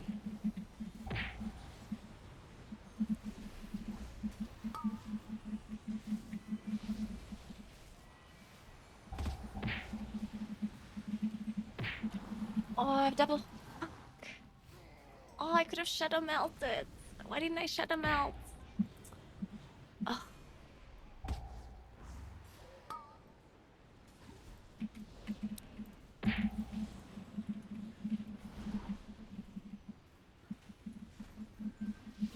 Guys, I could have shadow melted.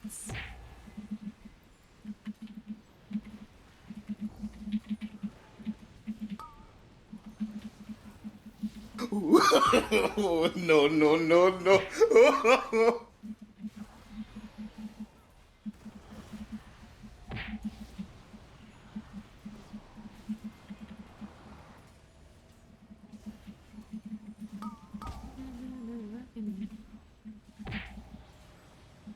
Zephyr. Oh. I have beam for these guys.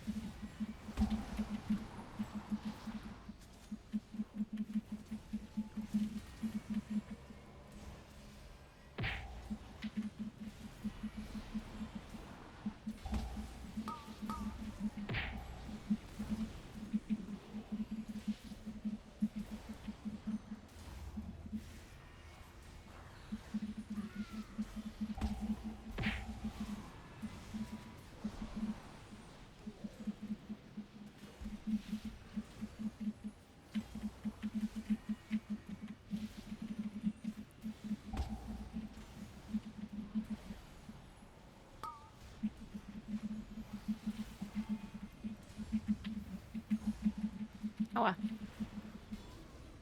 no. Oh, I got melee.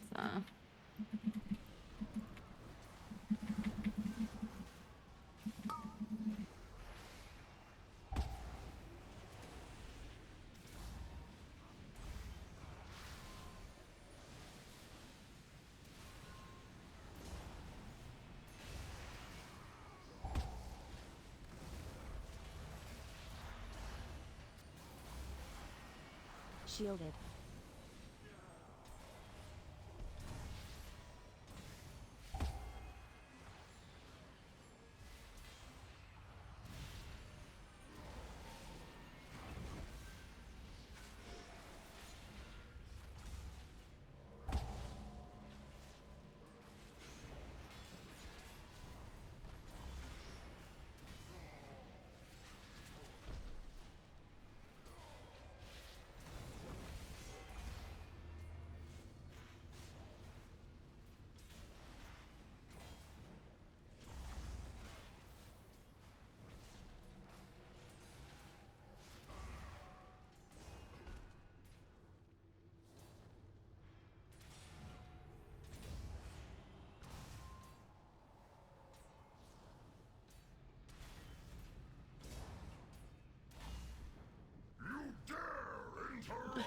Oh, he muted me. How is it they always manage to mute my microphone?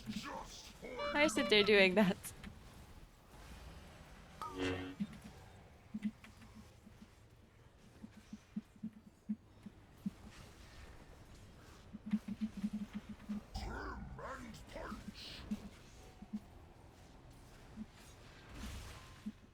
Heating up fast.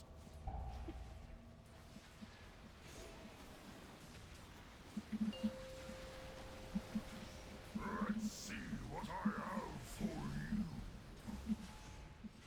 Oh my god, I'm just dying. Holy Jesus. I'll hammer you into shape. I had to use everything for this. I have now nothing left. Heating up fast.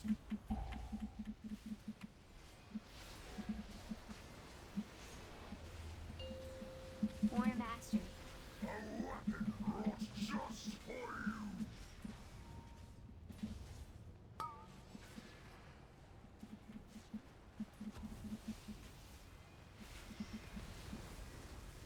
Trim and punch.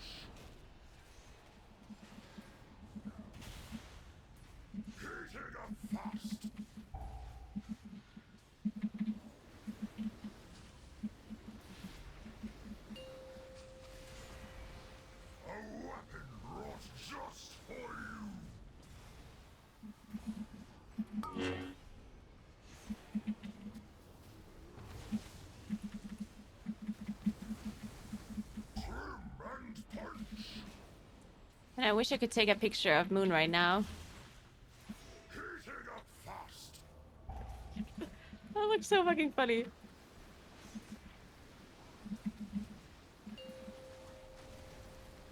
A weapon brought just for you.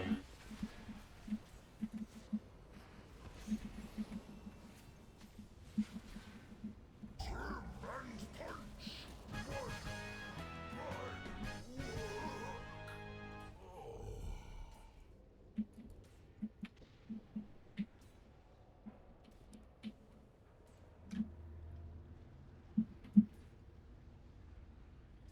Oh shit, now I woke him by taking my phone. Now it's not so cute anymore. God damn it.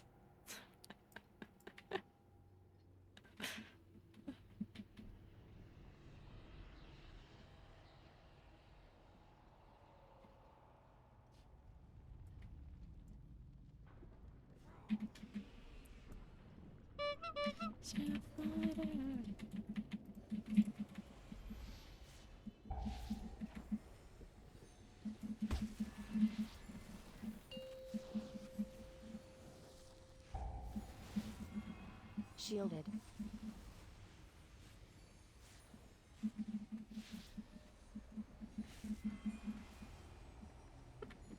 Oh no, not you as well.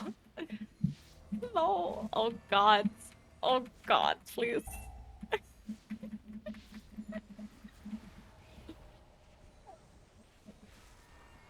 Hmm.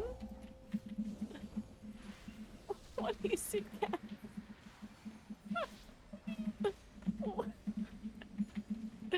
No, please. I beg you. I beg you. No, please, no. Please, no, don't do it.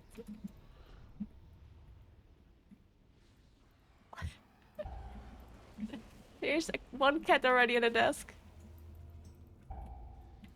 We can't have another one.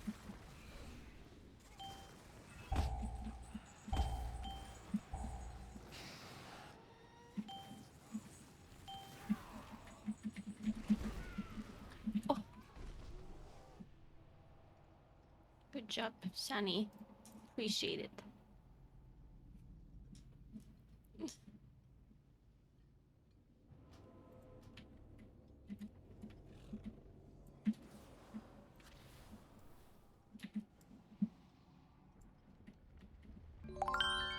Thanks for 18 months, Asamanura. What's up, what's up?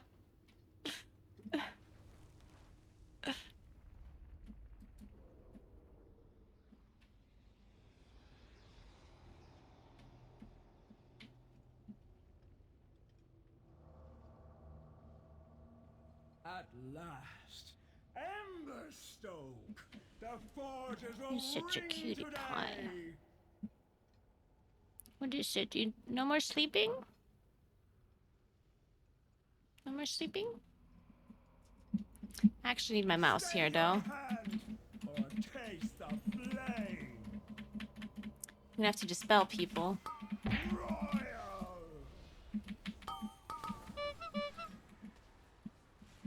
I saved one dispel for Molten Golds. Embarrassment Oh. of riches! It's the only person that didn't pick one up. And I dispelled myself. Shielded. Embers! Grow to roaring flame! Roast in flames! Can't beat the heat!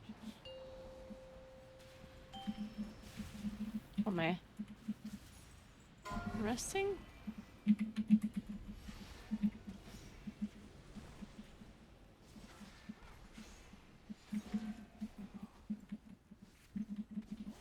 An embarrassment of riches! Sacrifice.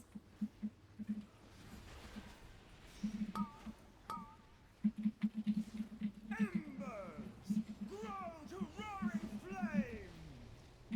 Roast in flames!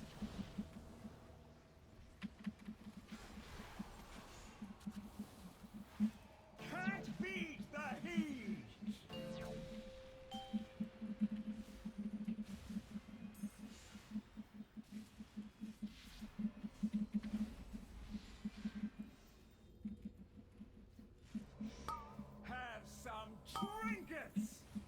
Ooh, I love the ones. Great toy. Royal! Embers! Grow to roaring flame!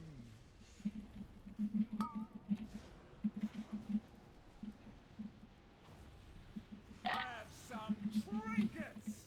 Can't beat Ooh, did you the see that? heat. I should have melted the molten gold.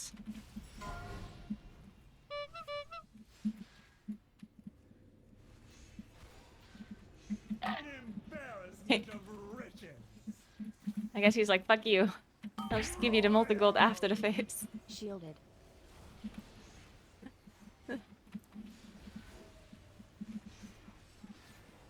Embers! Grow to roaring flame! Nice. Good job, good job. Plus 12 points. That's so many points. That's so many. Yeah, with 3 minutes left. 7 deaths. This dungeon is so easy now, like it's crazy. Like from the timer. I think the dungeon itself is still somewhat difficult. Especially if you're not communicating. Because you still have to interrupt a lot and disrupt a lot.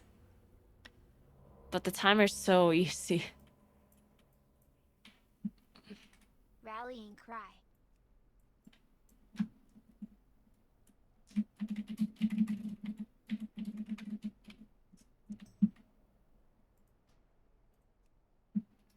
Okay, where's Sunny now? I feel bad for Sunny. Sunny jumped up here and saw that Moon is on the desk, and he was like, "Oh, can I on the desk too?" And I was like, "No." And then he like looked at me really sad and meowed twice. Poor Sunny. Oh, now he's sleeping on the floor again. I'm sorry, Sunny. I can't have 2 cats on the desk. I already let one of them be in the desk. Oh. Okay, now it's time for you to go as well, Moon. I'm sorry.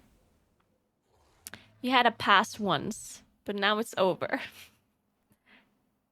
5 minutes of biscuits got you 20 minutes of desk time, okay? And now we're done. Oh, big cat. You know what? I'll just go AFK for a second, and then they're gonna follow me anyway. Be right back.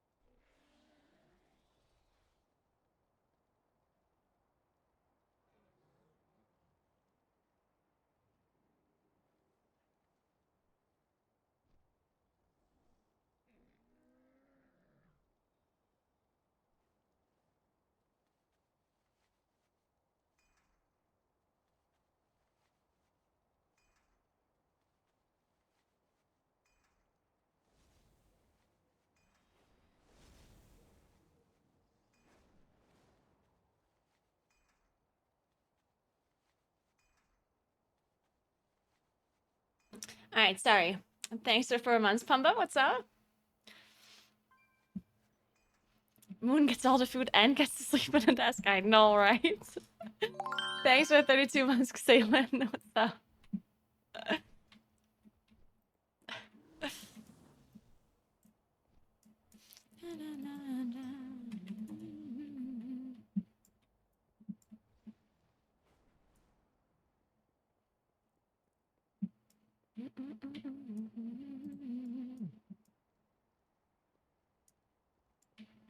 Bring some. Oh no, I just have. My headset has like touch functions where I can switch songs and pause and whatever and make it louder. And every time I want it to work, it doesn't. And when I just move my headset around on my head because it's uncomfortable, then it always changes songs and pauses things. It's every time. See, now I'm trying. Oh, it did something. Oh, it paused. Yeah, well, of course. Now that was the Vorführ effect.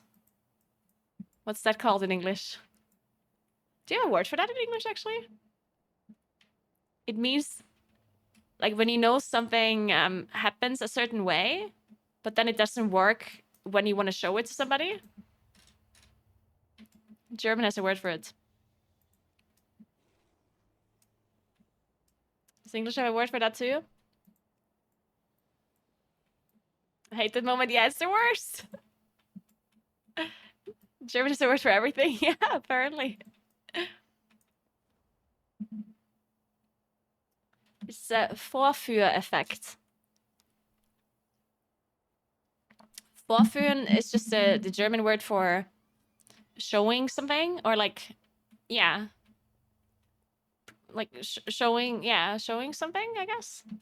This, or what, I mean, Vorführen, what's the English translation of that word? Perform.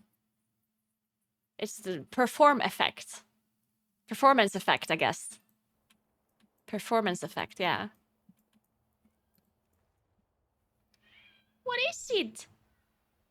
Why are they always meowing after they're eating? After they're done eating? What is it? Hey.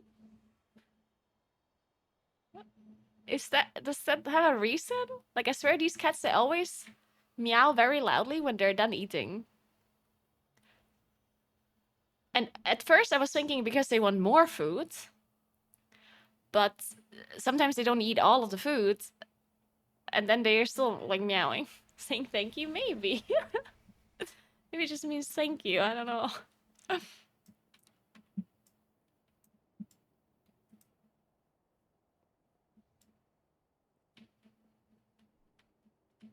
Especially they want you to look at them when they eat. I guess.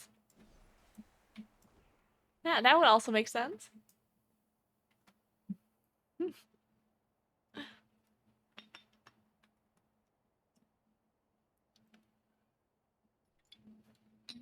Now the other cat is done eating and he's meowing in the living room.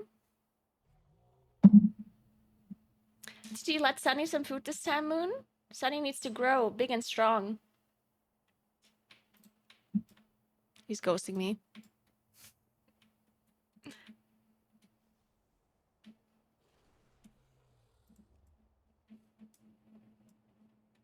That explains why they also go to the toilet when I'm in the bathroom. Like, they always use the litter box when I'm in the bathroom. I guess it's because they want me to, like, protect them or, like, in case an enemy is around the corner trying to kill them. And I'm there to protect.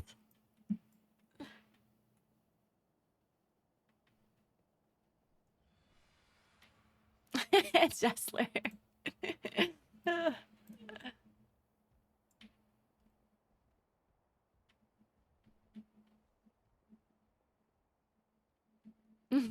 Jessler. Oh. Maybe try. I mean, you probably do that anyway, though. And usually when I go to the bathroom in the evening before I go to sleep, because I like my ritual is going bathroom, like obviously like, you know, cleaning my teeth, going to the toilet, cleaning face, and then going to bed. And while I'm in the bathroom doing that, they usually use the litter box then, which is very convenient.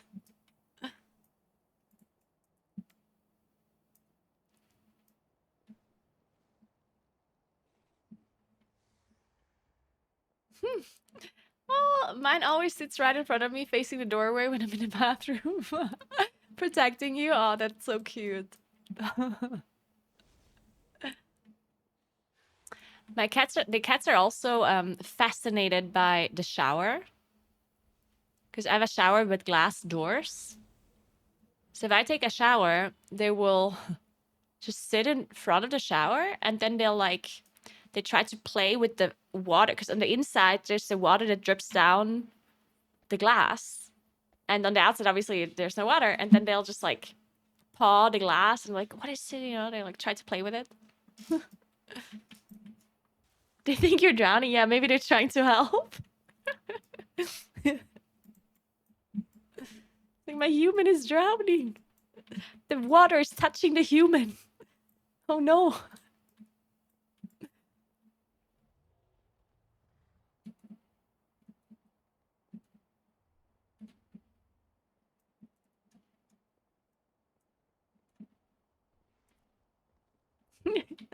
Yeah, maybe.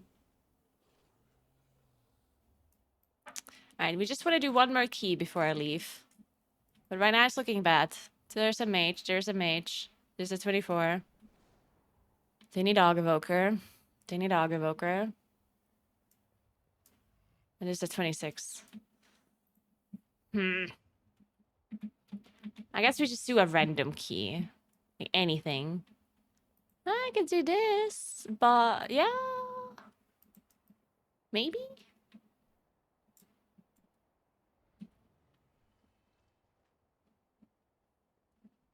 Ultimate is actually one of the only keys that I felt like was still like very difficult after the key nerf. Every time I do an Ultimate, we just deplete it. Need bigger. 28. Oh, I just did a 28 no powers. I don't want to do another one. I just did this. Aww.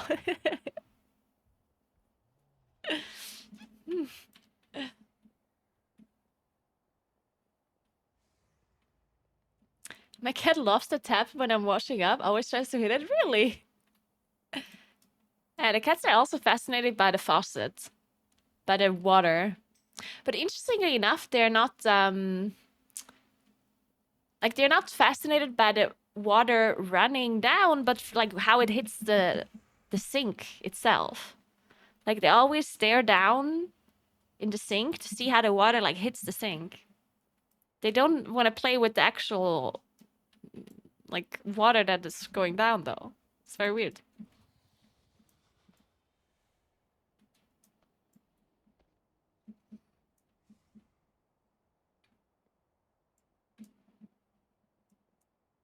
Yeah, I guess I could have 26 health. Do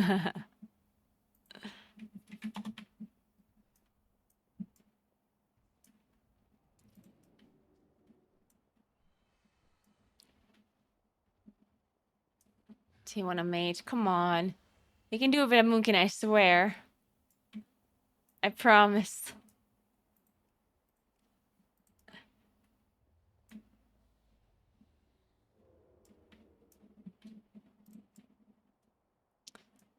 Today Brackenite. Ugh. Where did it go?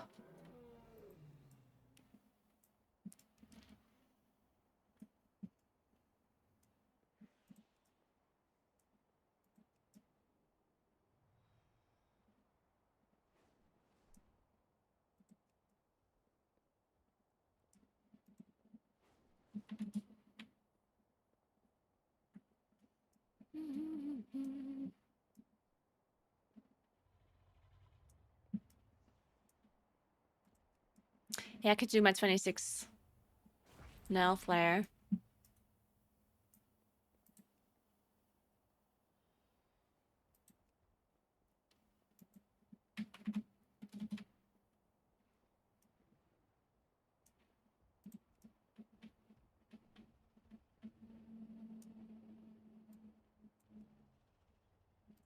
Okay, whatever, let's do it.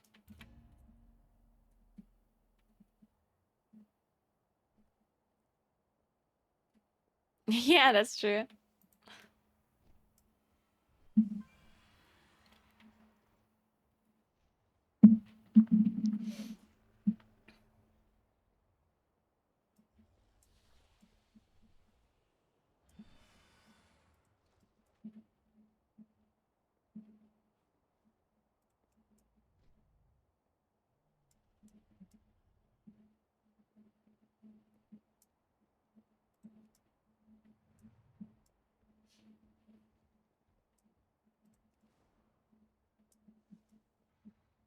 Nice trick again.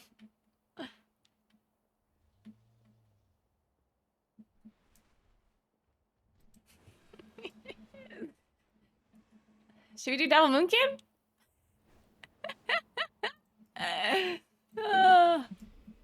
What could possibly go wrong? I mean, probably could. Do we need a priest? We don't need in-traps? We don't need... Oh, he's already gone. I was honestly considering it.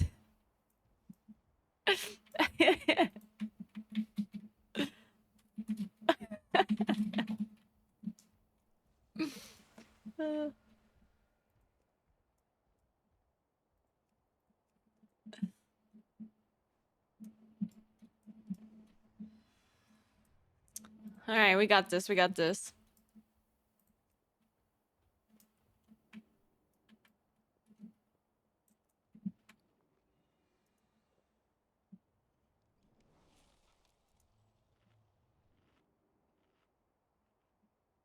Go play official hardcore? I don't know. Hardcore? I don't know. I just don't like classic. I don't know. It's just so... I feel like it's the worst part of WoW to me. Like, I hate leveling. I hate questing. I hate literally doing anything other than competitive high-end PvE. Like, I only like doing M+, and, like, raiding.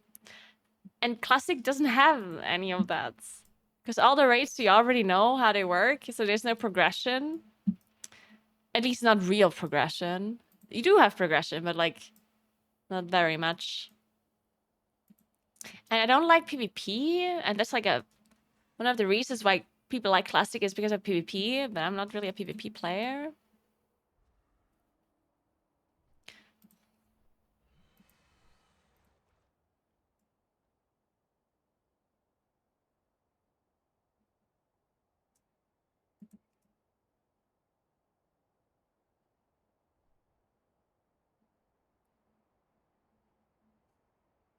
Even trying not to die is something I don't enjoy. Because, like, trying not to die, it makes it like a little bit more interesting, but still just boring content. I don't know. It's just not for me.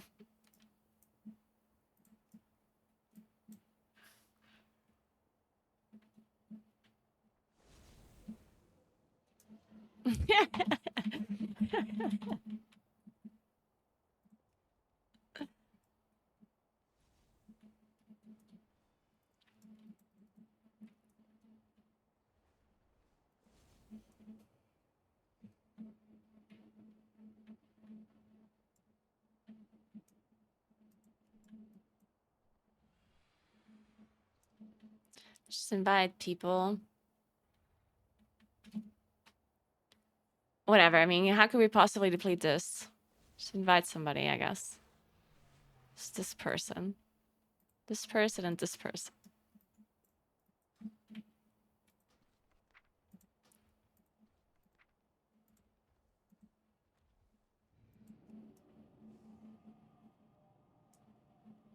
We're playing the press W route. I like it. Double scorpion pet. All right. That really is a press W route. The burning legion marches on High Mountain. Our allies Hurry, friends. Every moment we linger, Darkwood kills more of our allies. My father's ancient lair. There is still power. Oh my god, this evoker asked went to Bloodlust. That is so good. I'm so glad. Because every other evoker forgets to press it. I'm not even exaggerating.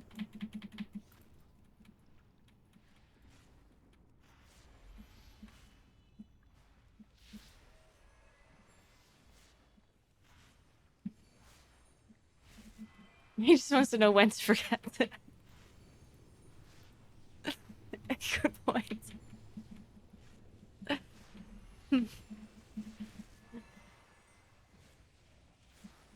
I say now, pre-hold. Yeah, the evoker didn't last at the end, yeah. In a 28. It's crazy. Because, okay, actually I have a question. Does it happen to you often that evokers don't last? Because I have a feeling this happens to me so many times because I am replacing the mage, right? And I think almost always the mage is the one that is lasting in a normal god comp. And if I am in the group, I'm replacing a mage, and then the evokers literally just forget that they have to last, and then they just don't do it because of this. That's my theory. Because it happens to me so many times. But I also just never have a mage. Ever, right? I only ever have a... Usually the only one in my group is the Dog Evoker that can last.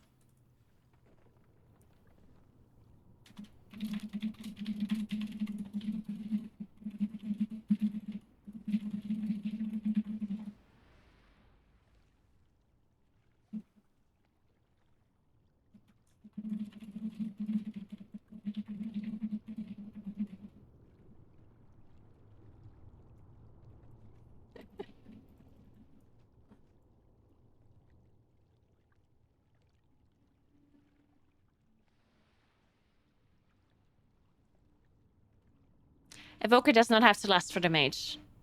The mage can last themselves. This is a misconception. People think the evoker has to last for mage, but that's just not true. The mage can last for the group and for themselves.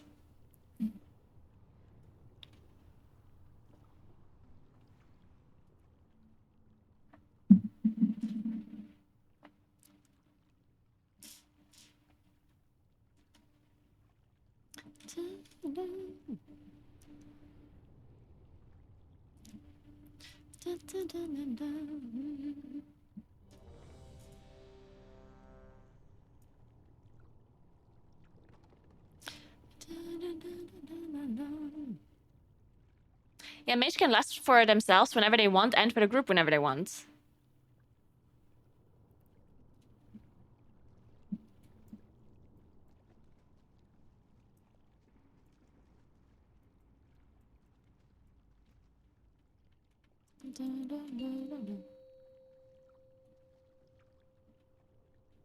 Five, four, three, Let's do it. 2, 1.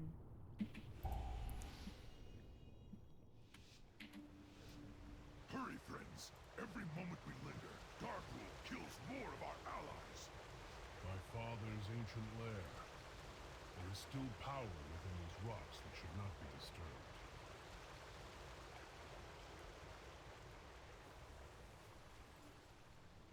So funny when the cat's falling down. Looks so stupid.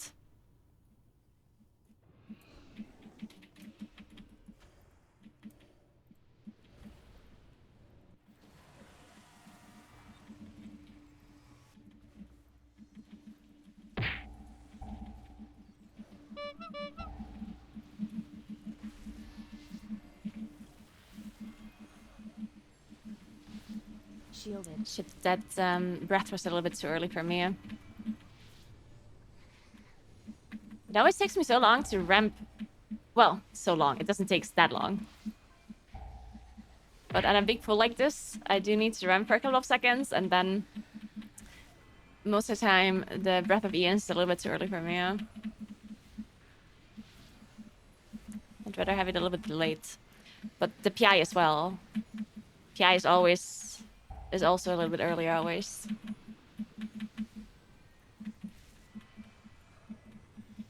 It's also bad if they have to delay it, so it's probably just better if they send it anyway, even if I'm not ready.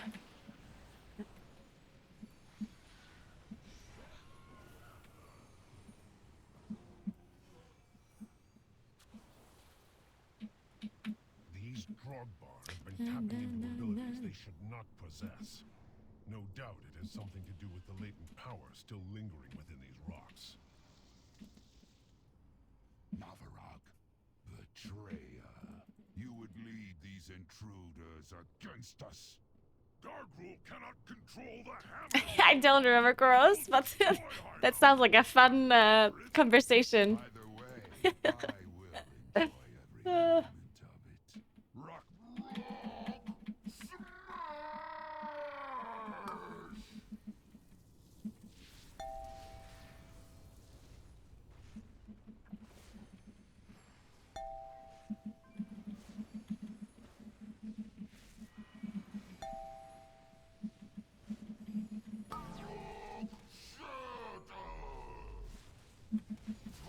Or mastery.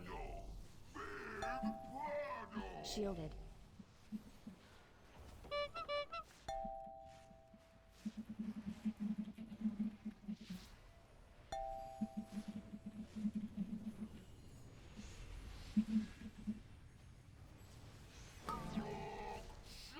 Zephyr.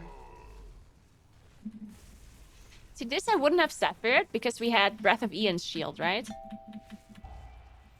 So now we overlapped the shields with the Zephyr. Which is fine, to be honest, but if later on we have a Skitter alive, which happens, then we don't have AM or Zephyr.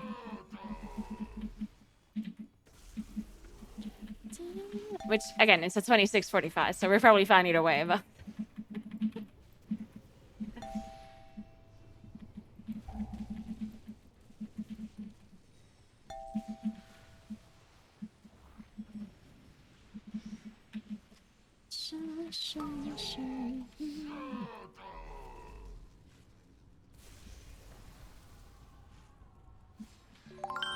Hey, Light Bliss, thank you so much for the sub. What's up, what's up?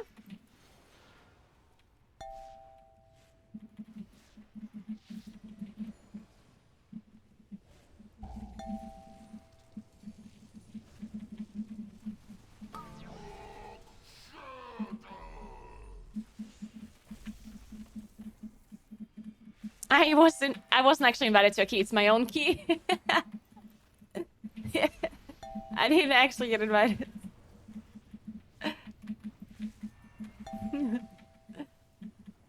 I depleted at 27 health earlier in a very mysterious way. Mysterious things happened. Shielded.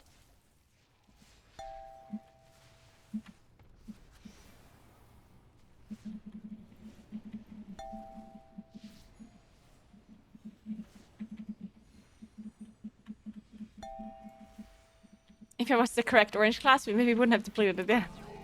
Maybe I do want to play a little bit of tank, honestly. I do think tanking is fun. But what I don't like is having to craft certain items and farming certain trinkets and weapons. Ugh.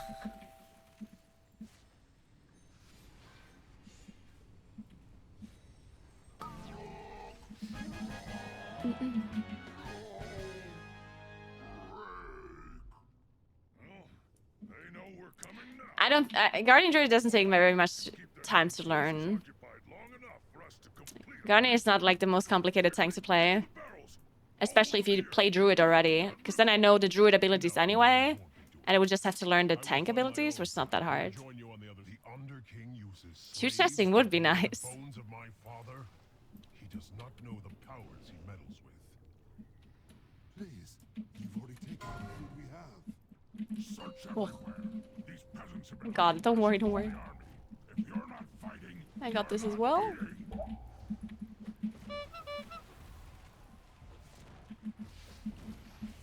Nice vortex. I was thinking about putting mine, but then I realized it's a global.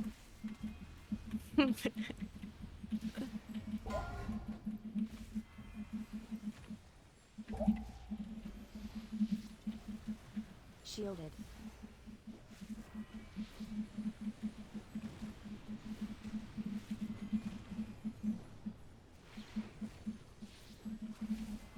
Another vortex. Look at that druid utility. Oh my god. And people said Devil Druid's bad.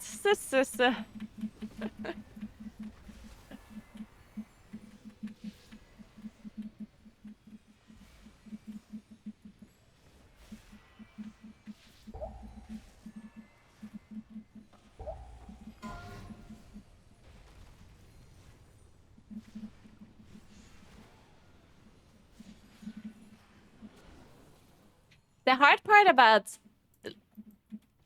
playing Guardian Druid wouldn't be learning how to play Guardian Druid, but learning how to tank. Because, Zephyr. like first, I mean, obviously, the routes I wouldn't know. I don't think I would have to, like, learn routes or anything, but I would have to learn which mob has certain, like, weird frontals that I have to worry about, which mob does what kind of damage. Like, some things I know, some obvious things I know, but other things I probably don't know. When it comes to, like, oh, this hurts, like, a lot, so I'd have to, like, use more defensives. Which ability does magic damage, which one does physical damage. Stuff like that I would have to learn.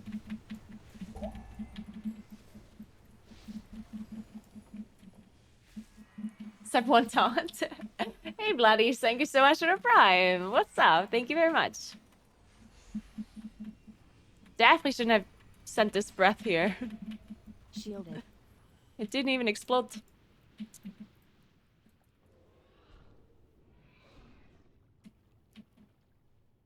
We're skipping this, right?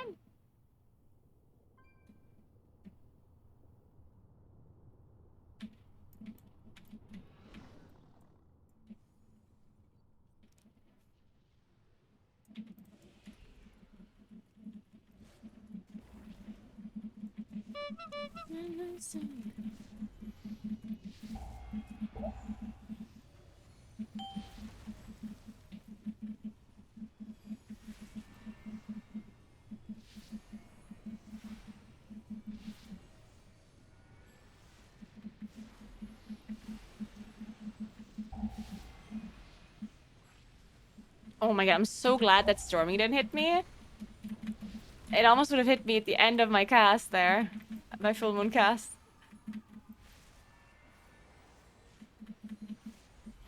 Let's do my incarn here. Next pool, probably. Yeah.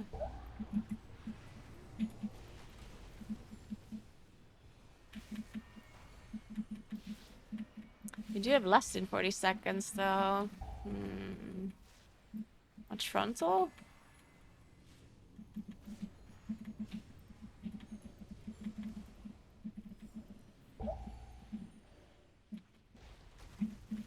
Okay, I'm just sending. Fuck it.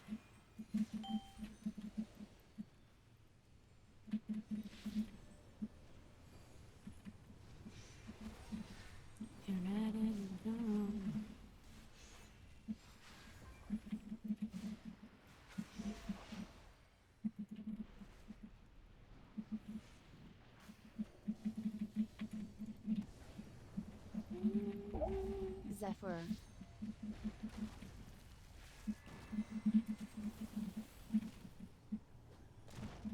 Shielded. I'm being shot down.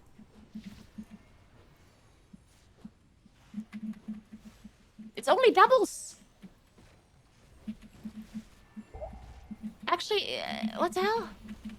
These guys are in voice chat. They're coordinating their jagged disc. What the fuck?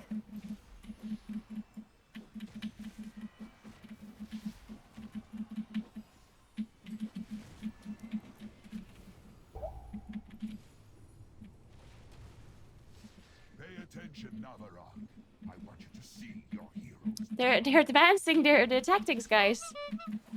Fucking communicating.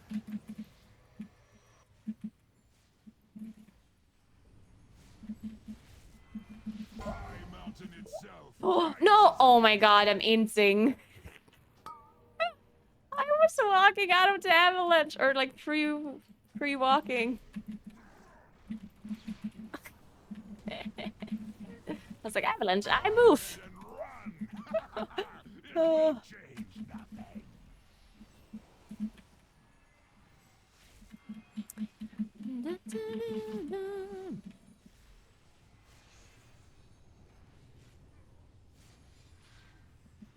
Go ahead and run. It will change nothing.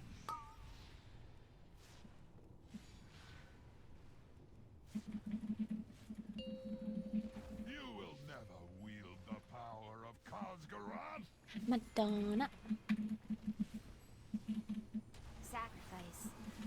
I lost it already. Sorry, damage dealer burn.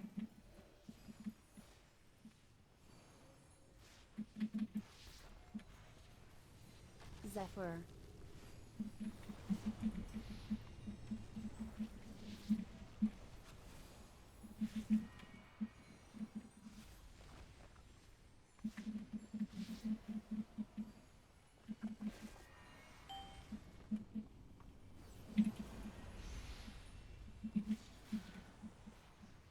Can we push this? Probably not. Maybe? It will change. I have cooldowns.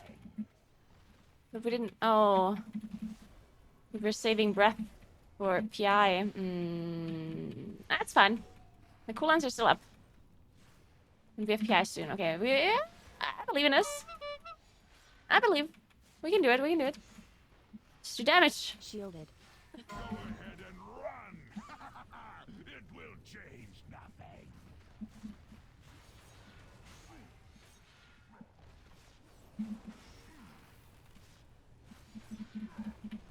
Okay, I don't believe anymore. I lied. High Mountain itself rises against you. You will never. Maybe I kill it with my dots? Power of Kazgarat. Don't finish off these idols? Let me extend my dots.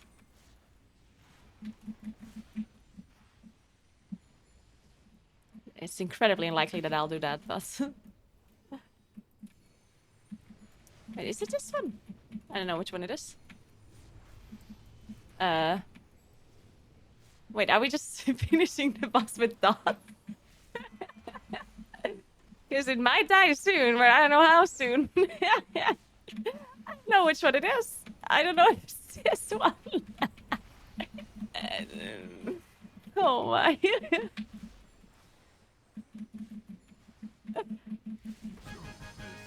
Here we go. We did it, guys. The dots.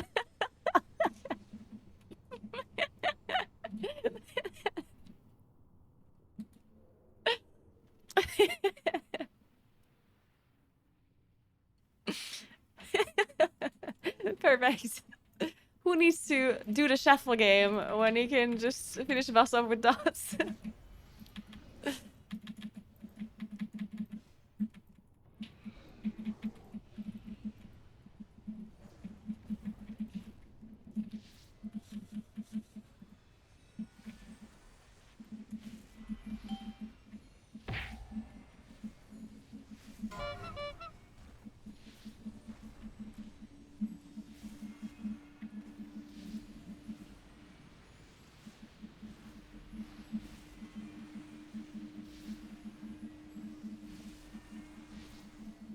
Shielded.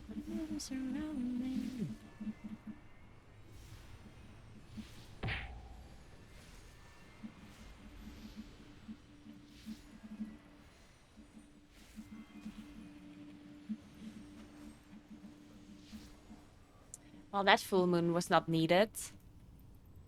Thanks for nothing, Orbit Breaker. Arise! If they complete I'll this save my ink card for the... Or... Dark will be blocked. Yeah, because if I save it, we'll have breath as well, and PI for boss pool. That probably makes sense.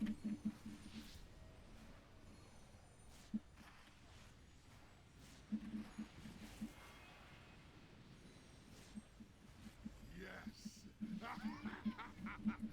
Wait, no.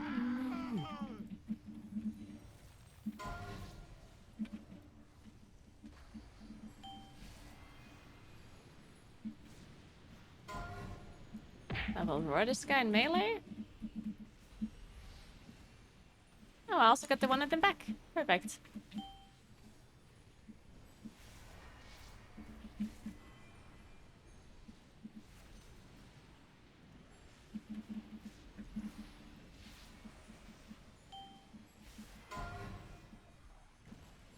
Do not have roar.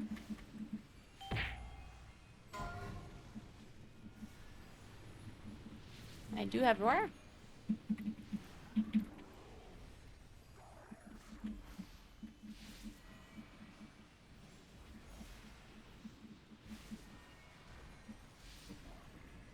Yeah, when in doubt, just kill them all. Just AoE.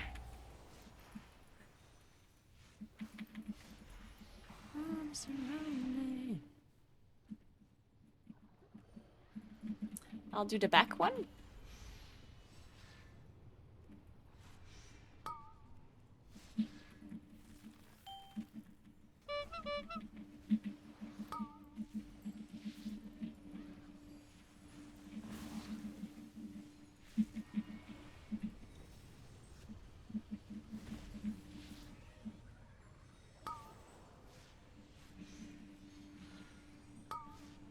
Shielded.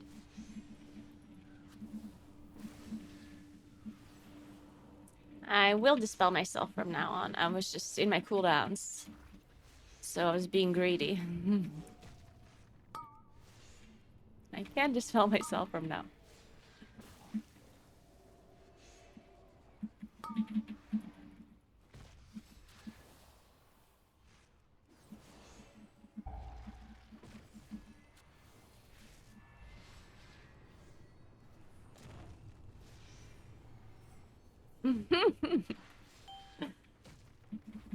Zephyr.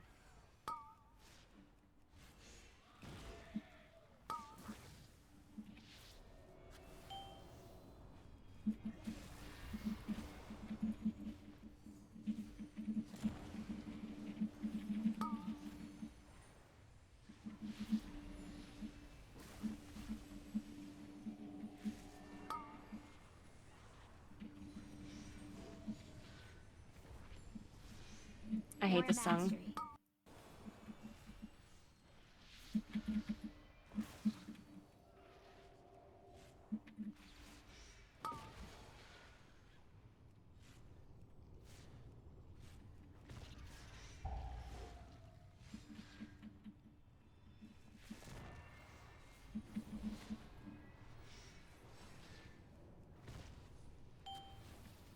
didn't know about this spot there in the back. It's kind of cute. I like it. Don't have to walk all the way over there to the X. Very nice.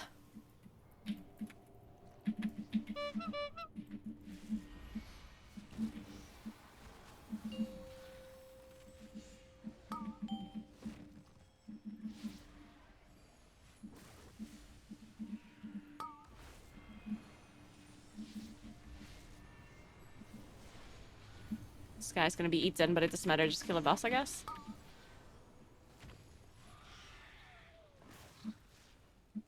Shielded.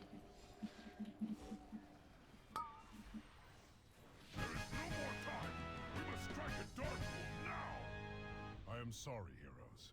It appears the treasure you seek will be found on the other end of this beast. The Tauren believed you were prophesized to seize my hammer!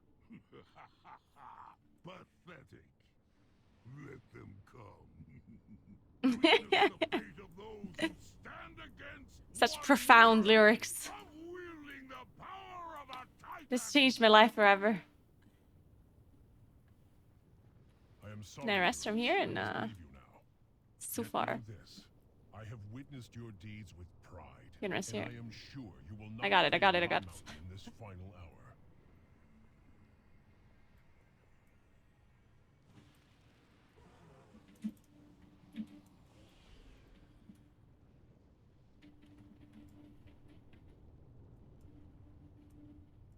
We're lasting this or the boss?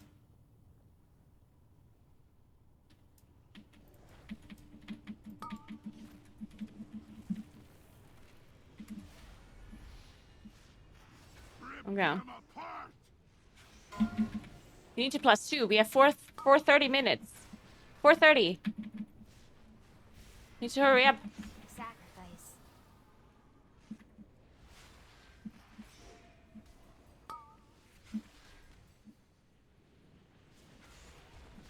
Rip them apart.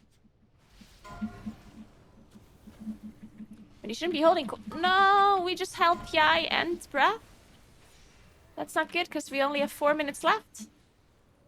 That means you're losing 2 minutes to the.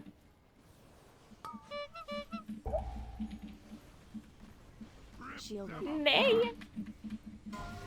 Not optimizing for the +2 timer. What the hell? It's like they don't care about my 28 key. It's like they don't care.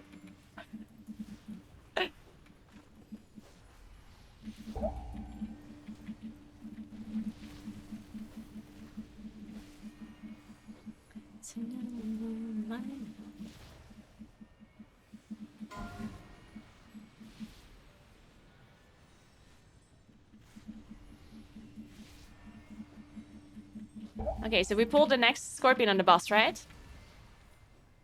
With lust?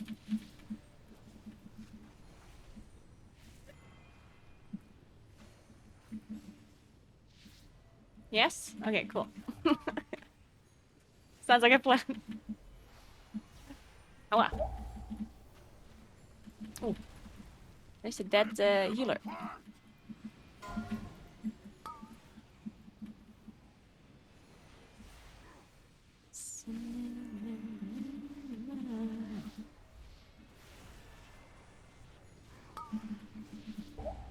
Huh. It's okay, we have so many restos.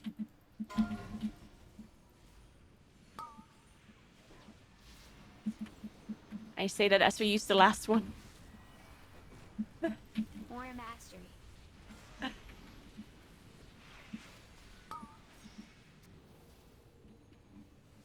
Rip them apart. Okay, fine. I'll give up on my +2 dream. Okay, I'll give up. Fine.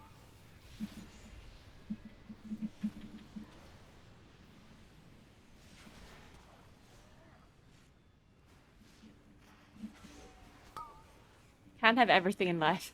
Rip them apart.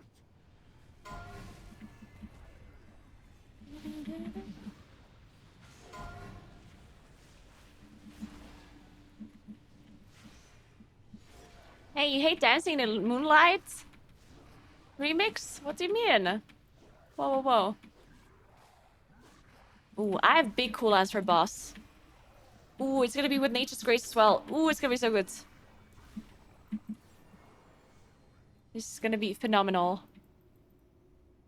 I hope we don't hold breath for the yet. Don't hold breath for the yet. Send it on boss. That is gonna die anyway. Nice. We're sending it. Let's fucking go. This boss is dead. I'm not focusing this ad. This ad is being Starfalled. Shielded. Starfall only.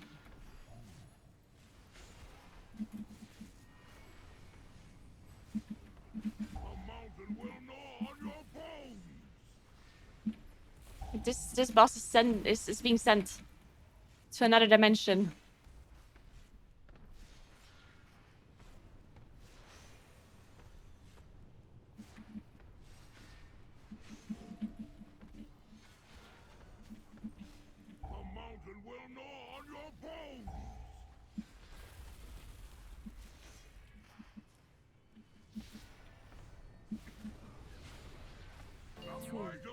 One. Flows through me.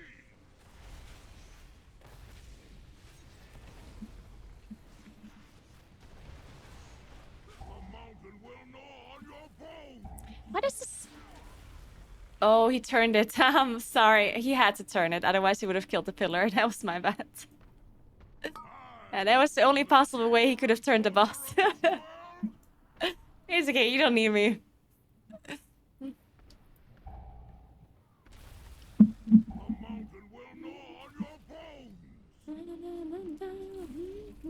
You do need to focus yet, though. Keep in mind, 1.5 damage dealer's dead. Might be a slight... No star falling, only star surges. Ooh, it's not gonna die. Uh-oh. Oh, no. Don't spawn a crystal on top. No, it's alive. Okay, go again. You're dead. It's okay. We try again.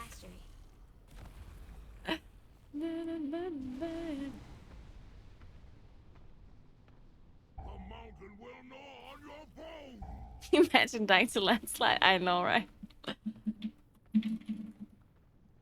I will reforge this world as I see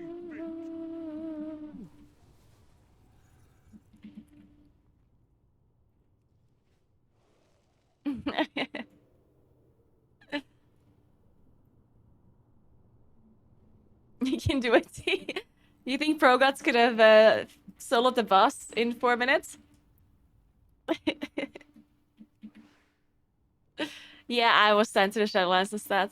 I was sending the boss initially, but then he turned it around on me.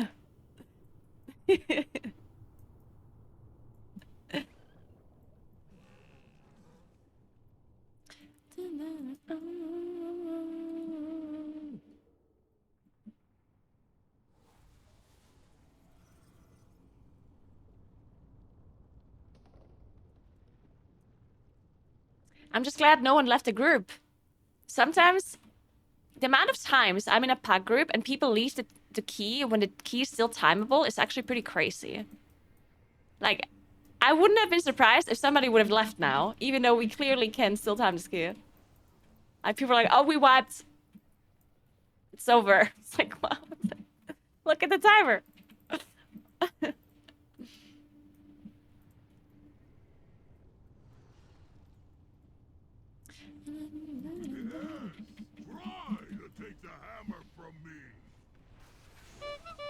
Yeah, this time I will not stand in a landslide, okay? I will give it my very best not to stand there. Shielded. I'm starfalling this guy.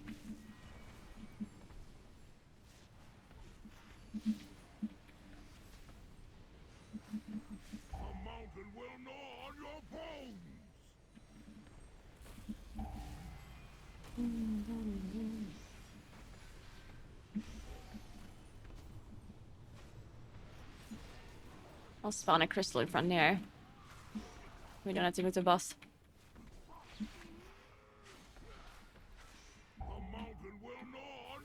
Nice.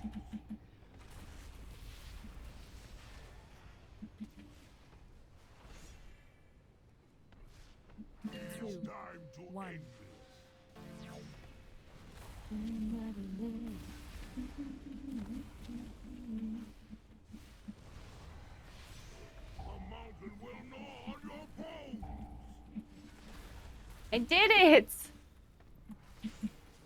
Let's go! Hear thieves and roars at Zephyr. my command.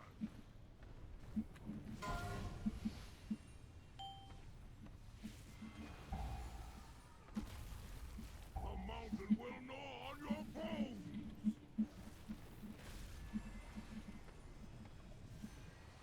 Make sure we cat it into the crystal. I'm scared for this paladin's life. Yeah, we're fine.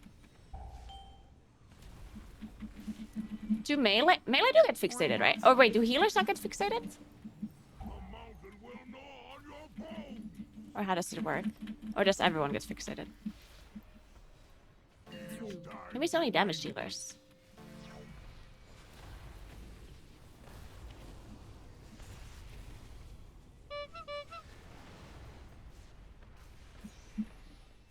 Shielded. A mountain will gnaw on your bones.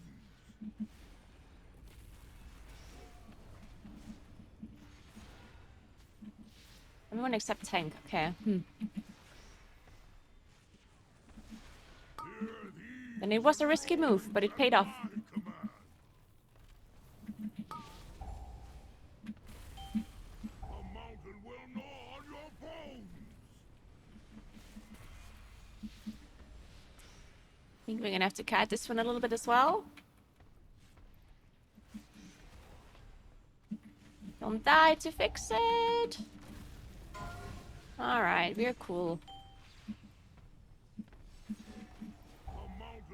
Probably else just killed. Oh no. 2, Oh no. 1. Oh, thank the Lord.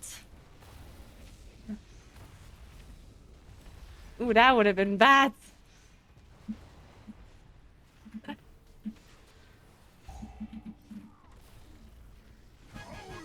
Nice, we did it! So easy for us. The hammer never chose you, Darkwood. It seeks a wielder who possesses true strength, and you were found lacking. It's done, heroes. With Darkrul dead and the hammer reclaimed, the Drogbar are broken. Now begins the long task. Yeah, we could have pulled 7 seconds later even. But balance has returned to High Mountain.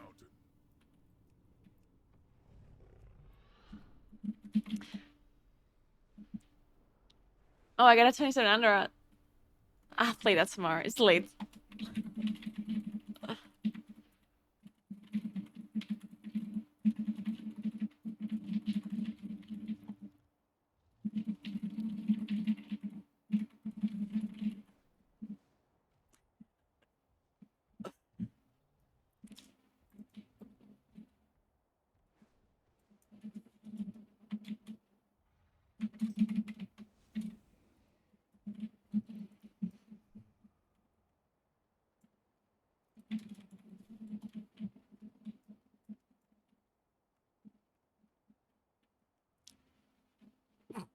That post first boss on that trash from the avalanche because my gnome is too short. So I started swimming. That's so funny, actually. That reminds me of... What was this Halls of Atonement where goblins couldn't heal the tank because their character was too small and they didn't see over the ledge? Right? That was Halls of Atonement, right? I think...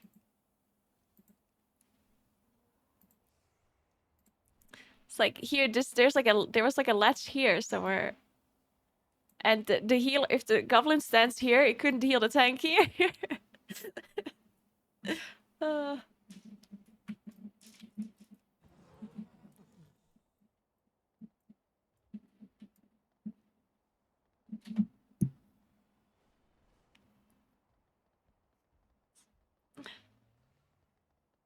Yeah, blacksmith is really annoying with line of sight. That is kind of stupid.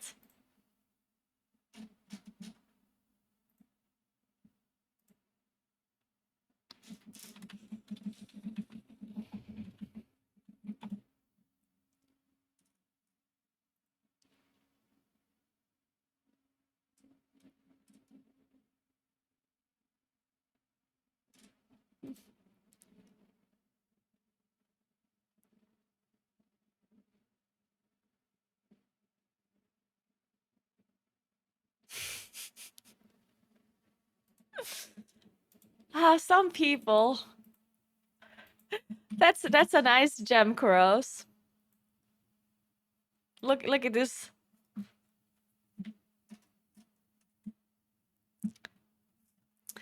Find a rich sugar daddy that can help you. That's why she hides chat. She's whispering M that she's a girl streamer. Insta invite. JK. Could carry you back to kitchen. Tongue smiley face.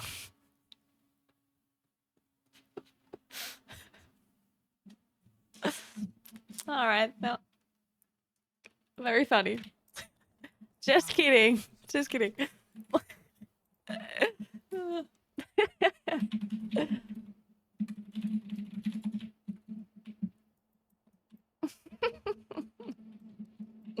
Can't believe kitchen jokes are still a thing. Like here's you can make like sexist jokes, but not a kitchen joke. Like come on, like this that's just not even funny anymore. Those jokes are just too old, yeah. You should make other jokes. OnlyFans jokes, I don't fucking know. But kitchen jokes, like come on. What year is it?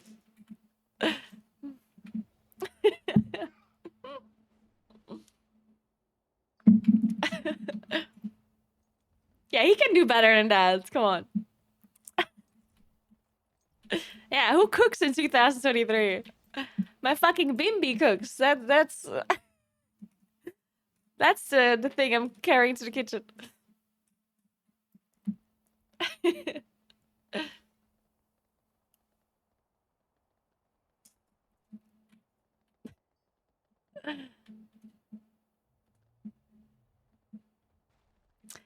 To be fair, there was some humor to it when the stream setup was literally next to the kitchen. That is true. Okay, fine.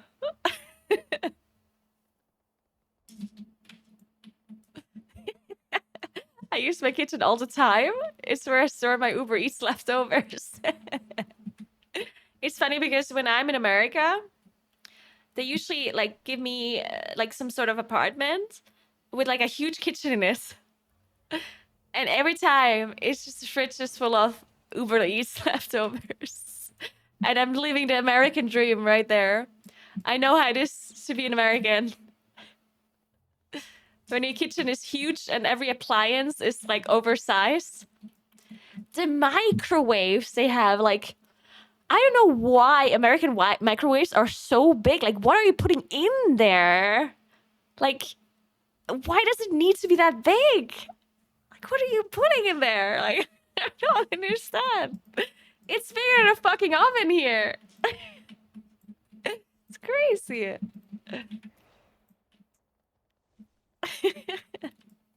A whole turkey for Thanksgiving? Probably.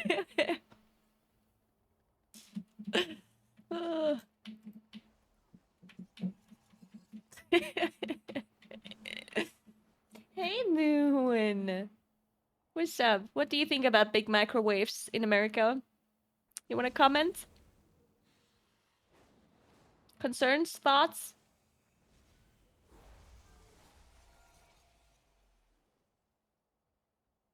I mean, I did ask.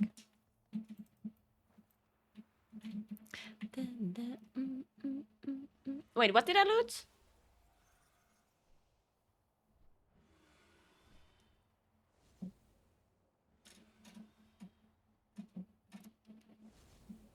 I didn't loot the ring. Oh, if I needed it. Oh, no, I'm good.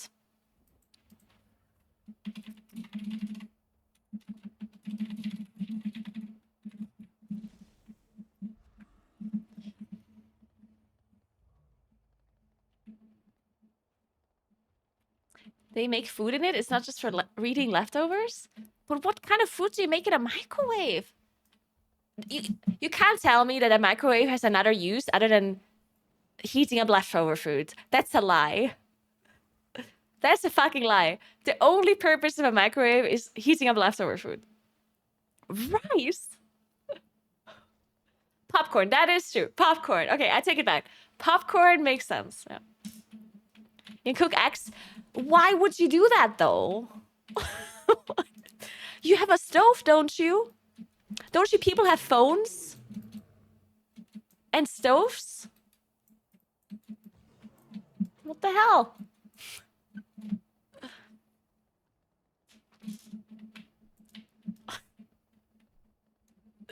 You use the big microwave to heat up the small microwave to get it ready to use for your leftovers. Thanks for Prime, Finna. What's up? Thank you, thank you.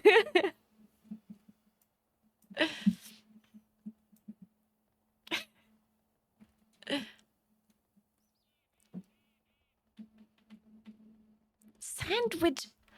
No. You're putting a sandwich in the microwave? That's disgusting. That's soggy and disgusting. Why would you do that when you have an oven? You can just put it in an oven. It's the same, just better. Ugh.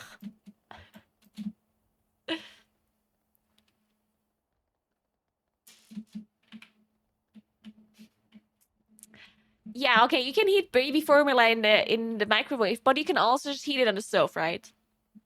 And you just heat up a pot with water and put the baby formula into water, no? In the bottle. Isn't that what you usually do?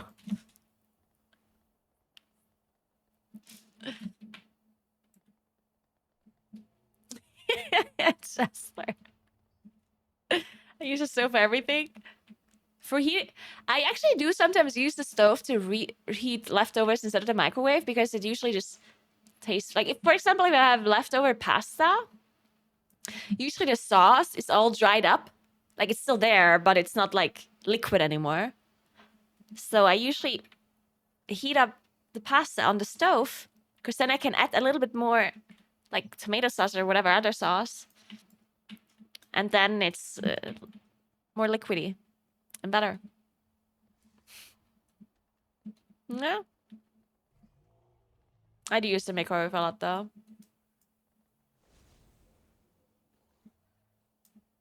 I like reheating things.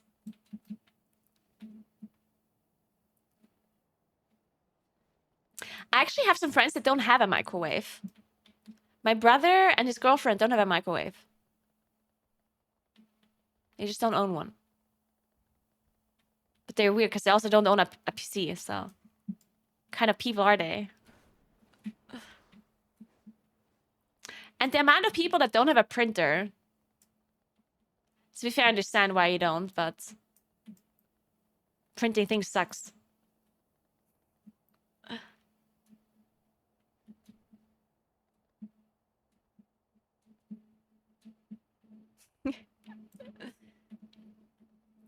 I recently like talked to somebody and they said that their like the boss in their firm still tells them to fax documents. Like he doesn't actually mean faxing them. Like he means sending them. But he just keeps saying faxing. Because he's so used to it. Can you fax this real quick to like blah blah blah? Like sure, let me fax this. Sure, let me do that.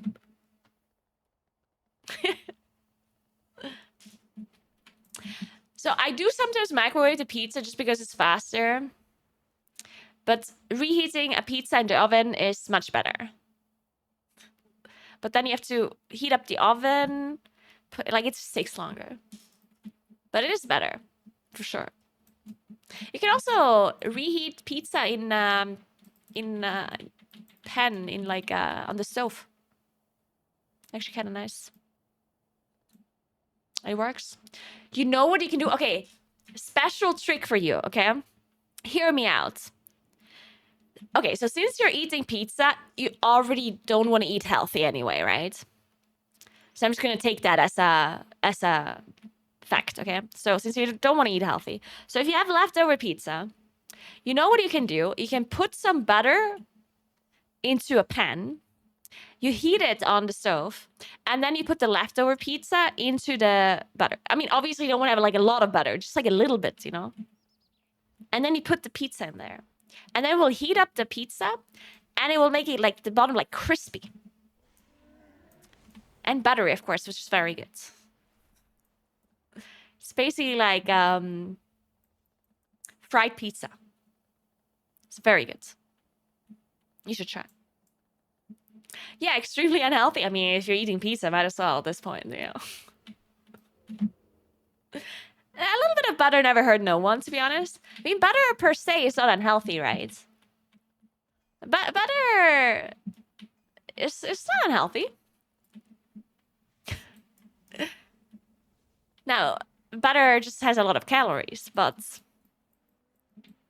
a little bit of butter is not bad.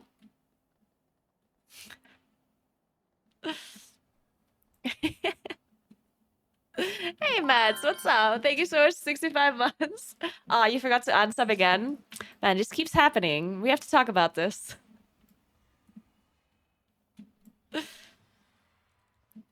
My great-grandma used to eat stuff with butter all the time, and she lived to 96. Yeah, apparently some old people here, like some like 80-ish year old people that live here where I live, they put sugar in everything because when they were young, sugar was like this sounds really stupid, but sugar was like quote unquote rare. Like sugar was not a thing that you just had in everything. And they like back then when they were young, you didn't buy sweets at a grocery store, right? You rarely ever got sweet stuff. Sugar existed, but it wasn't like super, super common for them. So when they grew older and sugar became more normal, then they put sugar in everything. And they still do it to this day. Someone told me that whenever he was at his grandparents', he would get yogurt, and not flavorless yogurt, not like normal yogurt, but like flavored yogurt that has a lot of sugar in it already, right? Like for example, strawberry yogurt or whatever yogurt, which already is filled with sugar. And his grandma would put more sugar into it, like just a spoonful of sugar, just put it into yogurt and mix it and give it to the children. It's like, what are you doing? Why?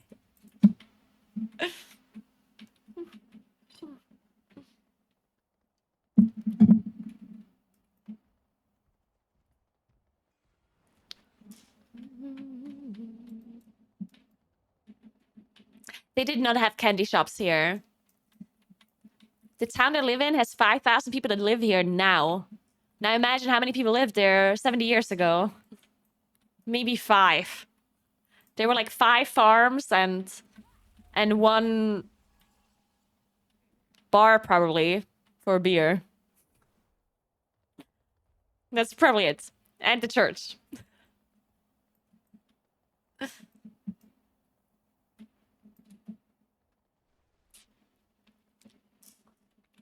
My friend described his village as it was big. It used to have a shop. What? A whole shop? No way.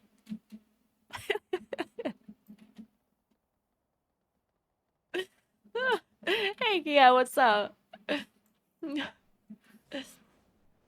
My grandma used to make homemade applesauce. She would add sugar, cinnamon, and it was too tasty. Oh, I can imagine. That sounds very good.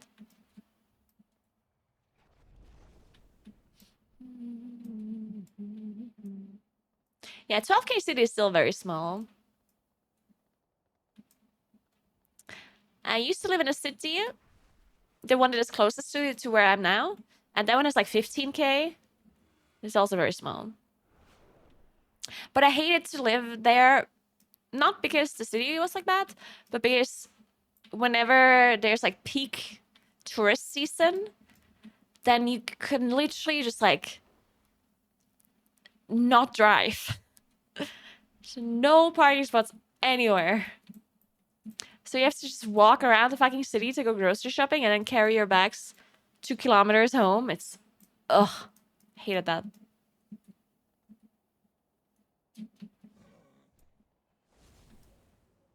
Sounds like everyday in Florida.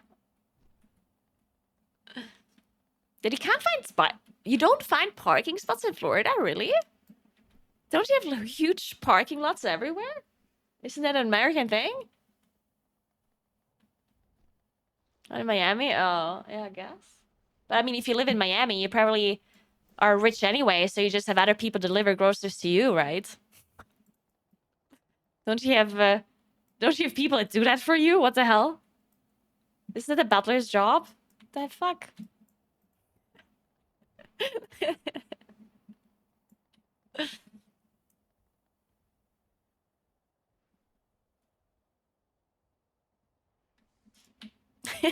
No, you don't. Yeah, I know in America you do have to drive everywhere.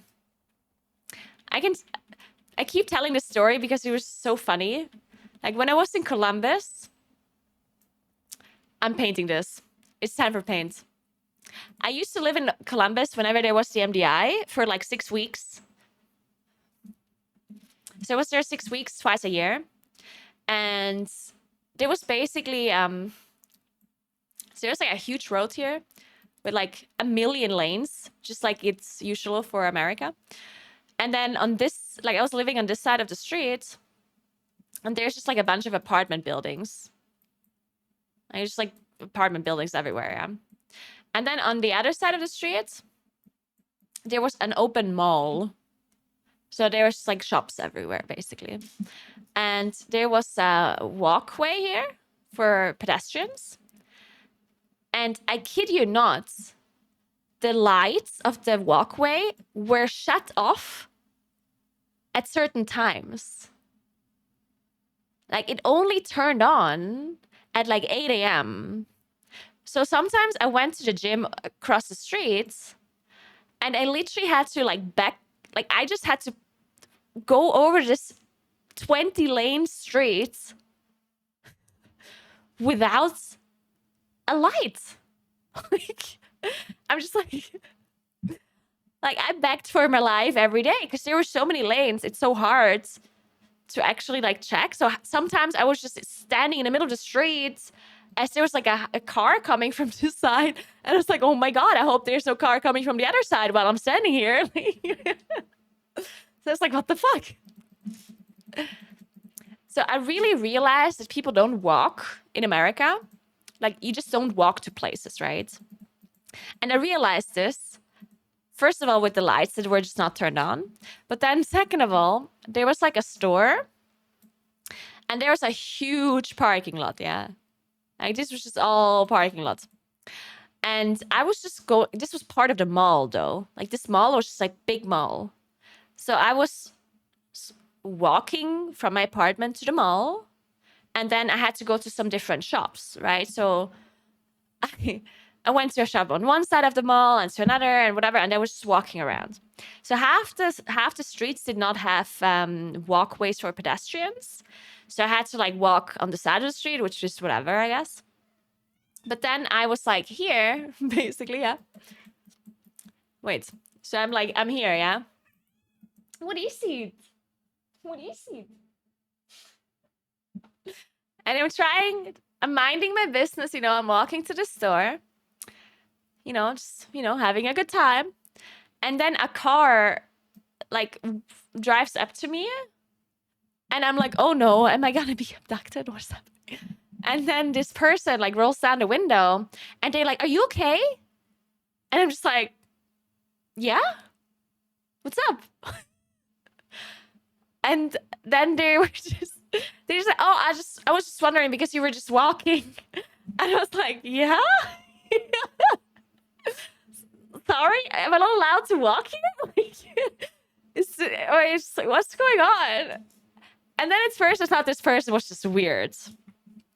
And then I thought this person might have just been weird or whatever. So I enter the store, buy my stuff, and I walk back, right? Like you do. And then another person stopped their car and asked if I'm okay. And it was the middle of the day, yeah. It was not like the night. It was the middle of the day. There was sunshine. It didn't rain. It wasn't windy.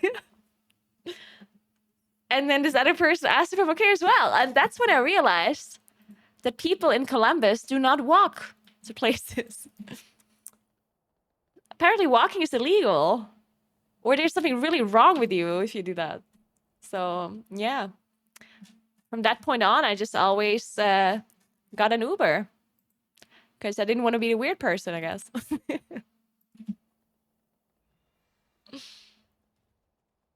Well, were you okay?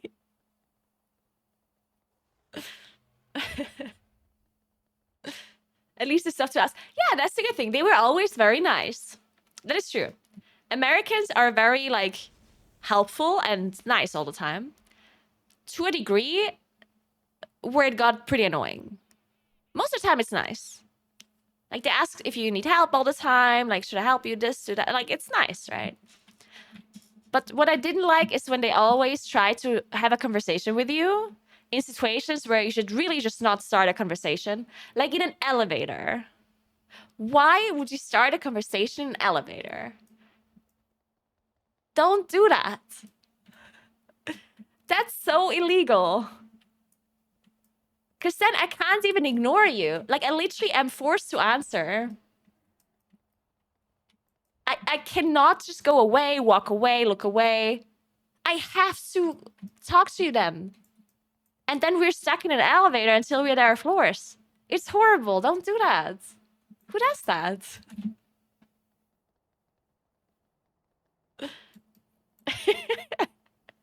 There's elevator, eh?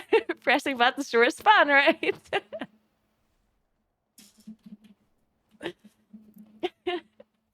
That actually wasn't in Ohio. That happened to me in LA. That person that talked to me in the elevator was LA.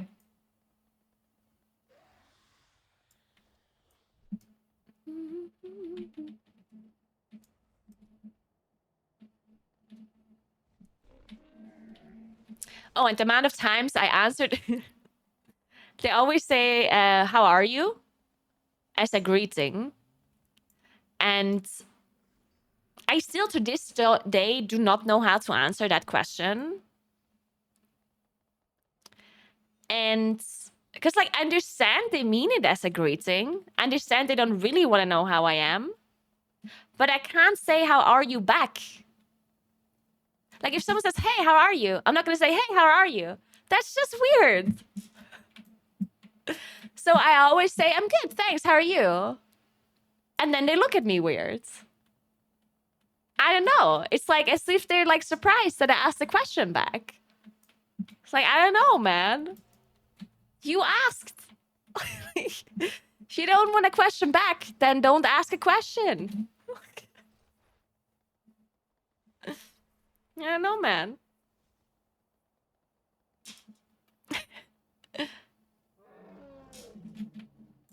Okay, they're high. Yeah, maybe they are. I don't know.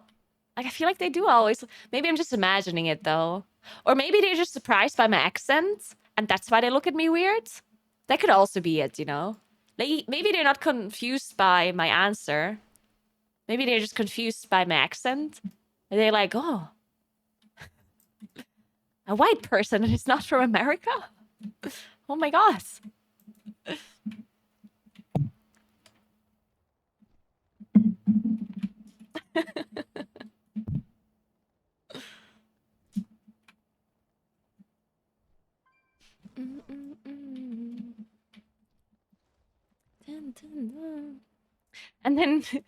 And then usually what follows, they're like, oh, where are you from? And I'm like, oh, I'm from Italy. It's like, oh, I'm Italian too. Like, are you? Are you? The good thing is usually the people that say that they're Italian, they can't actually speak Italian, which is great because I can't speak Italian either. Because whenever I say that I'm Italian and then another person actually is Italian, then I'm in trouble because then they always speak Italian. I'm like, sorry, I'm Italian, but I don't speak Italian. I'm sorry. And then I have to explain why. Like, oh, how so? And then it's like a whole thing.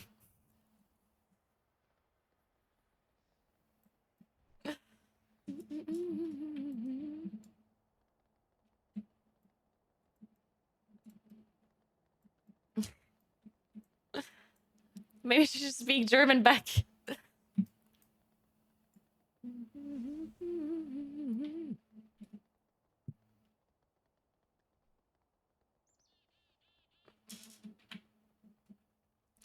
So in Europe, do people usually not talk to each other in those situations? No. No, you really don't. People usually never talk to each other. Man, one of the other... Okay, this elevator situation was actually not that bad. Because at least the elevator stopped and I could leave. And it didn't take that long, right? But another time, I'm still mad about this. Like, I think there are certain rules when you can start a conversation with a stranger and when you cannot. My rule is you can start a conversation with a stranger if they don't seem like they don't want to talk, right? Because there might be people that have like a headset or like something in their ears, then you don't talk to them, right? That's rule number 1. Rule number 2, only talk to them if they're in a public place where talking to each other is normal, right? Like in a bar, in a restaurant, something like that, right? That's fine. Don't talk to them in like an area where you're not there to like make friends or conversation. Like if it's just like in the gym. I don't like it when people like randomly start a conversation with you in the gym. Why would you do that? I'm here to work out. I can't speak to you while I'm working out. So stop. So that's another rule. And the most important rule, do not start a conversation with a person if the other person can't get away from you physically because of a certain situation. For example, don't start talking to me if you sit next to me in an airplane.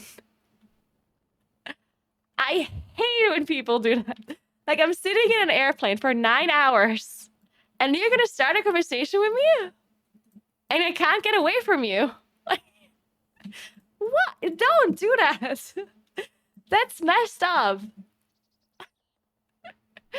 That is so messed up.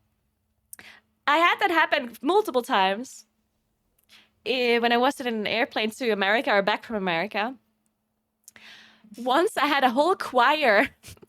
There was a Christian choir in the airplane, and I was like in the middle of them. And a father was sitting next to me, and his son was sitting on the other side of me. And then they were trying to make conversation with me. And then they started singing. I was like, what are you doing? It was horrible. It was horrible. They all were wearing shirts too. They were all wearing the same shirts with like their choir name on it. It's like Church of blah blah blah choir. I was like, what? Oh, and this other time, I missed my flight because my current flight was delayed. And then we had to queue up on like a desk where they change your flights. And the queue was really long. Like, it was a really long queue. We had to wait for at least like 1 or 2 hours to get our flight changed. And as I was standing in the queue, the man in front of me turned around and started speaking to me in like a conversational way. He didn't like ask, what's like, he was just like, oh, hey, where are you from? Where are you going? And I was like, I'm in a queue right behind you and I can't get away. You're just gonna talk to me?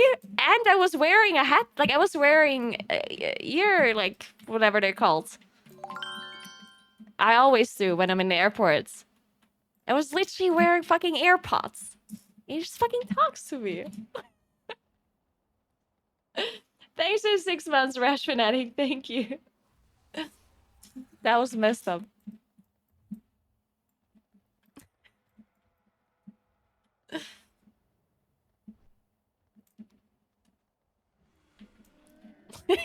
Vixen. I was also in Japan and they're the complete opposite. In Japan, people they avoid speaking to you at all costs. And most of the time, you're not even allowed into their restaurants or bars because they see you're not from there. Some restaurants even said no foreigners, like on the front. It's like Japanese people only. And I'm like, okay.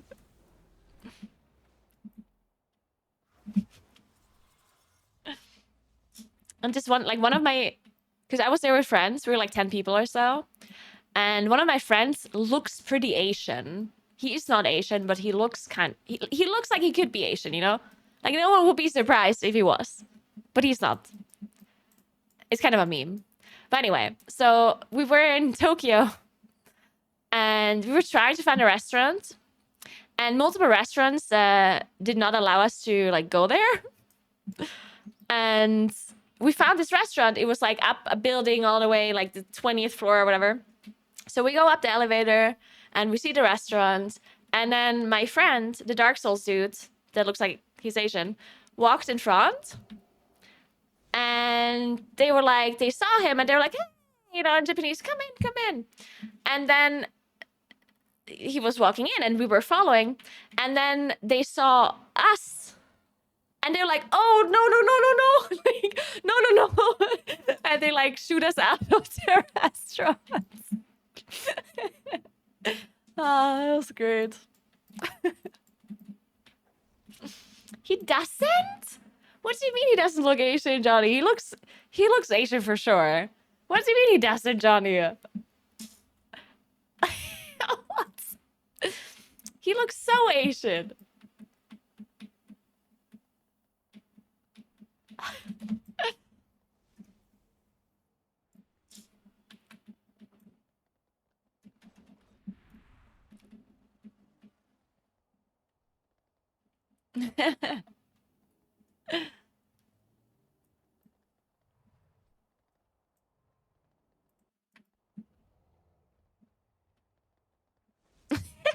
Johnny. It is true. He looks like a typical white guy. You're so wrong on this. You're absolutely wrong. Everyone says this, not just our friend group. Everyone that meets him. You're just so wrong.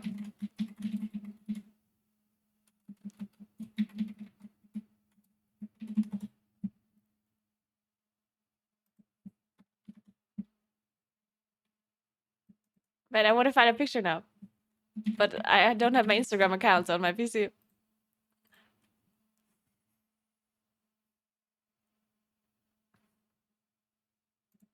think he doesn't have any pictures there anyway.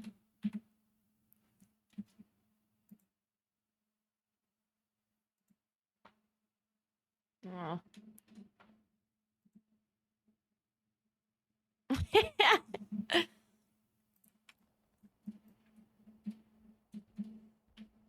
Is it normal that you're not allowed to eat in some restaurants in Japan when you look Western?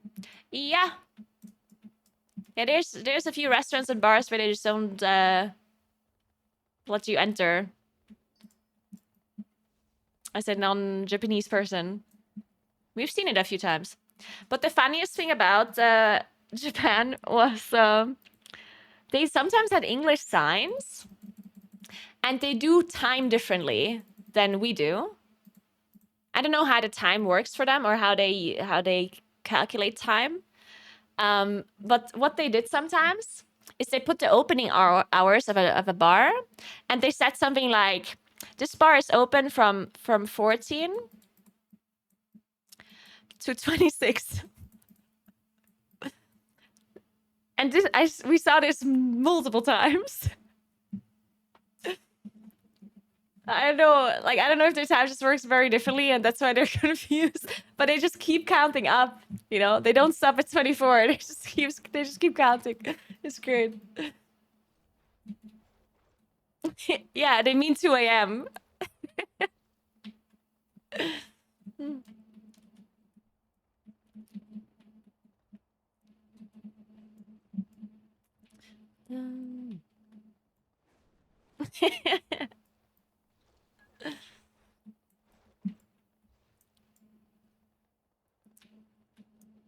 Alright, anyway, guys, I'm leaving. Thank you so much for hanging out. I appreciate you as always. Remember to follow my stream and my socials and stuff. I know you won't, but I'm saying it anyway. Maybe one person does. Let's host somebody.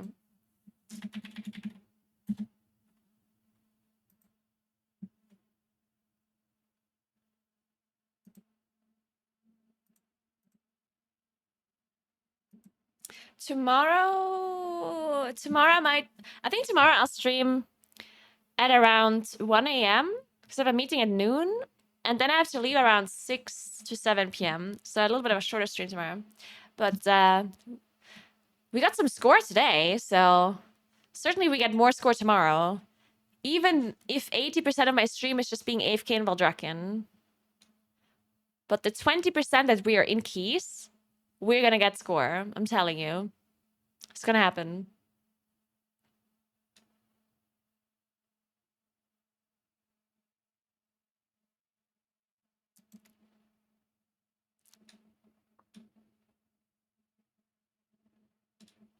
Alright, who are we watching?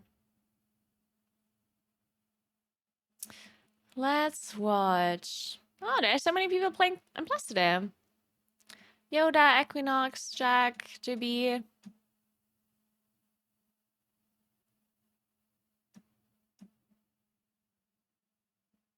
Okay, maybe there was a...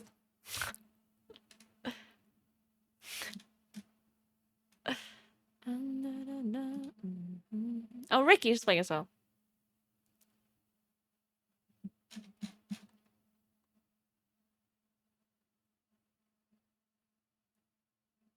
Oh, let's host our warrior friend.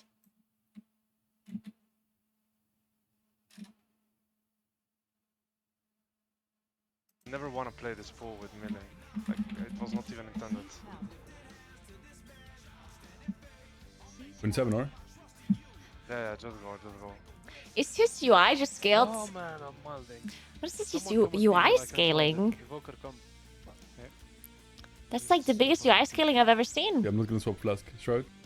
Take risk. I need to relax, guys. Honestly. Ah, was a good key. His name Sealer, yeah. So fucking mad. What happens at 24? Hardcore classic. Who's the first? See you later, guys. GG's, man. Talking priest? Yeah. Okay. Yeah, that's true. It's a PvP UI. Yeah, I play it all day. It reminds me of JPC's UI. JPC's UI. During progression, man, sometimes I cast it as I was casting Racewell first. We were watching JPC's point of view, Here in chat. and he just has there is. the word like so many things in his UI are overlapping. Like there's weakers overlapping the rage frame, weakers overlapping his HP bar, his target. Like it's just, he's such a mess. This kills me, don't tilt. No, it's not about that. Anyway, guys, thank you so much for watching, and I'll see you guys tomorrow. Okay, have a nice rest of your day, and goodbye. Yeah, I mean that's exactly why I don't want to play this. Like for a reason, you know, like people usually play